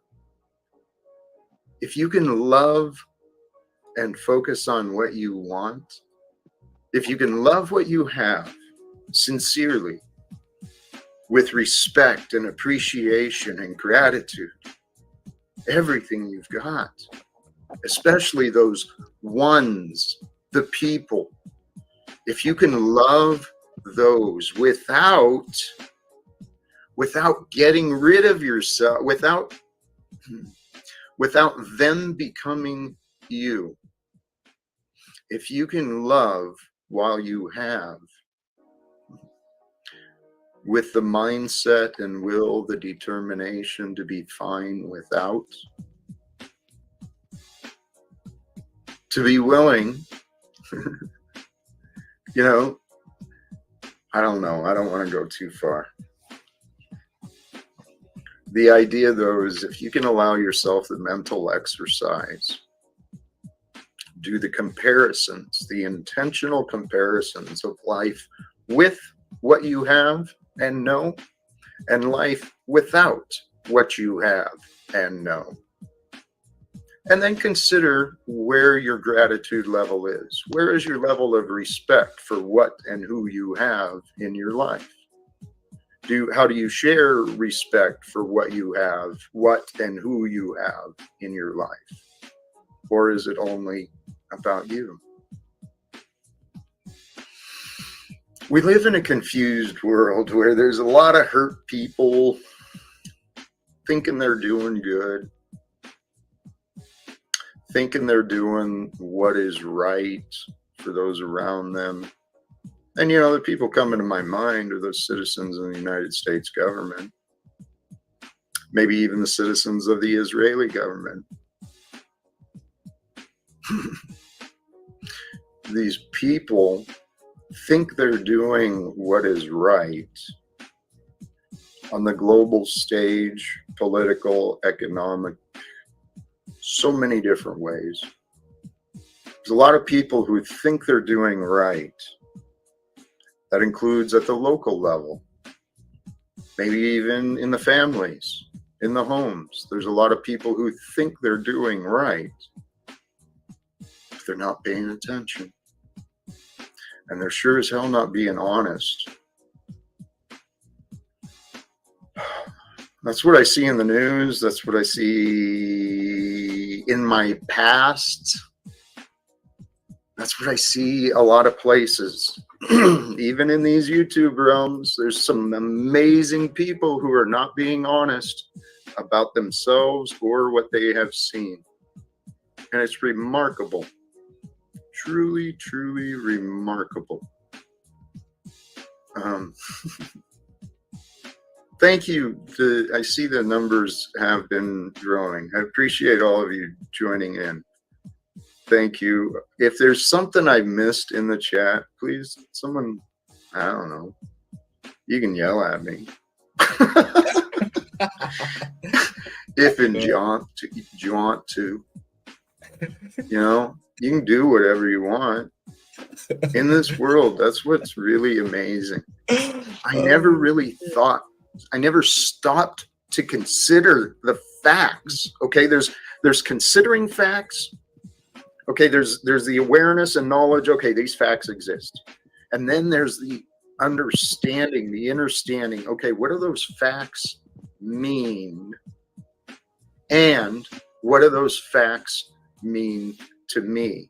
And I'll give you an example. One of the facts each day, we get to choose and do what we want. That's a pretty big opportunity. That's a pretty big responsibility. Having the ability to do whatever you want on any given day, to choose to do whatever you want from the options you create and the world allows.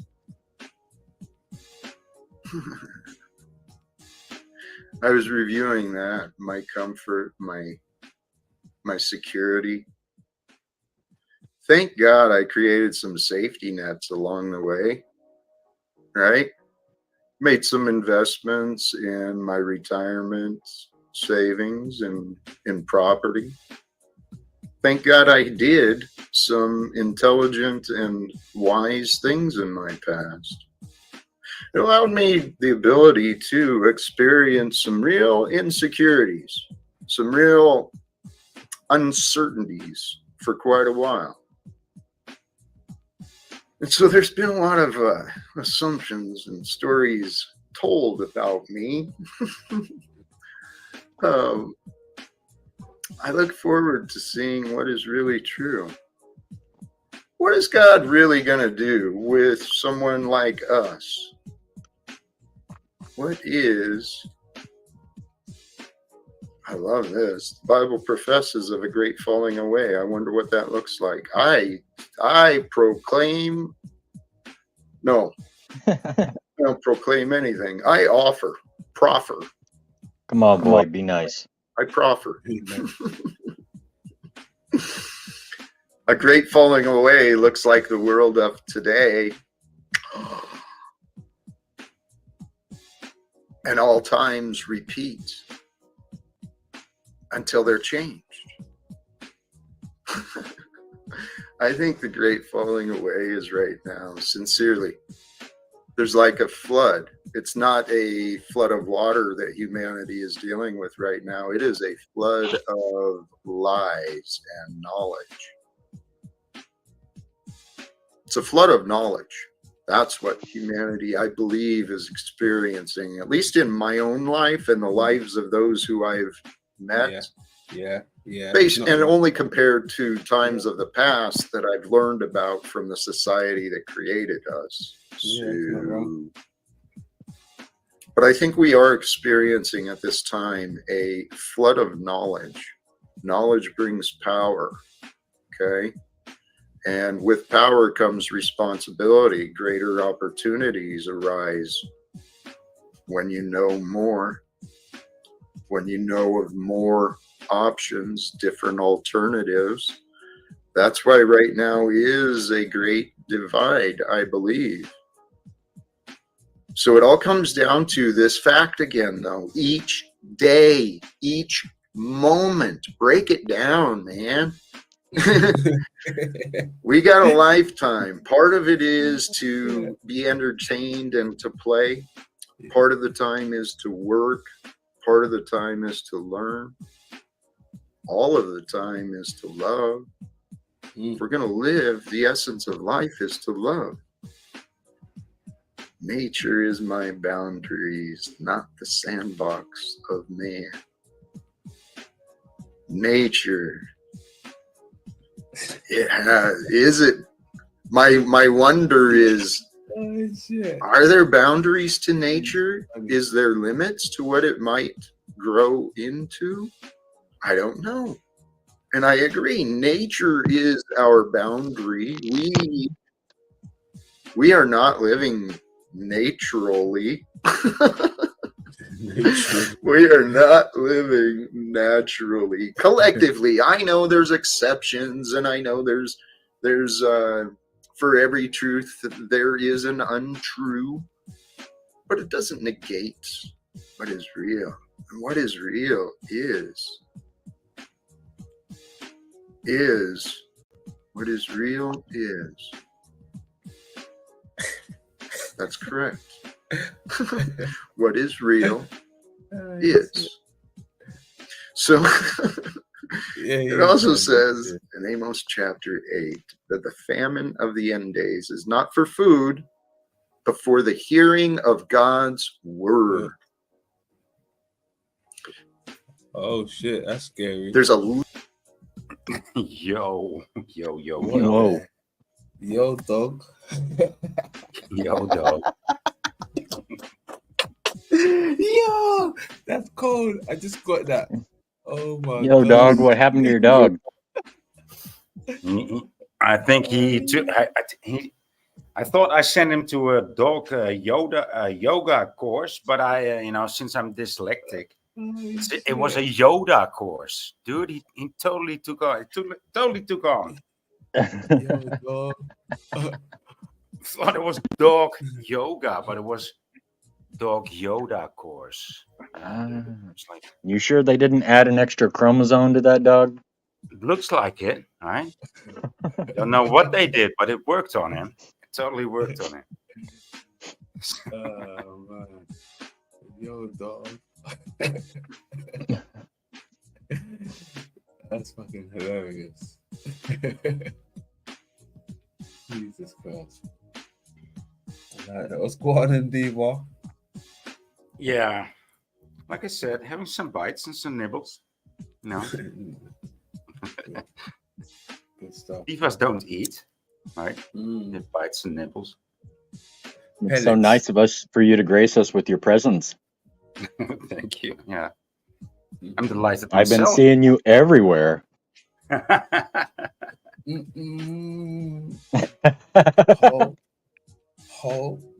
My reputation preceded me again.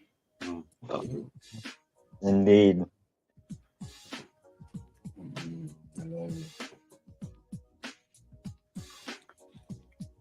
Yeah. Hey, so Jack likes to refer to himself as the storyteller of his own life, right? Yeah. Technically, that would be a biographer, right? Yeah, I mean, that sounds like a writer, not like a liver. It doesn't sound like somebody that lives, right? It sounds like a writer. Yeah. Yeah, if you're going to tell a story, tell a story. Yeah. You know, like in 1972, there was a crack commando team that was wrongfully imprisoned for a crime they did not commit, and they later escaped this prison facility to escape to become soldiers of fortune. If you can find these people and you know where they're at, you can hire the A-team. That's a story. Oh my god! Oh my yo, that was funny and cold. That was funny and cold. Oh shit! That brought back. Tony knows his Dun, class. dun, dun, dun, dun. That was nuts. That was nuts. Dude, I had that shit memorized as a kid. I actually have pictures of the A-team touching down in a helicopter, visiting our city, the city where I lived in. Yeah. What do you mean? What, filming? What was they filming? No, they were just visiting. They were just touring around. You know, they did some visits here and there. I don't know. Nice. And of course, Made that it was sound like you were contacted with the actual A-team. Yeah, they took care of a local militia here. They were taking over the town and the local mill. Right. Yeah. No, I wasn't a fan, but you know, when they visit your town, you're gonna be waiting there to get the picture. When was this? Dude, it must have been 83 or so, 84. 83, I think. Damn. Yeah. Cool. Nice. Yeah, I was 4 years old. I don't think I'd be running up on the A-team. Yeah. I was like 10, 12 years old then. No. Decent. Back in the day. So, let's change it. Then no more A-team. I don't even think. I think actually, if I'm correct, Mr. T sold his jewelry. What? Yeah, he sold that when I think it was the Hurricane Katrina, apparently. Oh, damn. Yeah, raised money for them. Mr. B.A. Baracus. Yeah.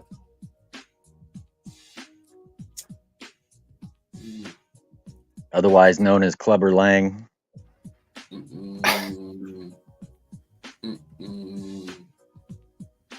Beautiful. You know? Hey, I thought he was the baddest rival in the Rocky movies. Yeah, he was cold.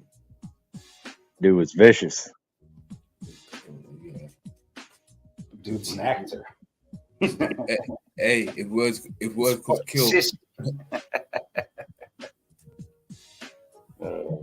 You know the type of actors, right? Where they always stick, like where you remember them just by one little thing.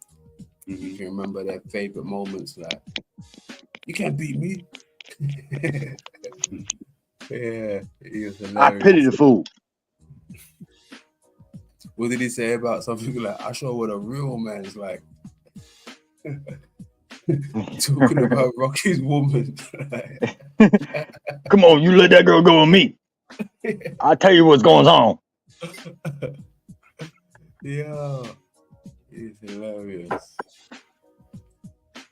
It was almost like a Muhammad Ali character if Muhammad Ali were as aggressive as Mike Tyson. Yeah, it was Mike Tyson and Muhammad in one. Right? Like, you scary and scary. Yeah. I don't know how I can put those two together, but it just makes sense when I see your face.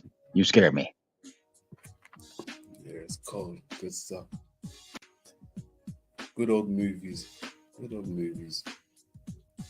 Yeah, it was actually, if you remember the one with the Ivan Drago, with the white Russian guy, they talk about his strength in the movie, and he actually was like that freakishly strong to where he actually didn't pull one of his punches with Sylvester Stallone, and it put him in the hospital for like a week. Like, that dude really was freakishly that strong.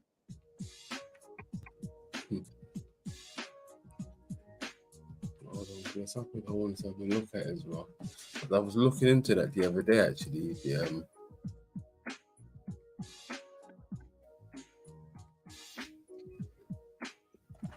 What's that? The Rocky stuff. So yeah, listening to Jack, I just want to say to Jack, and my advice to him: start telling a story, but just find a story to tell. Don't do this free associative rambling on YouTube, because this will get you nowhere. And it's no fun for us either, to be honest. But I think he can be a good storyteller, though. I think he would really do good. That's what I like to say about that. Well, if he had like a good analogy that he wanted to get across, instead of speaking in existentialism and just beliefs, to actually put that in a story to where people would have context how that analogy could apply to life. Exactly. Yeah, You know? give it some bone and some flesh instead of just some air. Yeah. You're going to get deflated at some point if it's just, hey, brothers and sisters, we need to come together to the love of the universe. At some point, you say there's nothing to hold on to. It's like, I have a hard time listening to that. But, having to listen to it for so long while eating, and that conclusion came to mind. Like, I think he's actually quite a good storyteller. I think he could. Oh, yeah. I agree. Right. He's got a good rhythm, good voice, and he really wants to do it. He enjoys it. Yeah. I agree. Definitely. What did you think about our little breakdown of the Bro Sanchez segment? Yeah, that was pretty obvious. I like the observations that Tony does. Pretty much on point, and then at the end, you get. I mean, of course, you get lost because there's no more. Well, he just talks too long, Bro Sanchez. Yeah, right. Mm-hmm. That's just kind of going back to that less is more. Yeah. The more you start explaining issues like that, I think the more you start running into throwing out your other biases, that you start signaling to people what your true issue is. Yeah. And I think he lost his message. You know, if he'd have made that 20 minutes and cut it off at that, man, I'd have just said, hey, I can rock with that all day long because it stands on its own. But, you know, you start going into race and, you know, people's chat, and you say it's all about the chat, but then you say it's, you know, between you and Jason. It just got so obscure, it kind of lost its message to me. Yeah. Yeah. That's what I was saying. He entitled it Message to RKX chat room, whatever it was. But I heard Jason's work get mentioned, Jason's name, Jason's in his feeling, Jason's this, Jason's that. And I heard the race card, I heard the gender card, I heard every type of card. I was like, what's going on here? I know I might have to renounce my whiteness. yeah, boy. Like, I apologize. I did not mean to be so white. Yeah, if there's anything I can do to take it back, I will. Yeah, that was all Just of that kidding, in I its won't. real time. That was all of that in its real time. That was all of that in its real time. Nothing got edited or nothing. Only pause and stop, pause and stop. Yeah, don't know that I would have went that route. All I'm saying is, if you take any aspect and you flip it around the other way, if it sounds fucked up, you shouldn't have said it. Yeah. Say things in the reverse. Yeah, they be saying some weird stuff. Yeah, it works with, you know, classism, genderism, sexism, racism, all those isms. Put it in its reverse. If it sounds fucked up, you shouldn't have said it. Yeah, exactly. Exactly. You live and you learn. Hopefully they learn. But Yeah, at least we have a better understanding of it. Yeah. Like I said, I mean, first of all, I wouldn't have done that on my main channel like that. I've done stuff on my main channel, but I've wisened up. I know not to do that anymore. If I want to talk like that, I come over to the Rebuttal Bar. But it's not that big of a deal, apparently. But do you really think, if I had Bro Sanchez, right, do you really think mods or people in the chat is going to force me to jump on my big channel where I'm verified to talk my shit like that? Yeah. That is how you got to look at it. He jumped up there because mods, apparently, that's how he, or chatters, whatever you want to call them, right? He adjusts it to them. So that's, in my opinion, that's weak source. He jumped up because of people. That's also. Hey, could it be that you have a video sharing in the background and that's why it echoes? Who, me? Is it echoing? Yeah, when we talk, not when you talk. Okay, let me stop. Hold on. Is it echoing? I didn't even realize. Usually it's because you have a present button open. Yeah, it was. I didn't realize it was echoing. Sorry. But yeah, keep going. What were you saying, boy? No, but that was one of the things that I noticed too, that he keeps looking at the chat, right, at the reactions, and so he responds to that, and he wants to cater to everybody. He wants to respond to everything, or have it inspire him, and so I think that is also part of it, the audience capture, right? Yeah, totally, exactly. I see it from a mile off, man. Mm-hmm. I see it from a mile off. I mean, yeah, I don't know. I mean, the real ones can see what's really got, or what's really been said, or what's really how he feels. And what I mean, what would it harm one of these men to just say, well, we split up. Our ways. We work together, and now we don't work together anymore. These things happen. There's nothing wrong with that. Doesn't always have to be a fight or a drama. Or a public affair. Exactly. You know, if people want to do things behind the scenes, not everybody's going to get along. People are going to have falling outs with each other. But when you want to go on YouTube publicly and go, oh man, you won't believe this guy's an idiot. He doesn't stand on truth. He's a shill. He's an agent. He's a this. He's a that. I don't think there's a whole lot of respect amongst the actual community for that type of behavior. Yeah. Exactly. You know, we all want to be respectful at the end of the day because, you know, if any one of us fucked up, we would hope that everybody else would take into account our merits and not just our mistakes. You know, Yeah. you're expecting perfection from, you know, human beings. None of us are perfect. No, but you know, it's you can keep some morality and some some how do you say, some Civility. ethics. Yeah, some ethics in those kind of things. You know, you shouldn't, like you said, you shouldn't discuss these things online unless it's actually very necessary. But you know, it would be more of a gentleman's behavior to just say, you know, well, we split up. You know, happens in the best boys bands. Yeah. Yeah. Best boy band. Parted ways.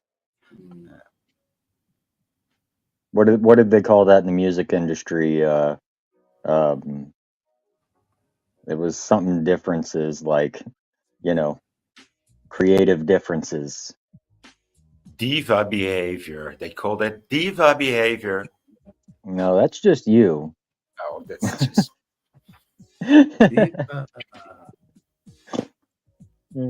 They let the divas up everywhere. They don't let me up on all those panels.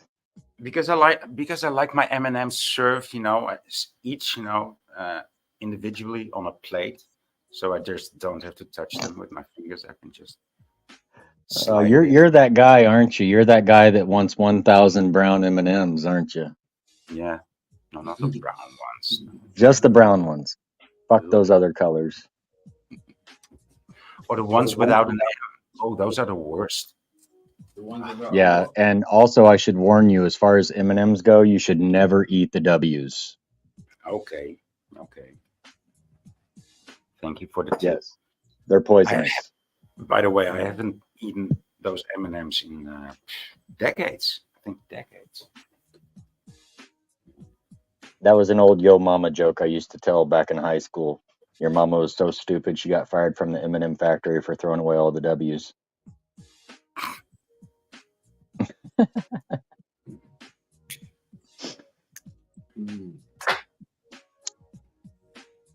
Yo mama. Yo mama. Yo mama. That was really a thing, you know. Can you believe that? Back in the day. Yeah, it was like a thing, dude. If someone said something about your mom, like, you had to fight. Yeah, I It experienced was a that. thing. Yeah, I had a kid follow me after school one day. I was in the 5th grade, and he came up to me and he goes, "Hey, I effed your mom." And, you know, I had to hold my integrity. There was other people standing there, so I had to kick the kid's ass. And he didn't say nothing about my mom after that. Lesson learned. There you go. See, boy, you've had an experience like that, boy. Yeah, I just tell these guys, like, how was it? How was it? And they're like, what the fuck? You know. And then I paid her, and I was, she made you pay. And she didn't make you pay that much, did she? You know, I know her not to be. She's kind of cheap, you know. She does it more for the feeling and that. And these guys just stand there like with their open mouth, like, what the fuck? Was she any good? You know? Yeah. Be like, you sure you wanted to do that? You know my mom's 85 pounds, right? Like, that's gross, dude. No, you know, I just freak them out like that. I'm not gonna fight for somebody saying something. No. Yeah, I've Oh, learned my well, there's a lesson. difference between grade school and high school. In high school, you're like, yeah, go to hell. When you're in grade school, for some reason, that's like step on a crack, break your mama's back kind of thing, you know? Like, don't you talk about my mom. You keep my name out of your mouth. Don't you talk about my mama. I will Keep my slap the wife's shit out of name you. out of your mouth. Keep my mom's name out of your fucking mouth. Oh, yeah, and to watch that whole subject to be just trounced across fucking social media and the news, and come to find out Jada's the biggest whore in history, and like, wow, you sure you guys wanted to go public with all this stuff? Not for sure I would have went that route. Different motives. I don't know. Different motives. I stay away from them. I'll give them no attention. Yeah. So what Oh. what you see with these people is a lot of like guru complex. Is that what it's called? Same as Oh, yeah. the Santos Bonacci, and you see that a lot on the YouTube. Okay. Is that what they call it? They got the Matthew McConaughey complex going on. That they need to be a guru to everybody. Is life living you, or you living life? Right. I'm not for sure, but I left my keys in my brand new Lincoln. What's Yeah, that? stop What's advertising, asshole. What's that movie that he was in last time? It was like a creepy one where he comes to someone's house and there's a madness in there. I'm not for sure. There could be any movie that you're describing. No, there's one particular one, right? Yeah, of course, it's a particular one. Yeah, it's wild, bro. I forgot the name of it, but I wanted to actually bring it up to you the other day. But it's funny you mentioned his name because he was in a movie and it's, hold on, what is it? Like he comes to someone's house and it's like he ends up keeping the family like ransom or locked up or something, but killing them, or it's wild. It's a wild movie. Something Jack. Oh, damn. Yeah, it's a wild movie. It does ring a bell. I might have seen it. The last one I saw with him was pretty badass. Was that Interstellar movie where he goes through the black hole and he basically experiences non-time and then goes back in time to warn himself not to leave his daughter. Oh, okay. Dude, it's wicked. I can't watch those space movies anymore because otherwise those NASA clips don't make any sense anymore. That's why I used to avoid it for that reason for a long time, and now I went back and watched a lot of the space movies because it seems like they put a lot of the truthful concepts in there. Right. You know, it's just as CGI'd as all the rest of space, you know, and that bullshit. But the extra concepts that they put in there, I do believe to be of value. I really do. It's just, you know what it is? It's the way how your mind perceives it, right? It's like the way how they've explained it to you and described it to you. They show it to me in a different way. I literally look at it in excuse me, in the sense of the micro to macro, like with the body. You know, I don't just look at it as something out there. I look at it as within first before I look at it something out there. Then it makes more sense that way. If you understand Right. what I'm saying. Yeah, that it's a micro to macro expression, you know, before it's any other specific idea. Yeah, exactly. You know, because we talk about the mind, and then the earth is considered like the mind. Even Newton himself said that you should not conceive the universe as a physical like circle or ovoid. You should think of it more like a conscious mind. And nowadays, even mainstream scientists are starting to sway away from Newtonian science, which basically just states that it's an entirely mechanical universe, over to Einsteinian mechanics, which, you know, puts it more in the perspective of it being a giant mind. Like you Hold on, referred boy. to Einstein 1 before, second, boy. right? Boy, 1 second. Boy, Oh, 1 sorry. second. So no, you're good, boy. 1 second. Hey, Tony, that's where I wanted to go with it earlier, where we were talking about with the how do you call it? The spider. Right? Do you remember the spider when we were talking about controlling and stuff, right? The reason why I was showing that as well, because I completely forgot why we went off track. But that's how I would envision them keep reanimating a dead corpse or a body to some degree of something, you know. If they can keep it alive using their technology, right, then could we be living on a corpse or something that's been kept alive? Just like how we see with the spider, it's been override by something. Its functions are still working. Yeah, I think so, really. You know, because I think that's supported that this could have been a live place that might have died, and they're basically keeping it alive like a Frankenstein, you know, because we see videos like the sun flickering, you know, everybody remembers a yellow sun, now we have a white sun, you know. Um, I wonder, you know, if we're not living in a Frankenstein planet that's already expired its time.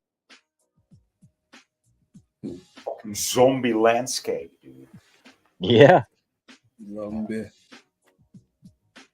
Yeah, maybe that's why we have no choice but to become zombies ourselves, because we're going to be the expression I'm not of gonna the be a whole. zombie. All right. Fuck that. I'm gonna be Yoda, okay? Fucking Yoda sitting on top of the mountain. Yoda. Yeah. I think those that want to be free of that constraint are there, but I do believe there is a certain amount of the population that are perfectly fine being a zombie. Oh, I do believe that. It's better to be oblivious and blind to the truth because you're more comfortable in your surroundings than it is to say that everything is not the way you perceive it to be. Yeah. Yeah, although, yeah, for some people it is like that, as you say. For me, no. Not for me. Well, you're a diva, so, you know, Not you're going to nothing. have a different perspective. I'm allowed to have a different perspective, darling. He hit you with a darling. Wow. Don't wave your pretty fingernails in my face. That's darling. I know that diva attitude. I ain't heard that in a little while. Publicly, anyway.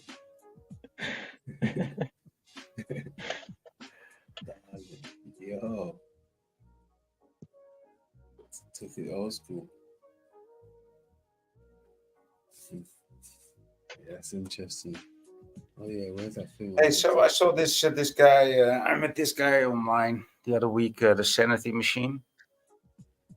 Okay. Yes, he was over here the other day. That's not a character. we didn't really get along after one day. So. What'd you do, boy? I had an opinion. I guess I had an opinion, and then he had an opinion, and it was done. How dare you? Yeah. You can only agree there, you know, and it's like, oh, how's it called? Guilty by association.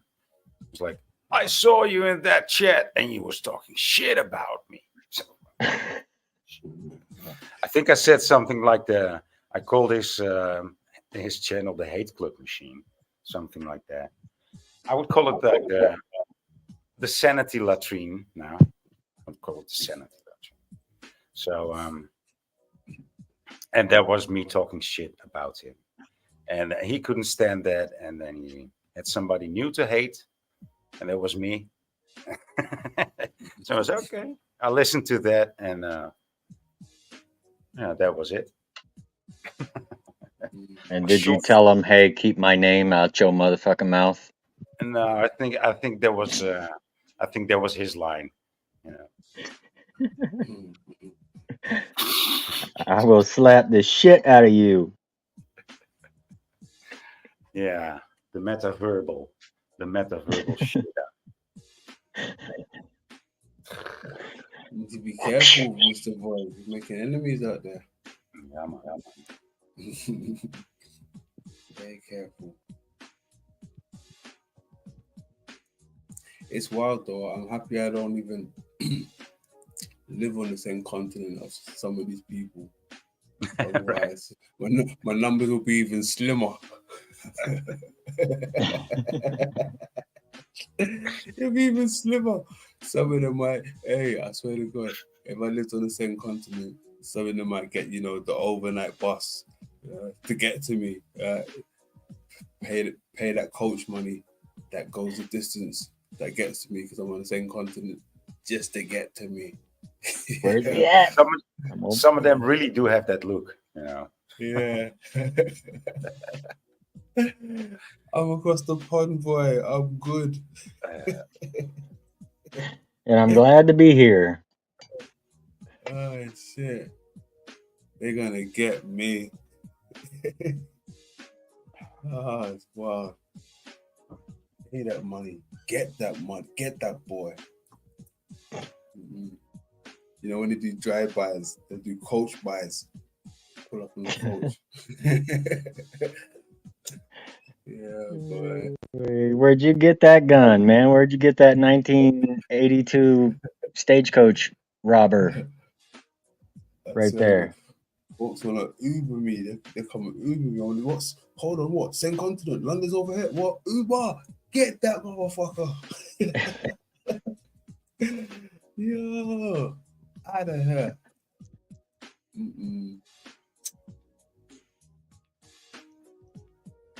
Yeah, I'm out of there. Good stuff. They gotta use one of those cannons to get me.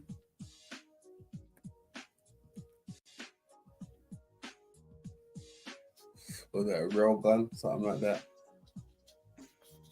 You don't want to fuck around no railgun. It'd take the velocity of a grain of sand and make it as powerful as a torpedo missile. No, but that's what I'm saying, TT. If one of them was to ever say, I swear to God, London, don't let me get my rail gun, I'll be like, yo, cool, I'm good. Shit, cool. Cool, you got it, all the way, you got it. Rail gun? I was just kidding. Don't point that shit at me. Because guns are cheap over there. So I'll be like, oh, is it possible? Like, rail gun? Hold on, what? Okay, all right, cool, you got it, bro. You got it all the way. Rail gun? Say no more. You got it. Cool. Shit, rail gun. Listen, hey, you got it, player. Now you're quiet. Now you're I'm quiet. Yeah. They got it. Rail gun. Got it. Can you imagine if Mr. Paul on Slaves came out tomorrow and said, hey, I've got me a brand new rail gun. Who wants it? I'll be like, hey, you got it all the way. No more social weather experiments, bro. You got it. You got it. No more social experiments. I swear to God. Yeah, just come up and be like, what was your address again? Yeah. I got this thing dialed into your fucking house. Imagine Tommy with a rail gun. Ooh, finish, forget it. Whole world better beg for mercy. Finish. Yeah, it's part of the experiment. We'll turn your house into Crater Earth. Wow. There you go. Now we got a representation of the world. You're welcome. Burn. Jesus Christ. What can you say to that, London? I shouldn't have been talking shit. They had a rail gun. Shouldn't have been talking shit. They had a rail gun. Should have kept my mouth quiet. Can you imagine that shit? Can you imagine how much homies got to hold that rail gun up? they got to tower up like an ant just to get a good trajectory. They got to stack at least 10 Terex underneath of it just to keep it level. Yeah, stack them up. Be like, I'm sorry, these aren't going to stack quite straight unless we straighten this guy's hat out. For some reason, he always wears a crooked hat at age 50. The hat. I forgot the hat. Damn. I'm just jealous. I wish I could pull off the same look at my age. Facts. Yeah, that's wild though. Rail guns and shit.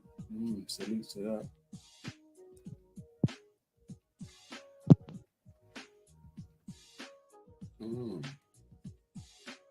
420 if you got that.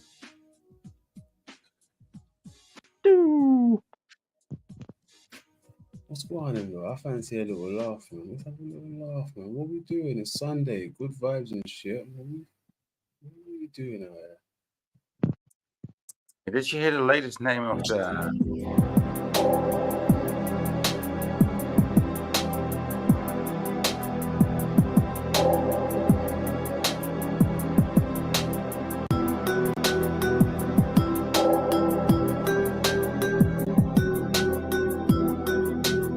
First of all, this is what I never understood. I did everything on the street thinking that I was going to prison. I just had to figure out what I was going to do that if I got caught for, I'd do the least amount of time or be able to get out of it, right? So that's how I approached it. How people do all this shit and never expect consequences is beyond me. Why have they all been to prison on YouTube? They've all been to prison, these YouTubers, or they've been homeless. When I went to prison as a very young man, They almost look like mugshots. When I went to prison as a very young man, it wasn't a prison, it was the Iowa Reformatory. And a motherfucker had to walk that yard by himself and prove himself. So we had 3 classes of people in the prison that we dealt with severely. Pedos, of course. Snitches, of course. And then there's the beta cuck that comes in from the street that's on a murder charge because he accidentally killed somebody while he was trying to rob them and wants to talk about he's a murderer. No, you're not. You're a bitch that fell and accidentally killed somebody. You keep running your mouth, you're going to get treated just like the pedos and the snitches. Shut the fuck up and learn how to walk the walk. You folks doing? I'm Mo, or as the ladies like to call me, hey, you behind the bushes. Woo! Is this thing on? No! Sorry, Mo! Krusty! Yeah.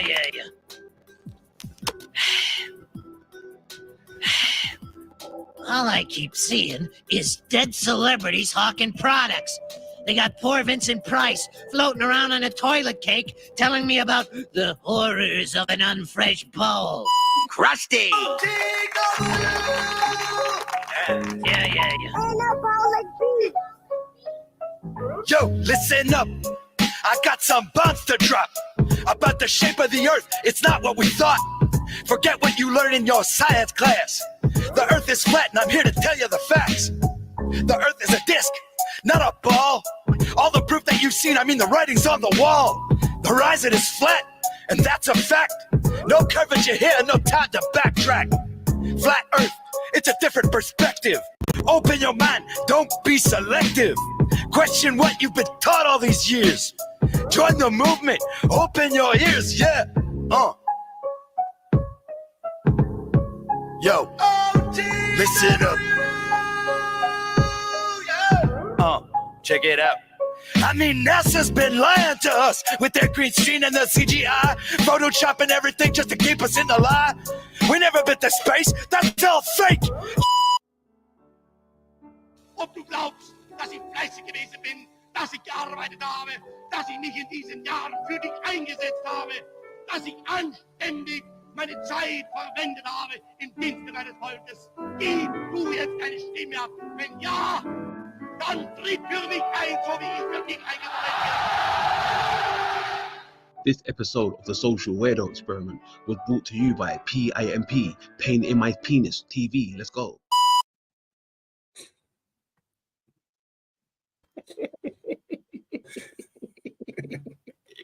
I like it. You like that one? Yeah, I mean, Gargamel is. I mean, why does Gargamel all of a sudden want to look like Hitler? You know, that's weird. But yeah, that's a good one, dude. That's a good one. Love that one. Pain in My Penis TV.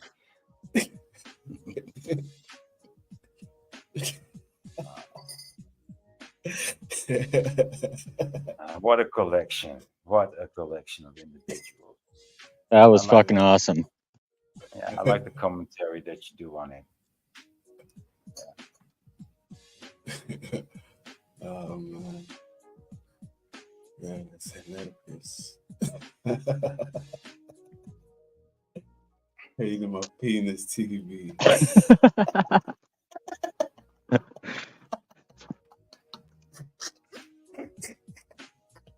Yo! Oh shit! And low TW as Krusty Clown, that really works very well. You know, really. That's awesome. Oh man! Oh shit! That's hilarious.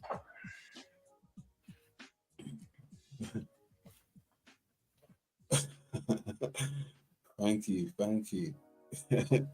Oh man, yeah, that's hilarious. Trusted the clown. Listen up, I got some bombs to drop. But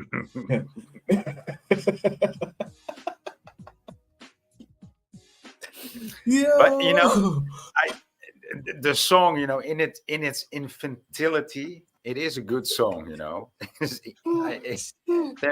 I mean, it's like for Sesame Street. You know, it would be a very good song.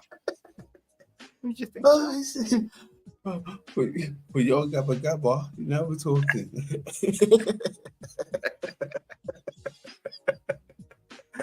Oh shit! Oh fuck! Oh my god! That's that yo gabba gabba shit.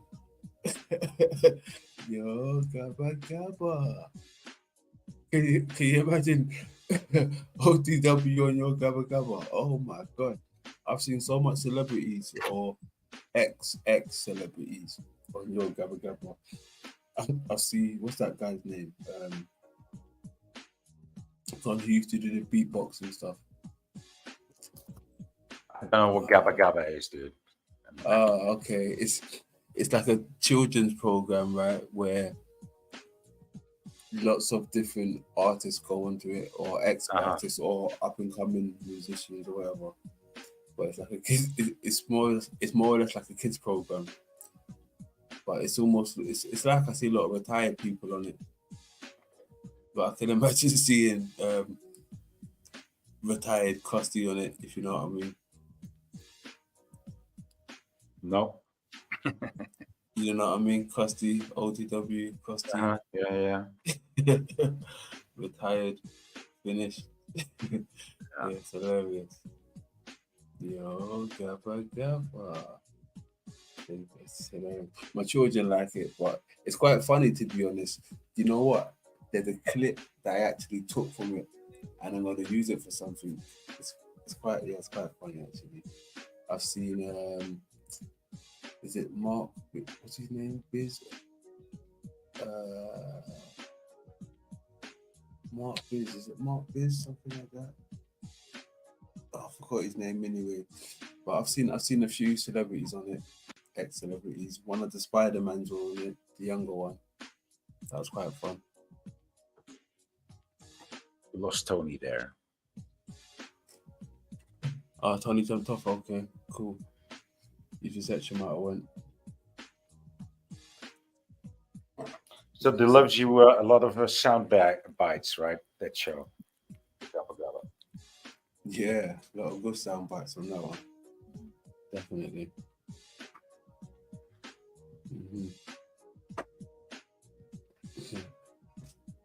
Till every character matched.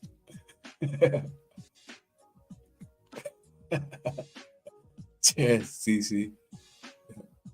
Yeah, respect my brother. Respect Dino. Much love. Man, I like it. They just give me the material to work with. It's so hilarious. Right? Oh, there's endless material for you there, right? Yeah. Yeah.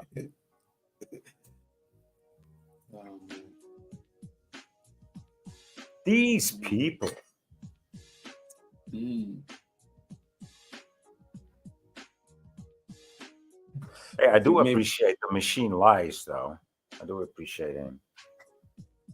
Yeah, he's a good cat. Good cat. Yeah. Seems to be a good cat. Yeah. Yeah, you know, he's got his own knowledge. He brings all his knowledge to the table, and he's really got something to say. Although he also gets lost in his own sauce, but he has some good, solid philosophy. Some philosophers to refer to. Comes across as something new, right? Something different, something refreshing. Although, well, not refreshing is not the word, though. Something different. Yeah. Yeah, different. Yeah, he comes correct. He comes correct. Yeah. He comes correct. In my opinion, anyway.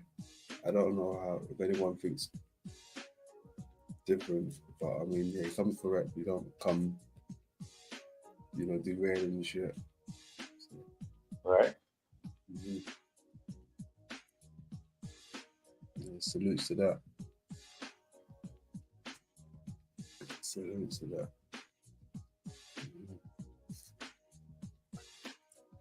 I've noticed as well, it's been a lot of Mandela talking.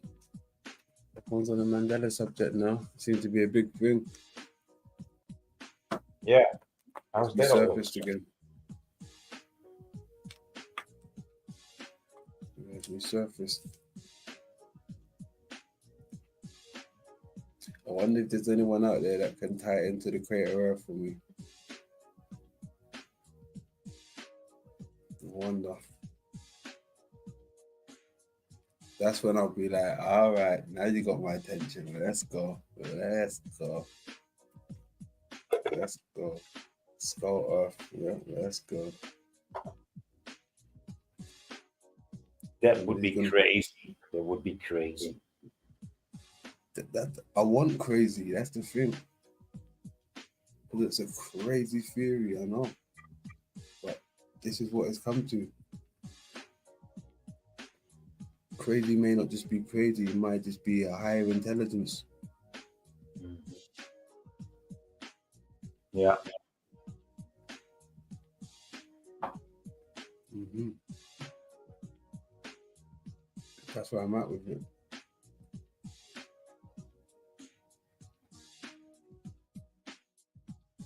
So what does the sky look like? What's your cosmogony in the crater, in your crater Earth model?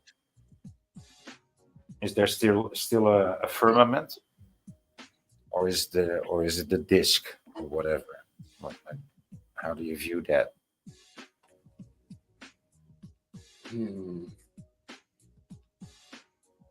I mean, I just view it how it is now, macro to macro, infinite world. So there is outer space. There's not a firmament. But outer space meaning the spaces in between the body, like how they would show us, right?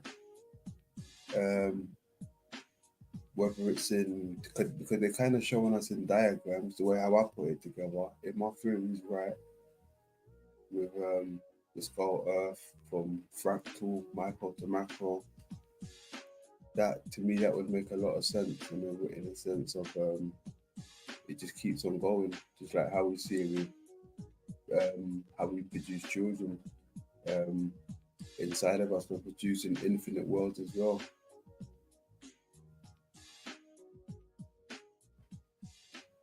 So Yeah, but like, what is the sky like in that model? Does it does it close off? I mean, is this? I mean, just like there's the ground, you know, that like there's ground beneath every water. There's ground, right? And at the end of the waters, there's supposed to be an ice wall or a crater wall, right? I mean, whether it's ice or land, I mean, the rest is flat, and then at the end there's the crater, you know, the crater edge. So does that lead to a firmament, or does it touch the sky, or whatever? I mean, well, I mean, I think the sky, to some degree, either would be like, I don't know. There's a lot of people they talk on the simulation theory. Excuse me, like the how would they call it? The blue beam project. They say it's a hologram projection. So I don't know. I mean, that could be a part of the puzzle. Could be a part of the puzzle. I mean, our reality is only the things we see. So that might be the trick, because I'm seeing this stuff. When I'm trying to think outside of the box subconsciously, I can't, because I've seen this shit. So it's almost like poison to anything when I'm trying to think, even in my dreams. Even my dreams are invaded. Do you understand what I'm saying? yeah. Have you ever heard about the looping, the square looping model? Square looping model, no. So that's more or less like a Pac-Man model, you know, like the Pac-Man, the Pac-Man model. Okay. So you know that there's actually just a flat Earth with, and it, the moment you leave one side of the map, you actually reappear on the other side of the map. You know, just like in the Pac-Man game. Okay. And so the sun goes through the same portal, and so it's actually a square Earth, and it's just like more or less just like a tape recorder. You know, it plays one day and then it ends. It pops out on the other side, huh? Yeah. There was somebody that put up a video last week where they were showing the moon below the horizon, visible. Yeah, I've seen that too, dude. That's so weird, dude. That was a trip. I've even seen videos of people flying over the sun, like the sun is in the clouds beneath them. Look at my picture. Yeah, more or less like that, but even more clear. That's from that video. Oh, is that? Oh, is that the case? Dude, Yeah, I've had that picture for about 8 years now. Yeah, that's so fucking weird, dude. I've never seen it so close. That effect, I've seen that effect, but never that close as in that video. It's like, yeah, of course, that's why you have that picture, right? It was too compelling not to. I was like, if I wanted to put something out there to make a statement, it would be that picture. Yeah. Be like, okay, if you're so fucking smart, explain this. Yeah. Just tell me, please. Yeah. Please. Can you come close to an explanation, Tony, yourself? Oh, very easily. It's local. Yeah, I know that, but you know that. I mean, how that? Yeah, I see that too. But If you could just go off of the crepuscular rays, it'll give you an angle of incidence that is well within our own atmosphere. Yeah. So, but you know, I hear what you're saying, but how can that same sun be local to somebody else 500 miles from you? You know. I would say due to size comparison, it's always going to be relatively close. Yeah. You know. This close, but this close, you know, like this close. It's almost like you can almost touch it right there. Like, just sharp right, and you know, and you and Sharp right. yeah.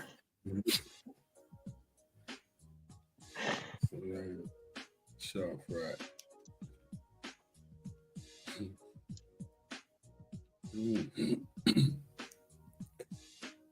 Drink 1 second. Let me clear my throat.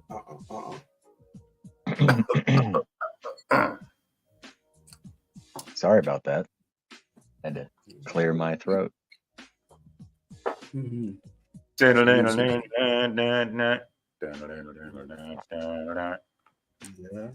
I hope you don't mind.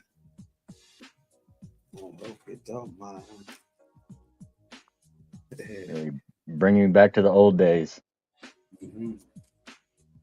Back when I used to dance like a dumbass in a club.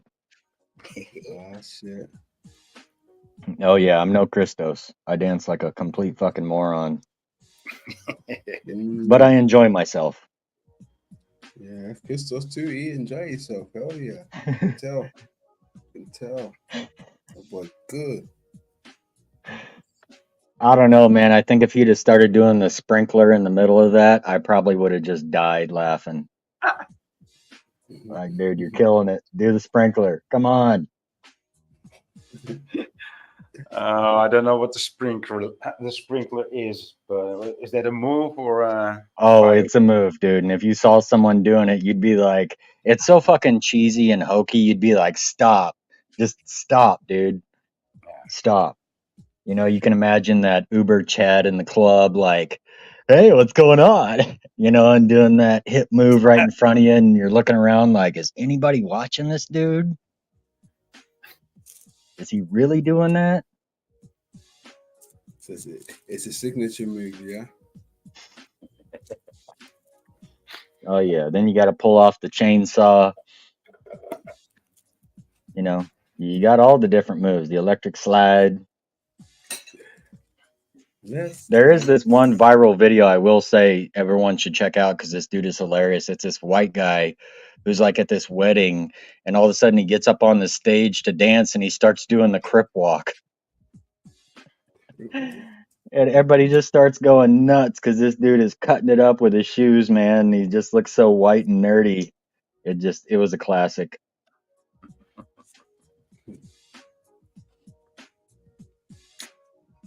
Excuse me. Oh, excuse me. What did she say? Skills loves to dance. I know. Did you see the new? Did you see the new? What's it called? Advertisement from what's it called? Moderna. Can we play that here? No, we can't play that. Oh, are you talking about the new protein-based non-mRNA stuff? It's called Spike Facts. Yeah. Oh, I saw it. They actually call it Spike Facts. I thought that was a fucking joke, but I'm afraid it's actually true. And they're promoting this as non-mRNA, and it's like, wait a minute, why are you saying that? You realize this is just like when the restaurants go now serving 100% beef. And you're like, wait, 100% beef? What the fuck were you serving me before? Our fries are 100 are real potatoes. Yeah, of course they're real potatoes. Like, of course. What else? They are now. They are now. Oh, okay. Yeah. A Spike Facts is for people 12 years of age or older. You don't get it when you're younger. Yeah, Dude, my ass. they actually made advertisements. It's so unreal. Spike Facts that body, but Spike Facts will not protect. I can't believe that they're still pushing this. Right? You might as well just have a giant umbrella on your logo and say, hey, this will make you feel more alive than ever. Right? I don't get it, dude. And these, Hey, London showed it. They already have the technology to turn living things into zombies. There you go. Yeah. Because if they Yeah, start so, making giant spiders as cranes, I'm fucking moving to the country. Like, no, I'm good. I'm good, man. You're gonna reanimate those things one day, and then I'm gonna have nightmares for the rest of my life about giant spiders. Get the fuck out of here. Yes, it's wild.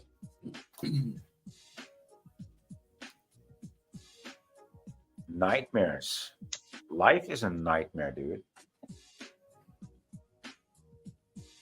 Life is a fucking nightmare. Every time I dream, I don't dream that often, but every time that I dream very ordinary stuff. It's like because life is so absurd. In my dreams, I just have an ordinary life. Damn. Not me. I dream in weird ass movies. Yeah, you still dreaming in weird ass movies?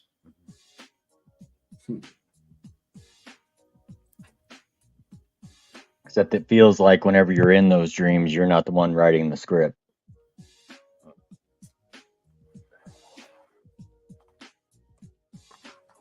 Not like Jack Telco.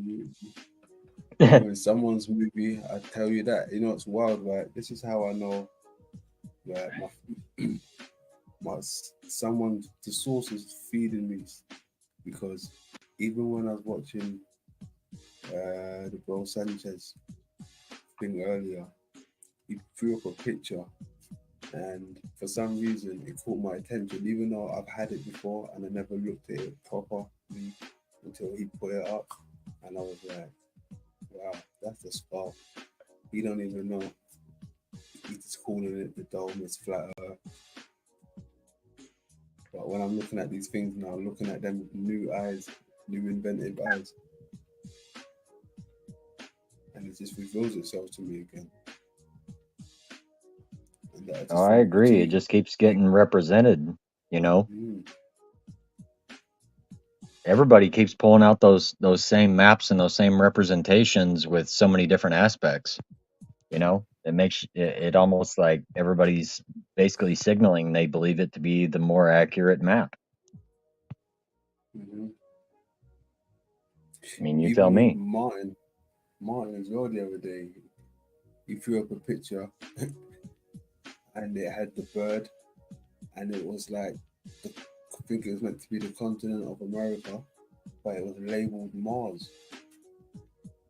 And it was Whoa. like the Bell crater. I was like, what the hell's going on? Look, plain sight. He didn't even realize. He didn't even know what gold he had. It was a good thing I was watching. Yeah, it makes you wonder if we were the red planet. Is that what Arizona is? Oh, that's also what the Bible talks about, right? That there was a world without rain, right? Because there was no rain from the sky until the flood, or at least so the story goes. Right. So there was no lakes, no sea in the time of Noah. That was until Homer Simpson hit a home run and cracked the dome. Yeah, well, that's how the story goes in the Simpsons, but yeah. According to the Bible model, the dome just has windows. Yeah. Yeah. So. Yeah, but it almost makes you wonder if our stars aren't fixated inside the dome, because there's been a lot of Freudian slips by people that went to the moon supposedly, and they kept contradicting themselves that when they went to space they couldn't see any fucking stars, that it was just pitch black, and then reneged on it, and right after that said, oh well, yeah, we did see stars, but you know, at first we didn't. But that's a weird phenomenon, right? Because the closer you get to the sun, the smaller it gets, right? When you travel up up towards the sun, the sun actually gets smaller, right? And it also gets colder there, supposedly, and also noticeably, right? People know that it gets colder there. The higher you fly, the colder it gets, and also the smaller the sun gets. So, that might be true that the higher you travel, that also the starlight will disappear. Hmm. It's not far fetched. I just thought maybe they were fixed within the dome, and whatever space region that is outside the dome is probably void of stars altogether. I'm just Yeah. saying as a possibility. Yeah, I think that's how I see it in my head too. That's fixed inside. The dome has as many layers, or at least certain, at least the ones that we know of. Yeah, it almost just makes you wondering if you're not just seeing souls like the original video that London showed with all the floating drops of light. They look more like souls than they did stars. Hmm.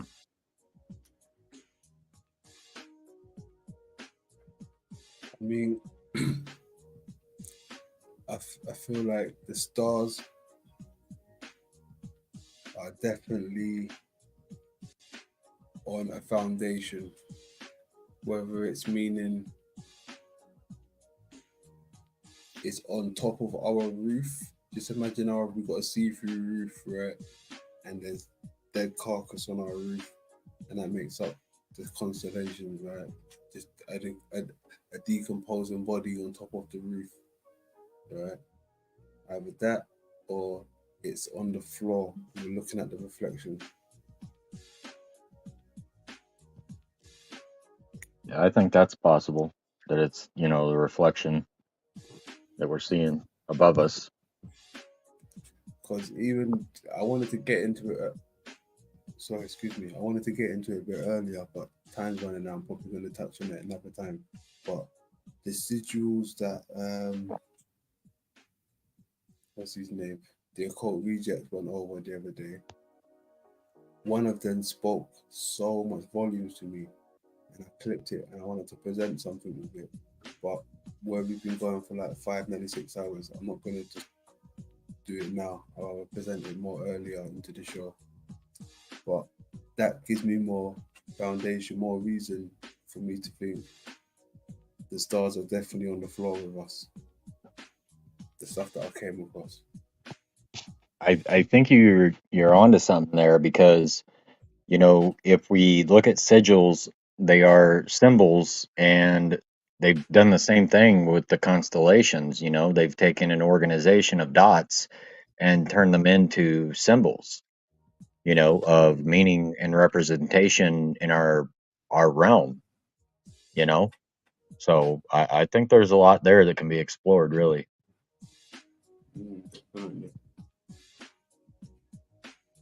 It's probably a very good storyline, a very good myth or legend that ties all the constellations together, right? Because it tells a story, right? Because there's not only the zodiac, all the other constellations also have names, and they actually tell a story. That would be interesting to find out soon. But then again, I don't know, if that would make things clearer. Maybe not at first. I think you'd have to dive into it and kind of put the information out there, which I think initially may, it may confuse people from the start, but I think that's inherent with any new information. And then the further you go into the details, I think people will start to get a clearer picture as to what is. Because I'd be a liar if I said it's easy to explain what sigils are. Yeah, I could be very basic about it, but I would just be lessening the importance of that subject by doing so. Do you think, though, that it can be dangerous? Oh, 100%. If you're not aware of the intent that you're putting into something, let's just say you wanted to put the intent into a sigil of I just want power, or I just want money, or I just want this. And then you let it go and you let the sigil do its work. You may not realize exactly what you asked for. So I would tell people to be very clear on the intent that you put in them. Very clear and very specific. You don't want that shit coming back on you in the form of bad energy, bad karma, lack of understanding of the forces that you're messing with.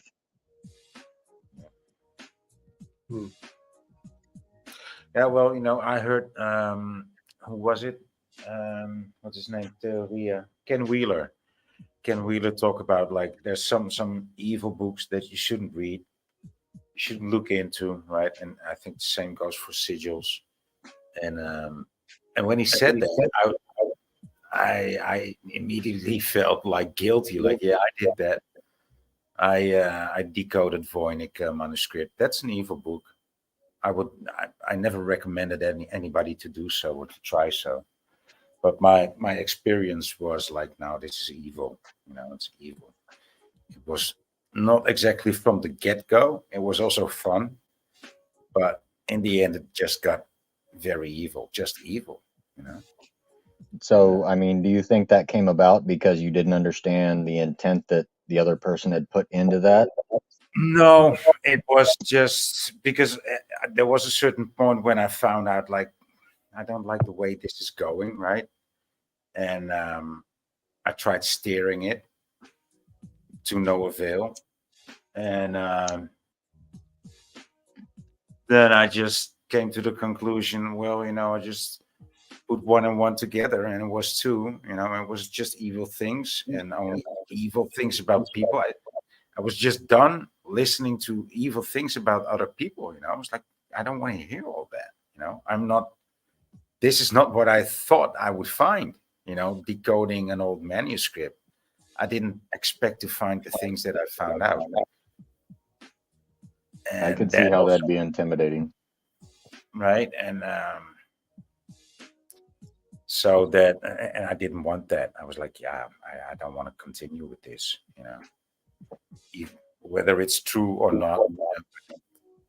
I don't enjoy hearing these things. I'm not going to do anything with it.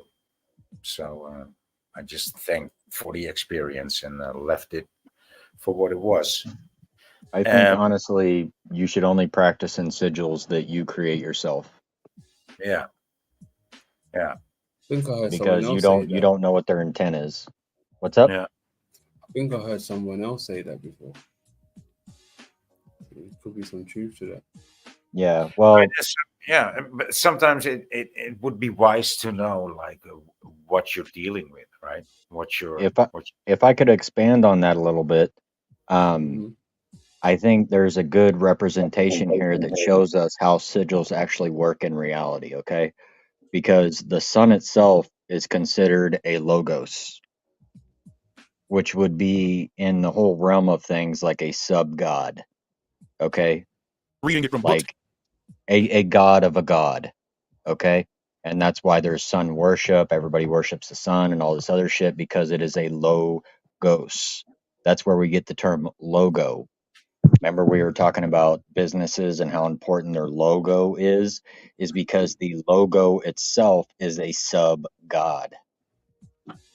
Just like our sun is a logos. And we, as people, are logi. We are a sub-logos. Does that make sense? Sub-logos. No, yes, we are smaller expressions of the whole, and the sun is a macro expression of the whole.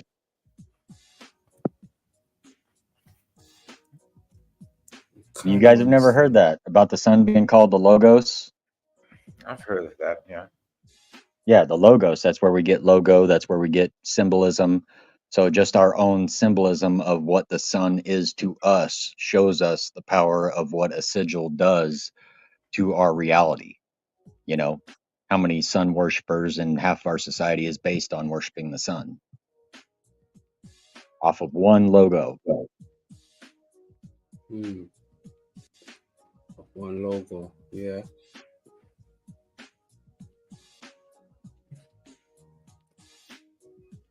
So I'm snapping at some pictures here.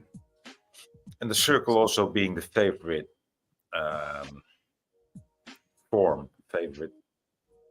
figure used in logos. Yeah. Commercial logos. Yeah, the circle is the whole representing time.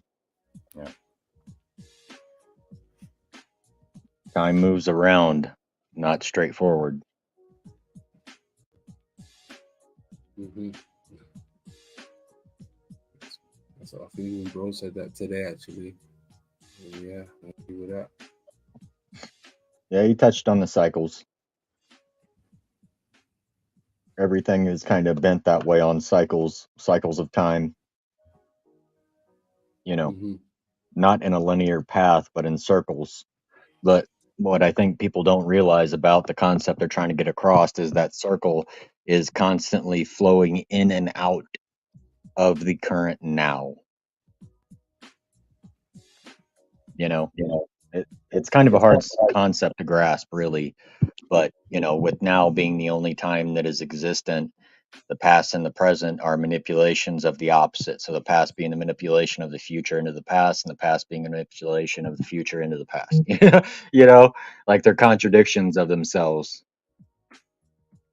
Cool. So I think this is the perfect time to play another, to play this clip, this new clip of you again. Well, just do it again. Loop it. Since time is circular. Which one do you want? And the one with the Hitler Gargamel. And say no more.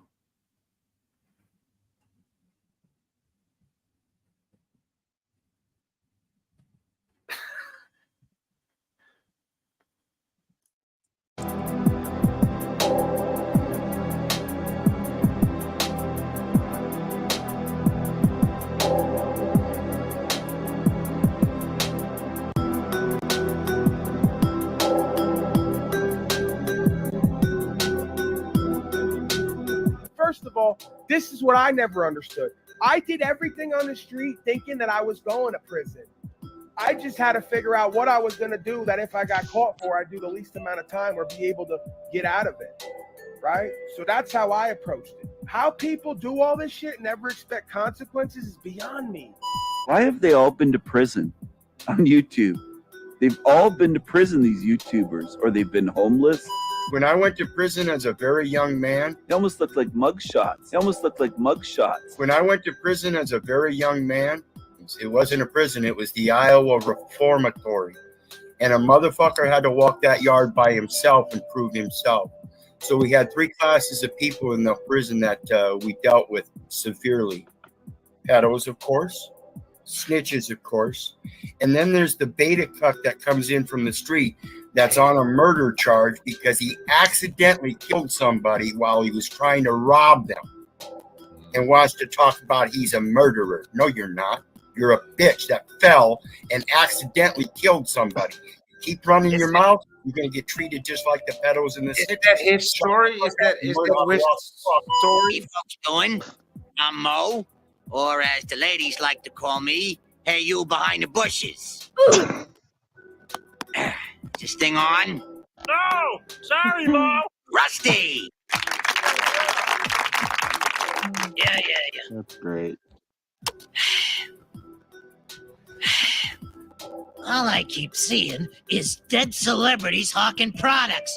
They got poor Vincent Price floating around on a toilet cake telling me about the horrors of an unfresh bowl. Krusty! Yeah.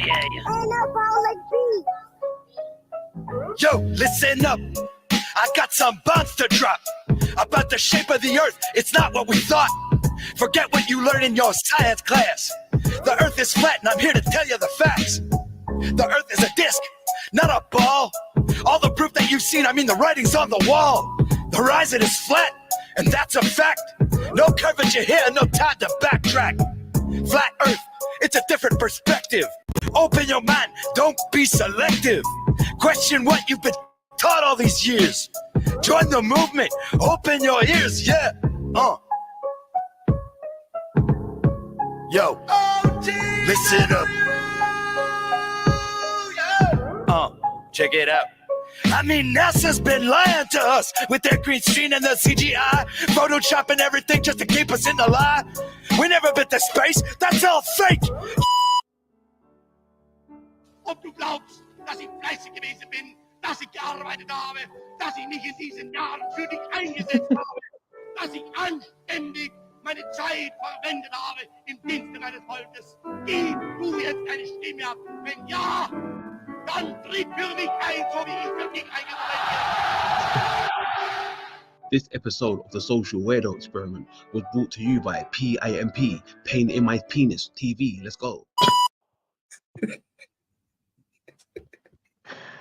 Oh, dude. Yeah, man. That was lovely.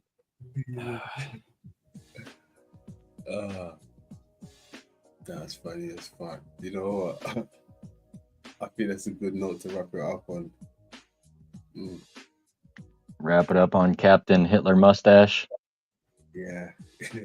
We're reaching the 6 hours. Well, I can tell you it's been a cool 6 hours. Hasn't felt like that long. No doubt. No doubt. Yeah. It's been a good one, though. Yeah, you're rounding up. Are you rounding up? That's okay. I've had enough diva time, you know. And I could even accept Tony being in the room, you know. So, thank you. Thanks, Diva. I'm glad you allowed my presence. Spoken like So- a true slut, boy. But now the diva is a bit tired. You know, I have to get my beauty sleep now. So I want to thank you, gentlemen, very much for this conversation. Hey, it was great, and make sure you give your beauty sleep to that ugly ass dog. Right? I will. Guys, see you on the next one. No All doubt. right, Much peace, love. boy. Ciao. Peace out. Good stuff. Good old There we Tony. go, man. Knocked another one out. That's it. That's it. Good timing and good context, and fucking people down in the chat being awesome. You guys are fucking killer. Like it's been cool, man. It's been fun coming back. And next time we're gonna have to get a little bit deeper into those sigils because I think I got quite a compendium to show on that. Yeah. Most definitely. So little Easter egg for anybody thinking about what's up on the next show. That's it. That's it. Looking forward to that. Oh yeah. And good job on the weirdo experiment, dude. That was fucking hilarious, dude. You got the mouth synchronicities fucking like right there. It's just too good, man. You got great clips and good context, so salute to you, bro. Respect, my guy. Much love. Much love for that. But yeah, with that, I'm gonna let you go, let you wrap it up. Salute to the chat. You guys rock. London, you rock even more. Much love, family. Much love. Hey, much love, brother. Peace out. Peace out.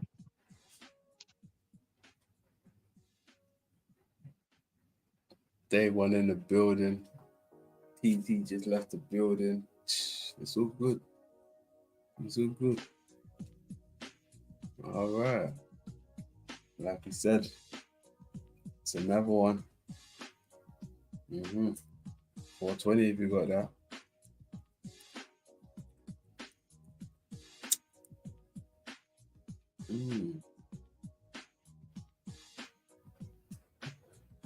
Big dabs, big flowers. Yo, we good.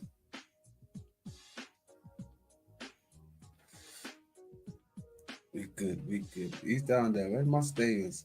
Where's my saying? Let me see my click. Eh? If we got down there, we got Alki in the building. We got 313 in the building.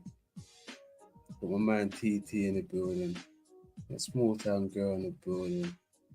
We got Voy in the building. Yeah, we got RT in the building. Salute to that. We got Brian in the building. Much love, much love. Yeah, man, good stuff.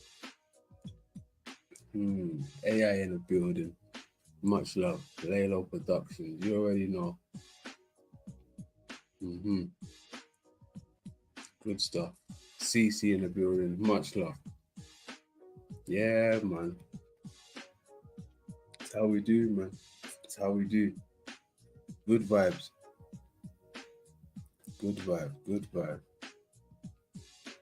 Yeah, we got a few things to touch on for next time. I want to still do a build on Mars, right? Because you know me and Mars and the bird and all of that stuff. Yeah, right up my avenue. And the sigils. The sigils isn't really my thing, but there's one or two things that I've come across that cross-reference, boom, matches. Yes, so we're good to go with that one. If anyone's got any knowledge on the sigils as well, maybe I'm going to give a shout out to Nick, Occult Rejects, and Spiritual Gangsters, see if they can join as well. Hopefully they can join us. But when they get something cracking on the sigil, maybe I need to start working quickly, get them out here, man. That would be good. Sigils, yes. Good findings. Can't wait to show you guys. Good stuff. I love doing this stuff. They're in plain sight. Plain sight.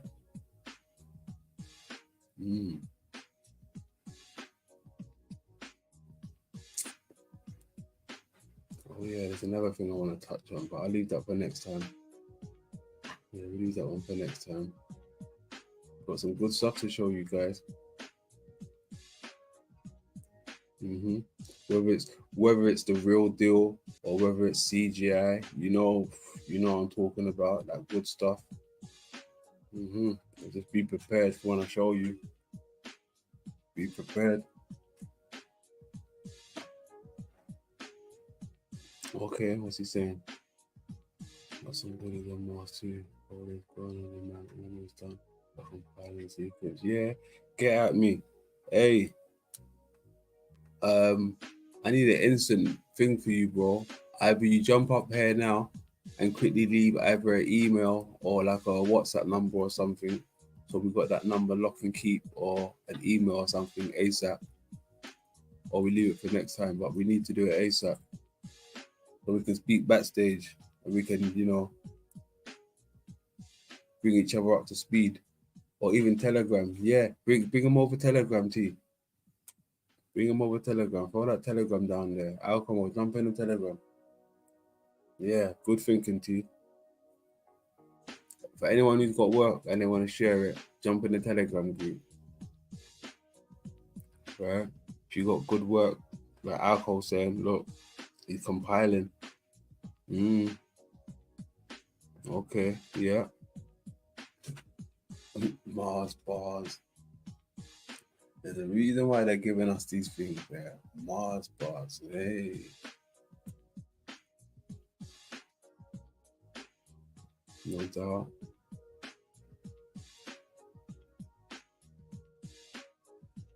There you go.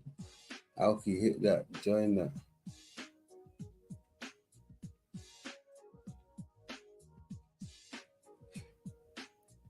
Yeah.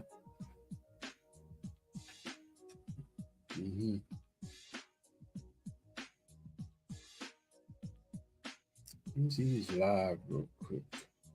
Uh-oh. You don't want to hear this? It's not like high and mighty or highbrow to say, I'm going to give up these things and go into isolation and live within my means and do without to practice sacrifice. But again, then once you attain, presuming you attain anything, a state of beingness, you still got to bring that back to the world. And then what do you do with it? You're not practicing sacrifice and dealing with consequence and live within your means in order to cupcake and kitten. Usually the walk of a spiritual being is the other side of it is a warrior in some sense.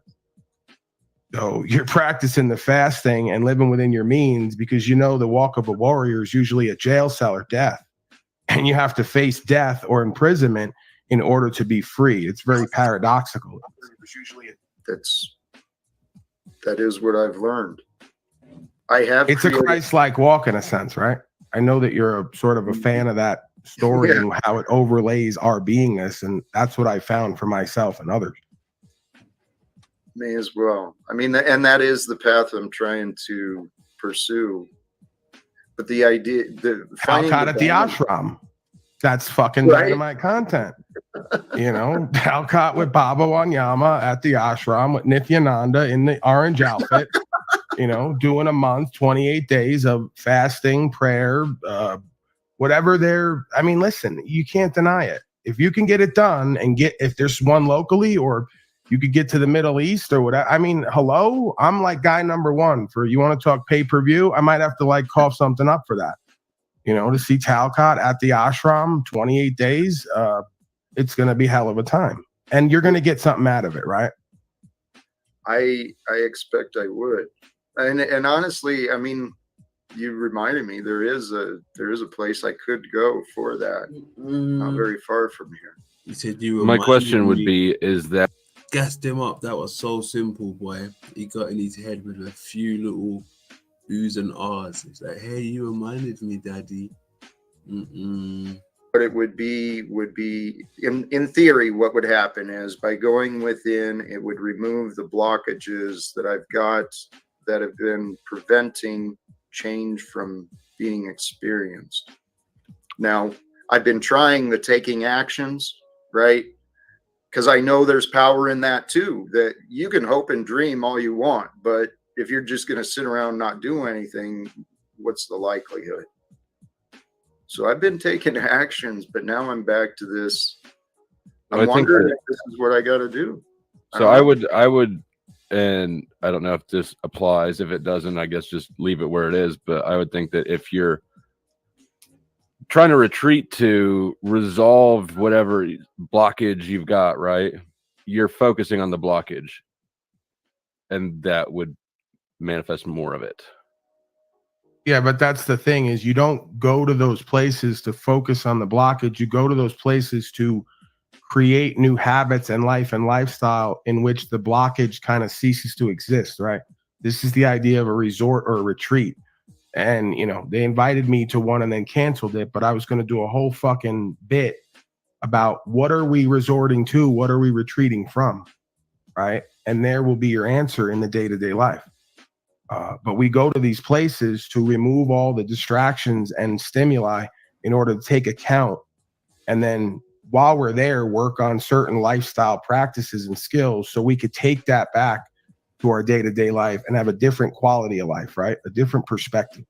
Does it take for everybody? Is it a one-size-fits-all? Like, it doesn't take for everybody. It seems to be a one-size-fits-all because there's only one self. But it works if you work it, right? You got to be a student of life and you got to be really open to want to change. And you got to recognize you're not doing things the way you could be doing it. You know, you could be more efficient, more productive, get different and better results than you're getting now. That's all life coaching is, right? I've never been to one of these, so I don't know. I've never been to one either, but I've experienced the walk indirectly in my own life and then look back at it and go, everything that I was practicing, that's age-old wisdom and information, has been amalgamated and remixed into modern-day life coaching sessions, where they're basically just leading you back to your truest self so you could take that back in the world and manifest different results. Most of the learning is unlearning is what I've found. You got to get rid of shit. So you know? what is the results that you're looking to change after you've changed whatever? You see what I'm saying? What's the ultimate thing you're trying to resolve? More enriching and fulfilling experience and relationships, more opportunities and value presenting itself, more purpose and meaning in what you do, no matter what you do. You just kind of tend to meld into the experience rather than be in your own head. There's a myriad of reasons why somebody would seek these avenues. But my question was more specifically at Jack than broadly. Those are all absolutes. Those are the truth. I mean, and here's where I'm at. I do have goals to become emperor. Well, no, to share value. I truly hope to influence others in good ways. Okay, but you know, as it says, when the teacher's ready, the students will appear, and maybe I'm just not ready. So maybe this is what I need to do, is go within, and what Paul's talking about,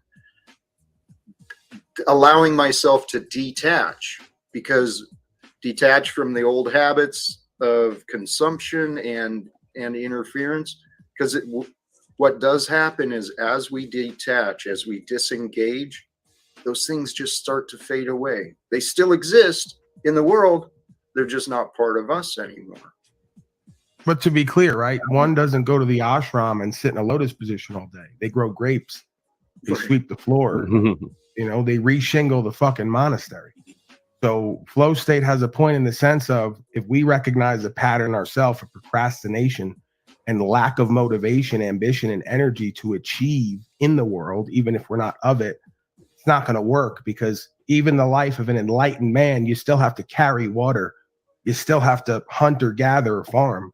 You still have to build yourself a structure and maintain it, right? There's still going to be day-to-day responsibilities that have to be done and should be done in a way that reflect who and what you are as highest self, not just chores that leave you disenchanted and unfulfilled, right? And this is the robotic aspect of the day-to-day modern day living, it would seem. So the depersonalization rather than practicing detachment. So you go to a ashram retreat and they work you into the ground? That's hilarious.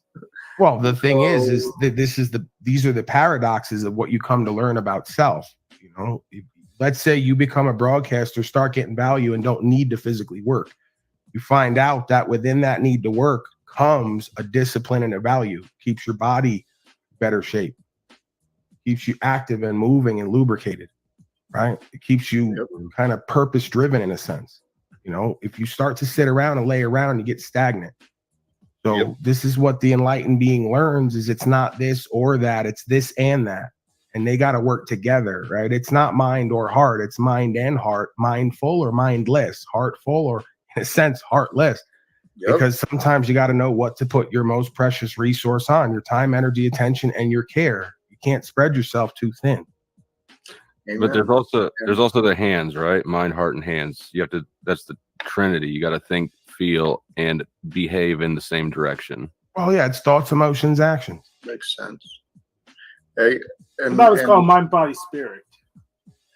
Well, all the same idea, man. Your thoughts, emotions, and actions will manifest the reality you experience, if not now, in the near future. Yep. And that's the whole goal, is to become one with our thoughts, feelings, experience, what we are. And it's true, before and after enlightenment, chop wood, carry water. You're going to chop wood and carry water regardless. But after enlightenment, you chop wood, carry water without the burden of worry or stress or resentment. It just gets done. And I think that's how we're supposed to live. All of us. We're just supposed to allow ourselves and each other to get things done. But maybe you carry the resentment, but then you can specify why it's a good thing that you had the resentment that you had been having. If the changes come, then the resentment is superfluous, right? It's more than necessary. Why would you have resentment for something that has been changed, either in actuality or perspective? Instead by truth, I already do that work.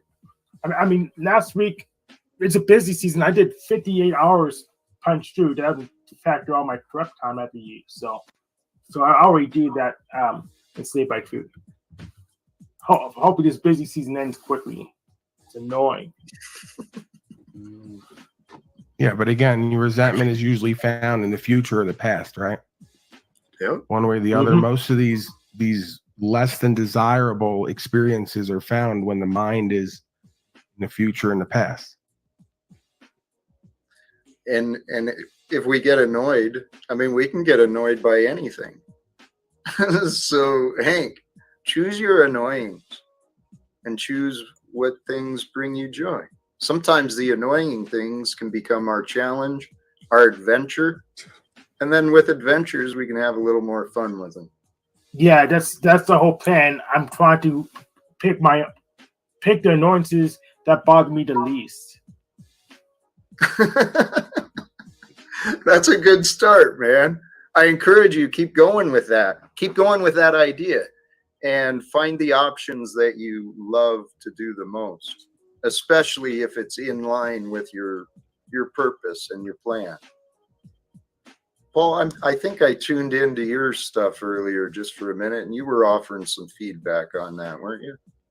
Yeah, I think maybe I was mistaken what he was saying. I'm conflating resentment and regret. You know, if you have regret, then that can be a guideline in a sense, right? But resentment to me kind of is a different quality. You know, there's like guilt and resentment; they seem to be found together. But the regret can be a guideline. If you regret certain things you're doing and not doing, well, then you can change that. You know, so I guess the opportune life or the most beneficial life is one that's lived to the fullest with the least amount of regrets. That's what I was reminded from a discussion on Marcus Aurelius earlier. The greatest regret is our unfulfilled potential. That's what we want to avoid. We do not want to leave behind our untapped potential because we were so afraid, so busy, so distracted, whatever. And that's all my rap is really about, if you want to get down to it, you know, is that I was told all my life I was so intelligent, had so much potential. I didn't see it in myself. It took me coming on here and doing other things for people to mirror back to me that I was valuable, that I did have potential, that I did have work. It said, hey, man, put that heroin down. You got potential, boy. Yeah. Come off that pissy mattress. You got potential, boy. Put that hot dog down, boy. You got some potential, boy. Boy. You got potential, boy. Put down that syringe, boy. You got potential, boy. Get off that pissy mattress, boy. You got potential, boy. No, that's all within my own power. Oh, I heard the same thing. Say you're smart, so you're smart, but then they come around treat you like an idiot because it won't mean anything except they'll either dump more work on you or they'll forget obvious stuff and expect you to clean it up for them. It seems to me that complimenting kids along those lines, like you are for attributes, not behaviors, right? Like you are smart, you are pretty, you are, you know, athletic. I don't know that does kids. It's just an observation. It's not really. It's a tangent, but it seems like it's. Yeah, I think those affirmations are good to retrain the mind. The problem is you can't sniff your own product. You know, I'm never going to come out here and affirm to myself that I'm Brad Pitt. I just don't think that it. You know, and again, I'm saying that as in that's the stereotypical archetype that every woman goes to for the most physically, if not other, desirable man. Right. I may affirm to myself that I'm attractive, but then I have to look at what's the core of my attractor. Is it going to be my physical Shrek-like beingness? Probably not as a main event. It's probably going to be the mouthpiece and what's connected to that, right? The mind and heart, you know, and the experience. And I've seen that to be a theme in my life. So I accept that to be kind of, you know, God's joke or game with me. And I'm sure that there's an ability to work on oneself and become more physically attractive. And I'm sure that I have always had a lesser opinion of myself as physically attractive than others have affirmed to me. So that shows me that I have low self-esteem and self-worth when it comes to my physical beingness. So I've had to work on bringing that into alignment with what is, right? Not detract and then not expand to pretend that I'm God's gift to women. Physically, first and foremost. But I mean, I don't think dudes' looks has ever. Cynthia, help me out here. I would guess that the most attractive part of a man to a woman is confidence. Absolutely. And you can be too confident to the point where you're arrogant and it makes you ugly. But that's a lack of confidence. Would you agree? Or is that some people? Hey y'all, look who's in the building. The clown. Sup, y'all?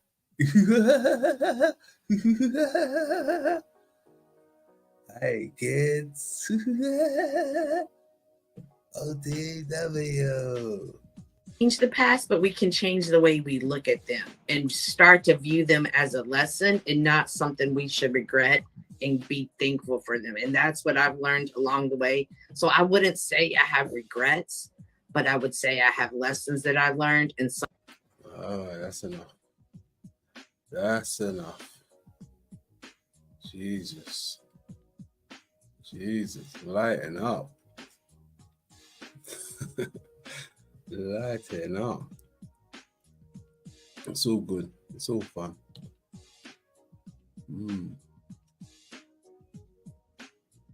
Good stuff. Good stuff. Some folks down there.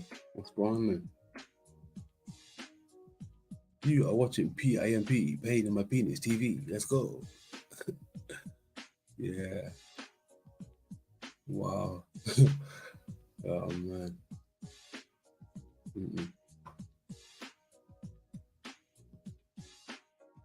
Oh, jeez. Let's have a look.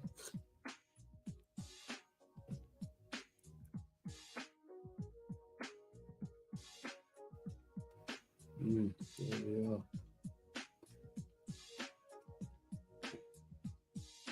Lonnie, where you been? I'm about to get out of here.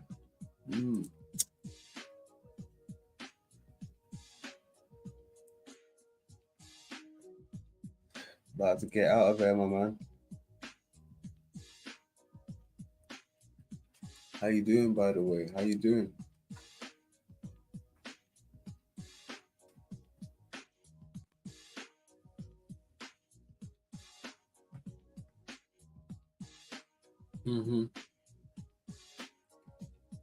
There you go.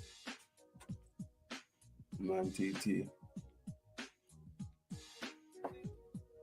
My dude right there. Playing his part.